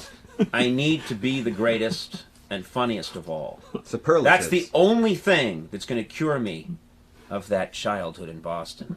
That childhood in Boston. Who Cares on YouTube says this Q&A is a complete shambles in the best way possible. Yes, I mean, we kind of knew going in this wouldn't be so much a question and answer, is just more this is a lot of answering. This is a hot mess. This is but also a pure delight at the same time. Yes. Jordan earlier brought up contrasts. He brought it up when he was talking about my wardrobe. Mm-hmm. I do think that what's, on an honest note, what's fun and sort of remarkable to me about this Italy show and why it stands out for me is that Jordan and I have a chemistry that fascinates people. And I'll tell you, when I go out in the world, people come up to me in parking lots, at an In-N-Out Burger, wherever I am, they want to know what's the deal with Jordan and what's the deal with us. And I think what's sort of fascinating about it is that our relationship has a lot of contrasts in it. He does make me crazy. He does fascinate me. I do really love the guy. I really like Jordan a lot. We've known each other a long time. And I like and admire a lot of things about Jordan. But then he also, I want to kill him, and I want to squeeze the life out of him and then put him in a shallow grave. Yeah. But at the same time, I wish him all the best. Sure, and I know that sounds crazy, but all those things are existing at the same time. Yes. And I think, as Jordan will say, the best cuisines have the salty and the sweet. Mm-hmm. It's like when people put a little salt in their ice cream, or a little bit of ketchup in their lemonade. This is stuff that people do to enhance the different flavors. Yeah. And I think that's what's fascinating about our relationship, is that it encompasses the entire human, and I do stress human spectrum of emotions. Hate, love, desire to kill, desire to murder, desire to smash. I'm going too much in the negative. Also desire to care for, employ, and be scammed by. So, yes. I have nothing to add. Okay. Francisco Fiore says I could watch this for... That's Francesco. Francesco, sorry. Or is it? Well, I don't know. I can watch this for another 4 hours. We only have 10 more minutes, so That's get not your questions true. in now. Jordan literally does nothing here. So I have to go because, sadly, I have to go make a show where I talk to some people and we do some stuff, okay? And we give it to Turner, and then Turner does something with it. But you are free to stay here for hours and hours and hours, and there will be no noticeable difference in how the Conan universe runs. True or false? Will there be any noticeable difference in the response this video gets after you leave? Is, to me, the more significant question. I don't understand. You're worried about how it would do after I left? What I'm saying is you're Aren't you complete in and of yourself? determining my value to your workday. I'm saying, if you're going to determine my value to your workday, what is your value to this particular Q&A if you left with this Q&A drop? I think people would continue to watch you. Yes, I'm happy to continue after you go. Now, I don't know how the internets work. We'll make that very clear. I think we've reserved a certain amount of time. Yeah, we're only going to go for 10 more minutes. Yeah, and then it switches back to pornography. Correct. I believe. Correct. All I pornography. believe it's just hardcore pornography after we're off. That's correct. And that's the stuff people really want to see. We are the intermezzo, the sorbet in between various kinds of Germanic pornography. Jason Pollock on Facebook asks, Jordan, do you have any tattoos, and what tattoos would you guys pick for each other? I do not have any tattoos. I express myself physically through other means, inflections, body language, of course language. I use what's available to me, my hair, my facial hair, body hair, androgenic hair, that which comes at puberty. But in terms of permanent tattoos, no, I do not. Now, I'm not aware of any that Conan has, and I would not choose any for him. I would never be that presumptuous. It's this man's body. He can treat it as he sees fit. We own very little in the world. We truly own very little. I would like to think we own our physical embodiments, our bodies. The corpo in Italian, of course, from the Latin corpus, where we get the English word corpse. Is that, are we done? Yes, I think. You think I'm not gonna follow that? No, there's no answer to that. I don't have a tattoo, and no, I wouldn't put a tattoo on Jordan's body. I think on the planet where he's from, that's considered a crime. So no, I wouldn't. I wouldn't change anything about Jordan. Whatever you are, you're the perfect version of it. Mm. I just don't know what you are. Mm-hmm. But wow, that was crazy. I literally do go into weird places when you talk for a long time. I take these crazy trips in my mind, and then I come back and you're still here. Hikaru Online on YouTube asks, Jordan, have you ever done a personality test, and what's your Myers-Briggs personality type? INTP. INTP. What does that mean? What is that? Well, look, the most significant of the letters is the I. And you are an E. I don't know what's happening right now. I don't know what that means. I don't know what's happening. You are an extrovert. Now, of course, we all have different degrees. These are broad categories. But predominantly, you are an extrovert, and I am an introvert. That is our contrast. You think you're an introvert? I am an introvert. You walked I am a naked introvert through the streets of Florence. Nevertheless... You think you're an introvert? Oh, I assure you, I am an introvert. Think implies that I'm unsure in some sense. I am certain. I am absolutely 100%, right? 100 per 100. %. This is what the word percent means in English in its derivative. However, I am assuring you I am an introvert and you are an extrovert. You are not an introvert. Whenever we used to on the old late night show, in your single days, would show any segment that involved you, you would walk through the audience afterwards and look and scan the crowd in case a lady happened to be a Jordan fan. You are not an introvert. Cinque Dicembre, Firenze, cornucopia. You are not. That's for the Latin, from the root, corn cob, which means to Giuseppe or to Turturro. Either Nick Turturro or his brother John Turturro. He's getting close to laughing. If we can get him to laugh, you might see the craziness, but it's like agnolotti con queso al dente. Si buono, se cente. Oh, we came so close to getting him. We came so close to seeing his crazy face, twisted into a rictus. A Joker's smile, if you will, a grinning skull. Well, I won't. I laugh, again, when something makes me laugh. I'm not going to apologize for laughing, and I'm not going to apologize for not laughing. Do you understand? These are natural reactions. They're biological. They exist for a reason. I don't try to change the course of human performance. Why are people allowing this to go out?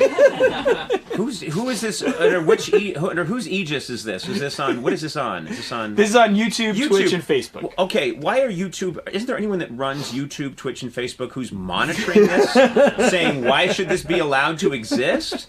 Why don't we shut it down? I don't know. Do you know what I mean? Yeah. Simon Stebbins on YouTube says, "Oh mercy, this is like an epic therapy session." I think they're nailing it. Conan and Jordan, this is Frank Vasquez on Facebook says, Jordan, is there a day of the week that reminds you of Conan? Do you think Conan's more of a Friday or a Monday? Well, Conan's a red. In terms of his aura, he's an Aries. He's a fire. His birthday's upcoming, as is mine. We're both Aries. He was born April 18th, 1963. 1983. No, he is also a John Kennedy fan. You're well aware that that assassination happened November 22nd, 1963, the same year. And part of me always wonders, is there any connection there? It was probably big news around the time. Is that why you're so fascinated by the Kennedys and consequently what are you American politics? But nevertheless, I was like 5 months old. I thought for a second you were trying to link me to the crime. A red-headed baby was seen scuttling away from Dealey Plaza. That's where it felt like you were headed. Up there on the grassy knoll. What, you saw smoke? No, I saw a baby. I saw a baby with orange hair and a diaper scuttling away with a Mannlicher Carcano. No. Madness.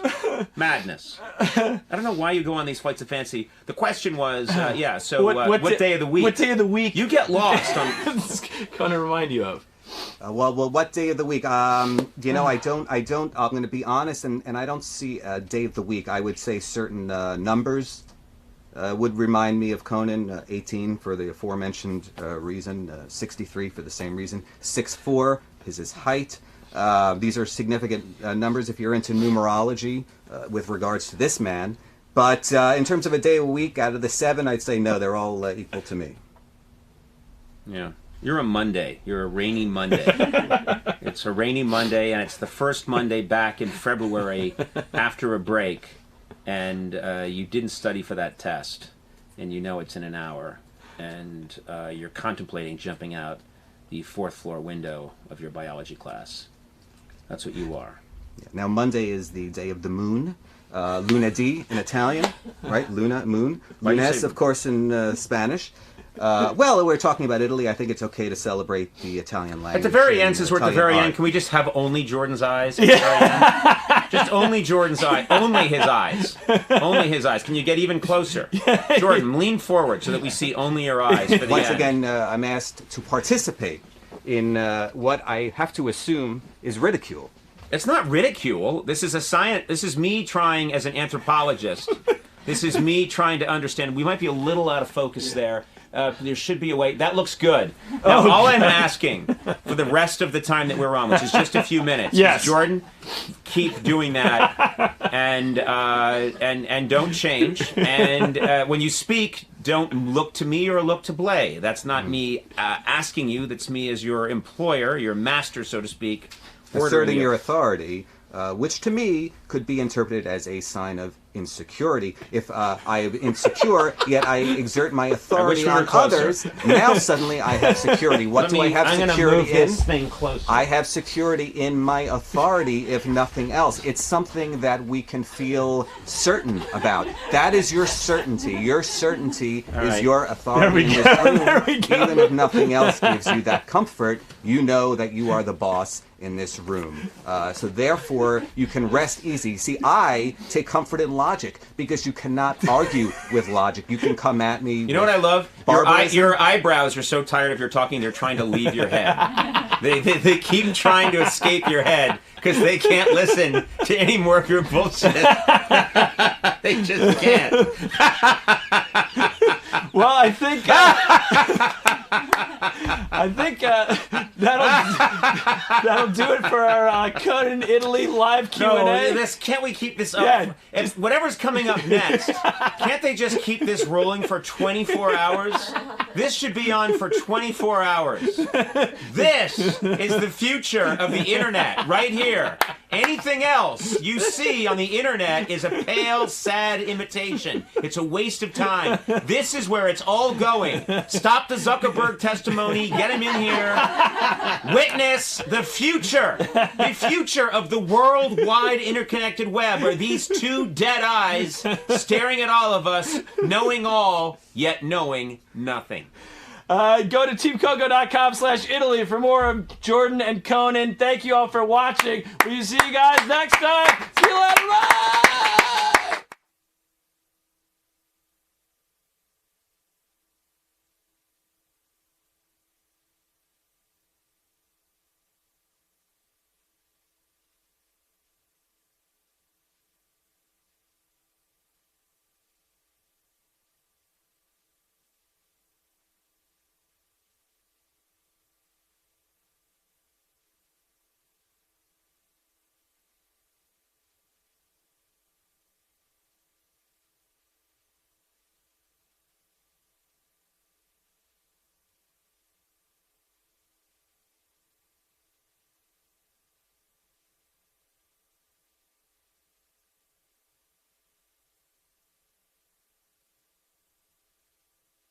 So let's dive into Italy. Yeah. This kind of all began because Jordan had already been doing this exact specific trip to Italy for many years. Yes. Solo, by yourself. Often solo, yeah. Who went with you? There have been various people that have joined me for certain legs of the trip. Stanley Tucci. You know, it's generally structured as a road trip from point A to point B. So sometimes if I have a friend that's local to one area, they'll join me for a short portion. Often local by design, deliberately local.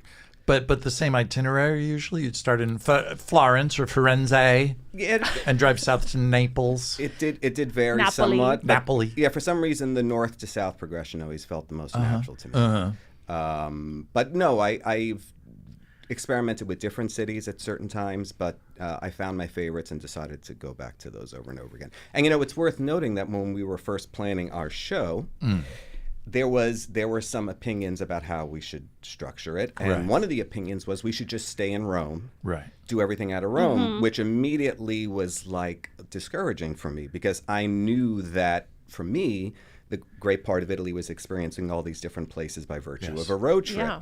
But I guess I felt maybe it wasn't practical for a TV production. But in the end, you guys made the admirable decision to do it that way, and I think that Would that's you one have of the said reasons it no works. if we had just stayed in Rome? Of course not, but I felt like even throughout the trip, there were times where I felt self-conscious because through my own opinion, we would go to a certain city like Naples. Yeah. I feel like there was some question about should we go to Naples because it was a bit out of the way.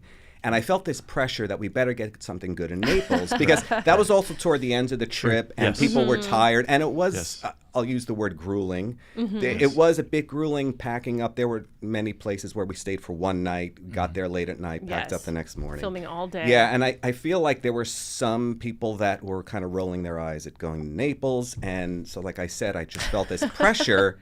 And then I don't think anyone in the no one in this room. But we all do acknowledge that there was this overall sentiment like, wow, we're really traveling a lot, and this is really tiresome. It was grueling. It was grueling. Yeah, that was a tough. And I also don't remember wanting to stay in Rome. I think the Was Rome? idea That was never the plan. Is Well, Rome part of your trip? That was a suggestion. Is Rome normally part? Rome is part of my trip. Rome was part of our trip, but it certainly Right. wasn't a home base. We No. did not have a home base. I thought we were going to go to India. That felt, Yes, exactly. That felt true. That hasn't been discussed. That's the real previously. reason. I mean, Yeah. we planned this whole thing in 2 In like weeks. 2 weeks, yeah. And it was, the whole idea was to do your road trip. Like that, the particularness of it is what was attractive. I'm happy that in a last-minute situation, you had at least a starting foundation for what the trip could be. And that's what it was. I haven't heard you guys talk about previously the fact that this was a last-minute trip because Oh. India fell through. Yes. And, you know, for years I suspected that maybe, you know, once the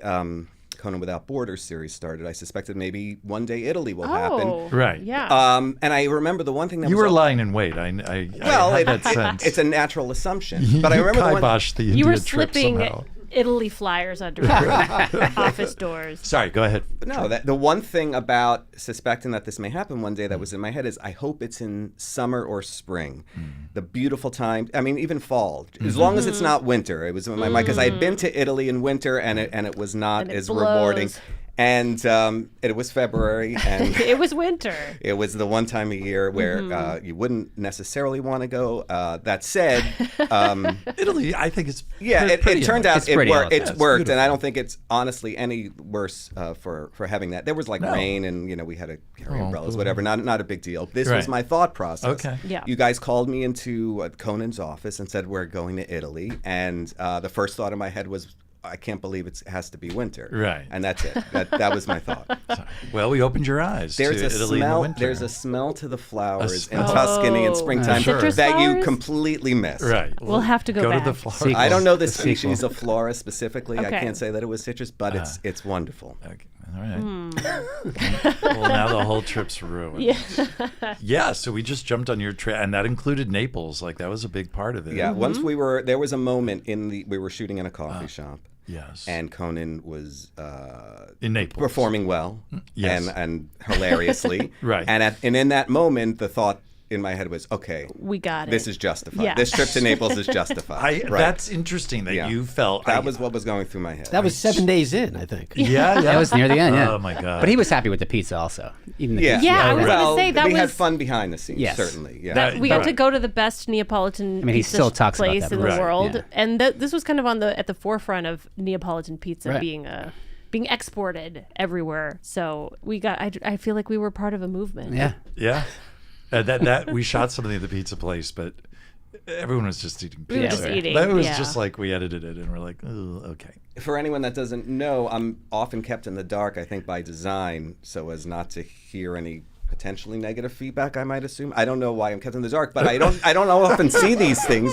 I don't often see these things until they're screened for an audience. Okay. So I'm not in on the post-production process. So Right. while they're being shot, I guess you'd say I had to have a certain amount of control in what I choose to say, or True. how I might choose to subtly Yes. steer as we're shooting. Right. But then after that, I have zero control. This sounds like a gripe. So No, I'm just... No, you feel... Did you have notes on this one that you gave us? Because I previously had worked with you on a remote where you did have some follow-up notes. Did I? Yes. Which remote was that?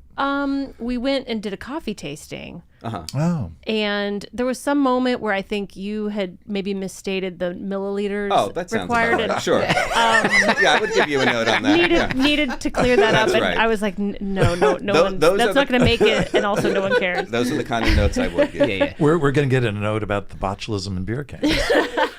Although you guys started this experience with your customary saying that if anything needs to be taken out, just let us know. No Well, problem. that's And I'm a here to lie. say that that's not true because not true at all. I have requested this in the past and I've been flat out told no. Right. That's fair. Wait, did you have problems with anything in the Italy show? Not in the Italy show, Yeah. but there was another remote, Matt O'Brien. It was the remote where I was coming in late. Yes. And there was a scene where I removed my shirt. Yes. And I asked Matt O'Brien to remove that, and he just said no. I said, remember the one time I've never asked for anything to be Yeah. removed. Remember the I time you never, said- I didn't What know were you this. unhappy in about? retrospect, maybe it was an unreasonable request, but nevertheless, I learned the lesson that when you offer to take things Yeah. out, it's really an empty offer. Right, of course. Right, of course. Well, if you're going to get half naked, yeah. Right. I mean, well, why did you want that taken out? Yeah. You know, I don't. I You maybe looked I good. just. I think looking back, you'll be pleased. Yes, your children. You have a will- very Yes. nice body. You know Yes. that. Thank you for that. Yeah. Thank you for. I appreciate that. That's why I brought it up. I You- was Yeah, hoping exactly. I We all hope know. somebody would You respond did have that. to. So you did have to take your shirt off again. In fact, A lot of My things. pants more as well. and your My pants. shirt Oh. and pants. on the Italy trip. That's- Everything. Because you Yeah. you sat For for a long a time, nude yeah. drawing class. I sat. I walked. in Right. Florence. I may have Florence. reclined. Yes, in Florence. naked. Nude. This is Jordan. I think a pose would be appropriate. Hitchhiking. You're hitching a ride and you're naked. This is called Naked Man Looking for a Ride. Can you give me one of these? That's good. This is called Mentally Ill Man Attacks. Miss, no laughing here, please. We can't have laughing. We see here the deadness in the eyes. There's no soul. The man has no soul. There's just nothing in there. And then legs sort of like a frog, but a frog that's very sickly. A frog. bend like a frog. Excuse me. Because you told me to bend. Excuse like me. a frog. Excuse me. Models. I'm just gonna speak. There's one last pose if you could face that way. And then you look back with a jaunty look as if to say, check out my butt. And gives a thumbs up. Okay.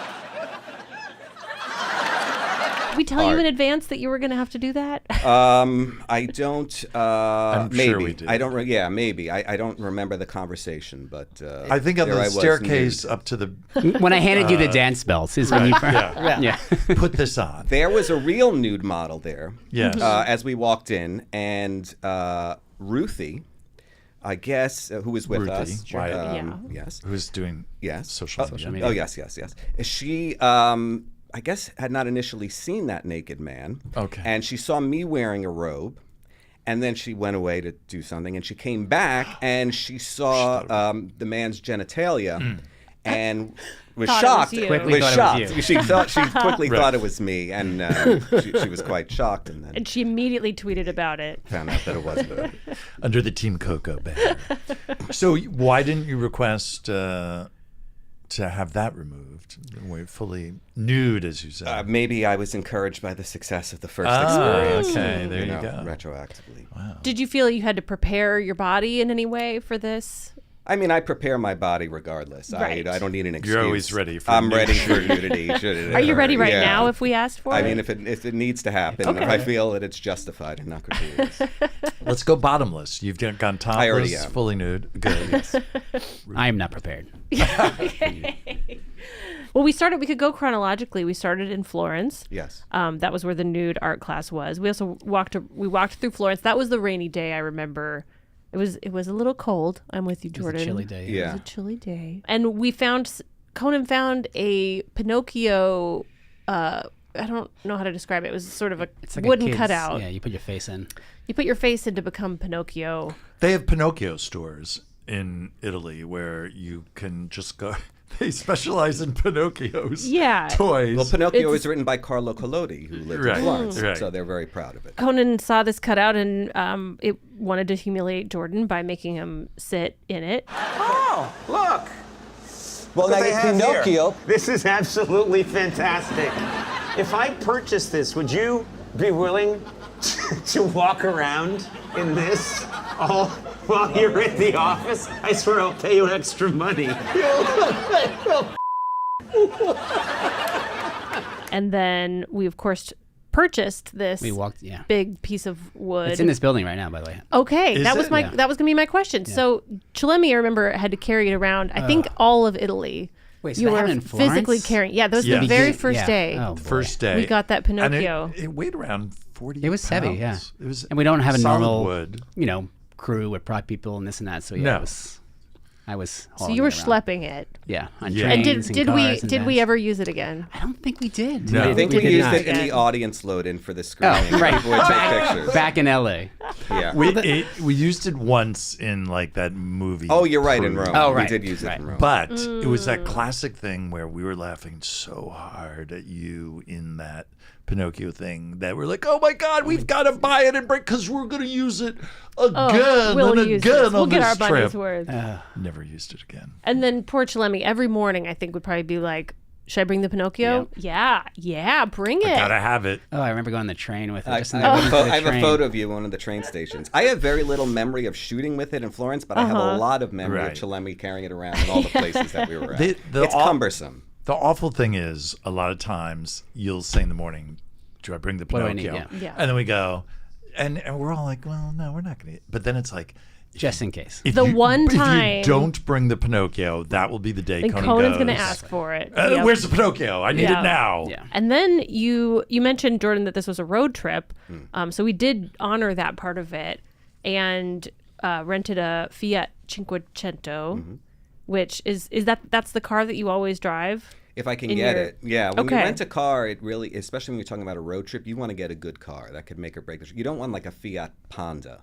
Okay. You know, that is Yeah. a Yeah. disgusting automobile. No, you I know? was gonna say. And The you know, Panda. so much of your road Disaster. trip is in the car. So many of your pictures Right. involve the car. If you have a Fiat Panda, that's a bad day. Okay. And a lot of times I have to make like really intricate arrangements with the rental car to make sure I get a Cinquecento. Which, by the way, to the rental car establishment is not anything special. It's probably their lowest priced item. like a but I want, Camry. yes, I want that authenticity. I want that historical beauty. So we got a vintage one, 1962, Yeah.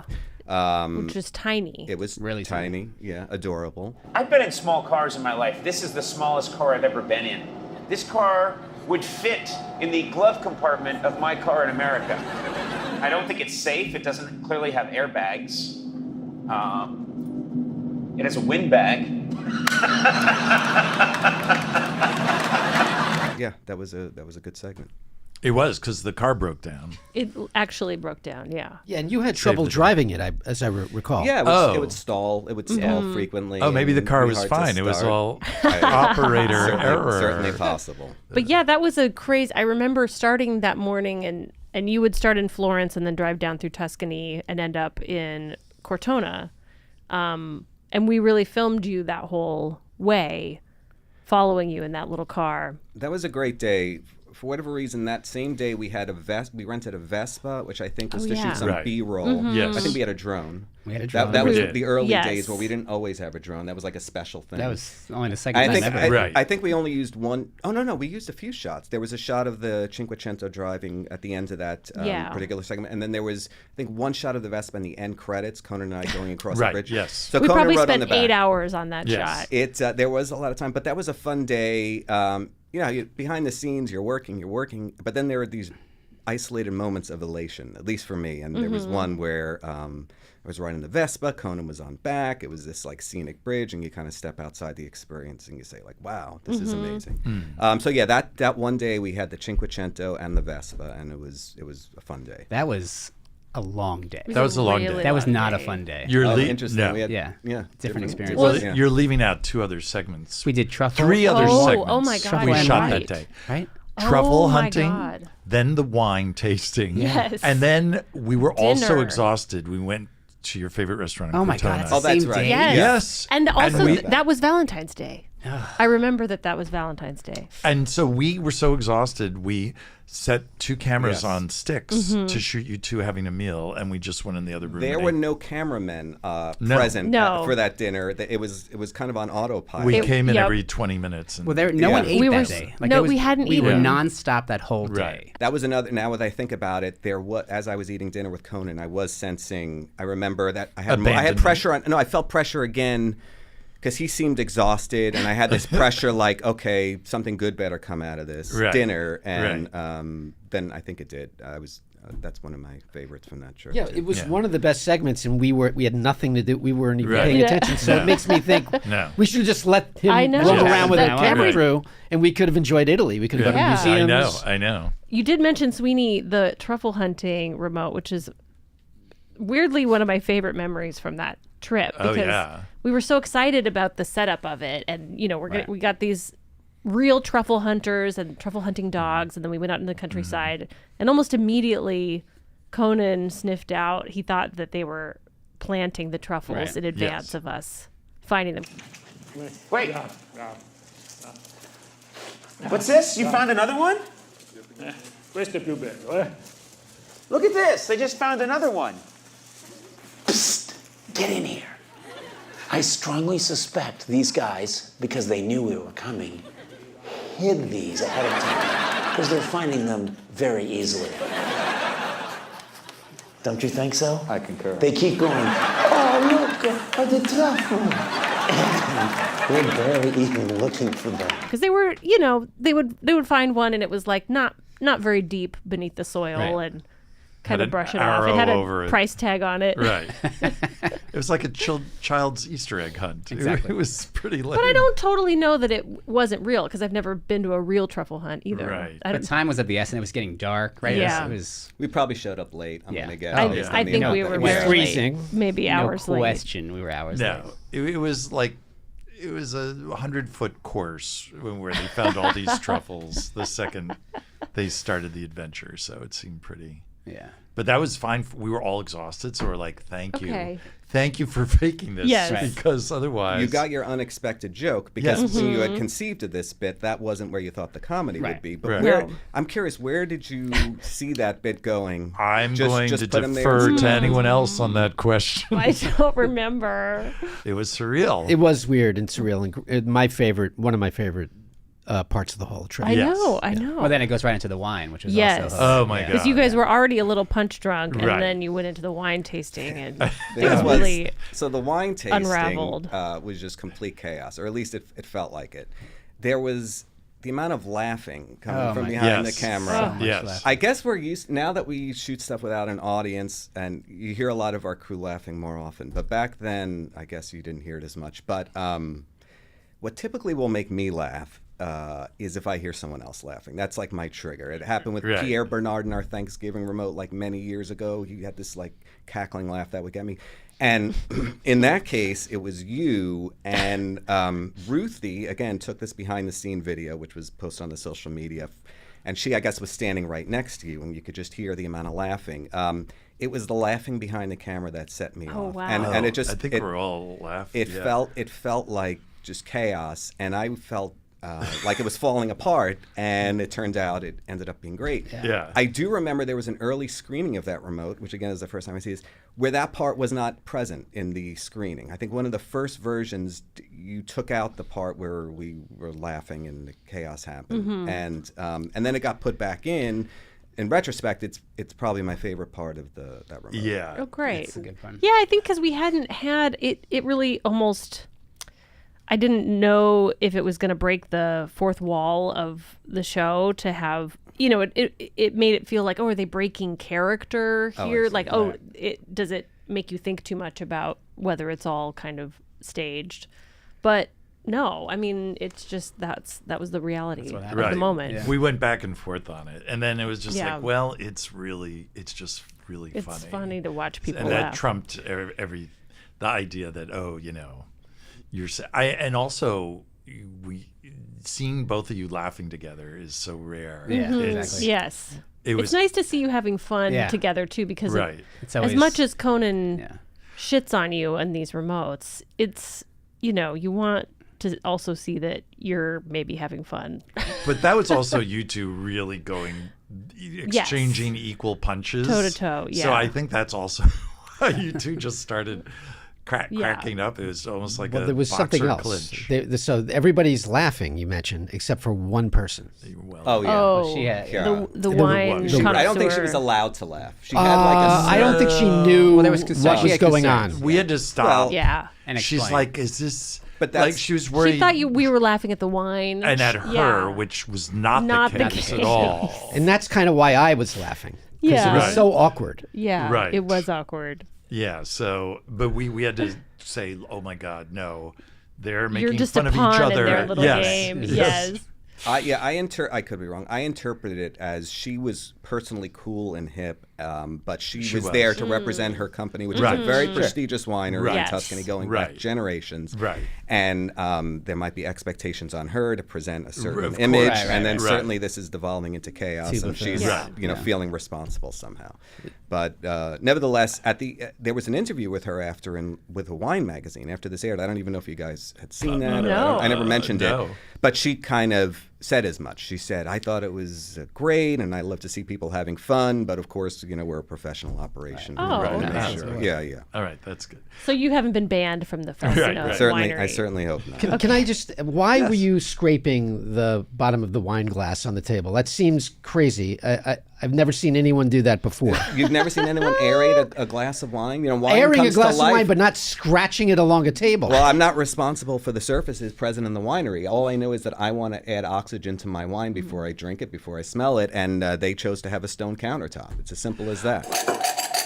So, and our expert can What was that? help Hold it, us hold with it, the hold it. tasting. Don't hold it. That's annoying. That's annoying. Lift not it. annoying me. Does it smell good or not? Excuse me. I will cut your goddamn hand off if you do that again. That is annoying. Stop it. I'm totally with Jordan on this one. Sweeney loves metal on metal. Oh, man. Metal on glass, glass on stone. on shale. I'm sorry, I don't mean to jump ahead, but it just occurred to me because you were talking about the concept of someone laughing, setting someone else off. We had this crazy experience on a train. This is much later, Right. And it was a shot as a behind the scenes thing. Aaron Blair was shooting with something phones or something, yeah. Yeah, with his phone, and it was a similar situation where we just devolved into like some kind of laughing Right. fit, and when we got back. Again, I didn't see any of this footage, but I heard this. Your office was across the hall from me at the time, and I heard this laughing coming from you were laughing hysterically, and I feel like I caught you laughing hysterically, screening footage as well. And it's that concept of seeing people laughing that makes you, as a viewer, laugh. Mm-hmm. And what were you laughing at? That was a discussion about Oh, bidets. yes, that's right. You know, that came up, again, unplanned, but it was just an organic evolution of the gets you. conversation. You're- I think We're That's jumping scatological ahead, is but your Japan, weakness. Yeah. If you had human soil on your arm, I'd like to wash it off with soap and water. Okay, if you handed me a tissue and said this will take care of your problem. What? Get in close. Get in close. What? Get in close on him. Get in close on him. I'd say maybe I'll go wash it with soap and water instead. You Your tissue. So, You're frightening me. You're having a whole meltdown. You're having a meltdown. Talking about a bidet and its use. and it's indispensable. But why is that? It's indispensable. Well, why I'm did you- enjoying my time with you. Do you understand? Now, I'm scared of you. Freak. What Frank's getting We're at setting is you something love up. shit shows. You love poopies. They crack you up. I guess if You they're go. good, I like any joke. I like the good Right. ones, and sometimes Does are the unaffected word by duty the make you laugh? No. Duty? No. Poo poo? No. Dookie? Now everyone else is laughing. Often it's like, again, I really don't want to jump ahead, but that's Soil. cool. We're having a real conversation. The thing about Japan was not the fact that we were discussing human soil. It was the fact that we were discussing human soil with a very straight-faced Japanese Right. professional Yes. expert from Toto. We were which at is the like, Toto show. Yeah, and it was his reactions or Right. lack thereof. Right. He was dressed in a suit. The way Right. he held himself was very dignified. Right. He had honor. He was a man of honor, and he was representing his honorable products. Okay. And the fact that these conversations were taking place in his presence Right. and questions, that's what got me. So It it's was the the context. contrast. Yeah, You were a child. context. You could not stop laughing. You were. Well, you were a giggle. once you break the seal, and yeah. then, Right. that's it. Yeah. Then let the diarrhea flow. Why do you like scatological humor so much? Does it go back to something with your mom? or- Who are we to analyze the reason why things make us laugh? I mean, there's Yeah. there's a lot. A A lot lot of of it is people like contrast. it. A lot of it is the contrast of a certain type of humor in an otherwise dignified situation. Right. The fact that we were a professional show ostensibly, and Conan was a legend in comedy. He was highly educated. This goes back to Right. that road trip where he was playing With fart noise. the release of human gas. Uh-huh. And again, given his education and his stature in comedy, he's not someone that would usually be reduced to that kind of humor. He's very sophisticated in his comedy. And the fact that that's what it turned But into. he's a man. Yeah, well, that's what kind of gets me. Yeah. Okay. So you're not laughing about the poop jokes now because this is not a dignified space. I don't feel it. I don't Okay. sense a lot of We dignity. don't So have there's the no education there's no contrast to back it up. Yeah. So yes, you got us up to we're on the train to Naples. We actually took the train, which I thought was fun because Yeah, I it think was- that's We were in a lot of vans, so it was nice we to were mix it up. yeah. That's an important part of travel in Europe. And then we went to Naples. Conan and a soap and Jordan opera. were on a soap opera. That's right. Which is Oh, great. that happened in Naples, right? Which I saw that building in my. Did you watch My Brilliant Friend? Yes. Yeah. Yeah. I recognized it immediately. I said, "We were So there." funny. Oh, we also saw Cortona was in Succession, wasn't it? Oh, yeah. Oh, right. Yeah. Right. Yes. It's a gritty It's a town. city. That's Yeah. one of the things I love about it. When I go, I actually stay in the grittiest neighborhood called the Decumani, where all the pizzerias are. Which is what kind of looks like Gotham City. There are these cobblestone streets, and there are the clotheslines hung up across the street. Yes. And we Right. shot a lot there. Yeah, I love that. That's people kind of can communicate between buildings, and Right, there's yeah. it's like your neighbors on the other side at your level. Yeah, there was a lot of that. We stayed in a strange hotel in Naples. I remember that, which was That was not It was fair. weird. Yeah, it was nice. That was another reason why I was self-conscious about having dragged everyone to Naples. The hotel was not great, and I felt like something good needed to happen. I love that Jordan got to experience this because we feel this on travel shows all the Yes. time. You feel pressure if you- yeah, Oh my it's like, God. I fought for this, and now Yeah. Yes. these truffle dogs better And, it's turn worth, something up. Since you bring that up, it's worth saying, I've done many different segments over the years, and we had many writers, 13, 15 on average, I guess. Is that fair to say? Yeah. Sure. And Some they less, were all more. great. They all had a certain standard, but there were some that I felt were better suited towards the segments with me, just because for whatever reason their humor was more. Relative to the type of stuff we were doing. And one of the great things about shooting these travel shows is you get the A team. It's like, at that point, Sweeney, I think, was even retired from the day-to-day. There was a strange situation with you. I don't know if you guys are ever... There was one day where the entire staff got an email from you saying, you may have heard I'm leaving. I never heard you were leaving. And it said, Matt O'Brien will be taking over as head writer, but I'm not leaving. I'm staying Right. on board for consulting work. And it was, at first I thought it was a joke. Is this a bit? Well, it and turned then out you to moved be a into this joke. office, which was better decorated than anyone else's office. It had like this crazy plush, and you had the sign called Stalin's Dacha. Is that how you pronounce it? Stalin's Dacha? You had, it was a very strange situation. Anyway, you were like elite. You became like royalty in that moment. Professor emeritus. I didn't think it was strange at all. Okay, We started doing the travel shows. Yes. And I was still the head writer. And we'd be like we'd be in Armenia, and like we'd finish shooting all day, and then I had to go and read everything all the writers. You had a lot. Right. You had a lot on like, your plate. this is insane. No, it makes sense. I guess it was the way you announced it. There's the way, but regardless, you were elevated. How was I supposed to announce it? My perception of you was elevated to some sort of deity or God, king. yes. And the fact that I now had the potential to shoot with you for a week, where I knew you were going to be the one editing these bits, and you had conceived them, gave me a lot of confidence. Like, this is probably going to be good. It's like sure, whenever you get to work with a deity, I mean, that's always, and it looks great on your resume. Look at the Pope's resume. It's kind of like every writer should perform equally, but we're human beings. Right. It's like when you go to the deli counter, like, yes, they should all be able to slice your prosciutto like equally thin, but then there's like the one guy that's like, no, you can't slice it below a 1 or it'll shred. And you're like, that's you're telling me this? Like, I know prosciutto di Parma incredibly well.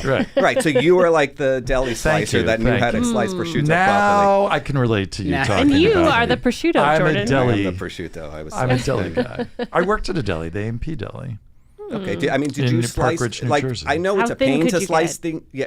When you have to slice thin, there are more slices per given weight, right? You're talking about a half pound of meat. It's more work. It's more work. That's the thing. And I think you have to go slower. When you're super thin and you don't want to shred, you have to go slower. You need to push the meat into the blade. You need a sharp blade. There's a lot more involved. I understand it's more work, and I'm happy to acknowledge the person's work. But like, to make up a scientific reason why it's not possible to slice something that thin, to me, is not the right way to approach it. How do you deal with thickly sliced prosciutto? Well, if I see that the result I'm getting as he's slicing, or she, is not thin enough, I'll just abort. I'll just say I'll just take a 1/10 of a pound instead of a half. You don't try to. You just assume they're incompetent. There's a well-known national supermarket chain, high end. Ralph's. Well, Whole Foods. Who wants to say their name? But they don't believe in partial foods, let's say.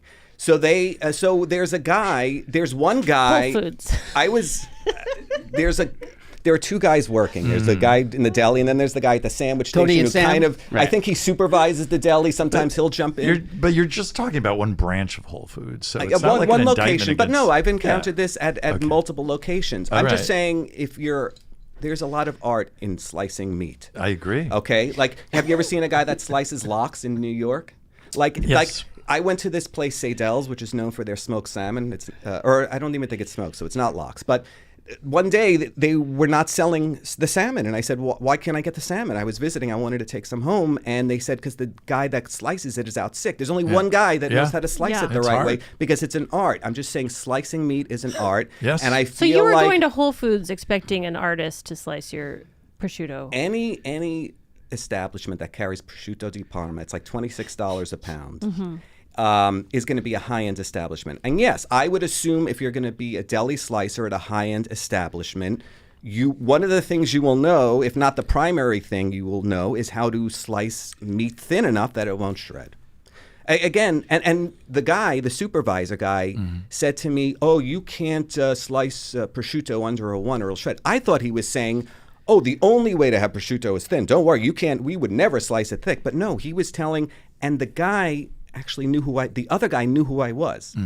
Because he said to me after, he's like, I love your work. Oh. So he's I thought he knew you from your complaints to the No. That's what I thought. No. Oh, this guy, they have your picture behind. Oh, this fucker. No, he knew, I guess he had seen some of the bits we had done, the ones we're talking about right now. And then he's hearing this guy lecture me that you cannot cut prosciutto di Parma thin. And again, this is an expensive product. Bet he balled his fists. He said, he actually gave me I gotcha. He's like, I gotcha. Yeah. And he did a great job. And now he doesn't work, he usually works in the back in the kitchen. So I was just there, and you're going to get the other guy. And one time I saw the good guy in the aisles, and I said, hey man, I never see you there. And he's like, just ask for me, I'm in the kitchen. I don't know why we're discussing this for this length of time, but So but thanks. this is, I got my answer.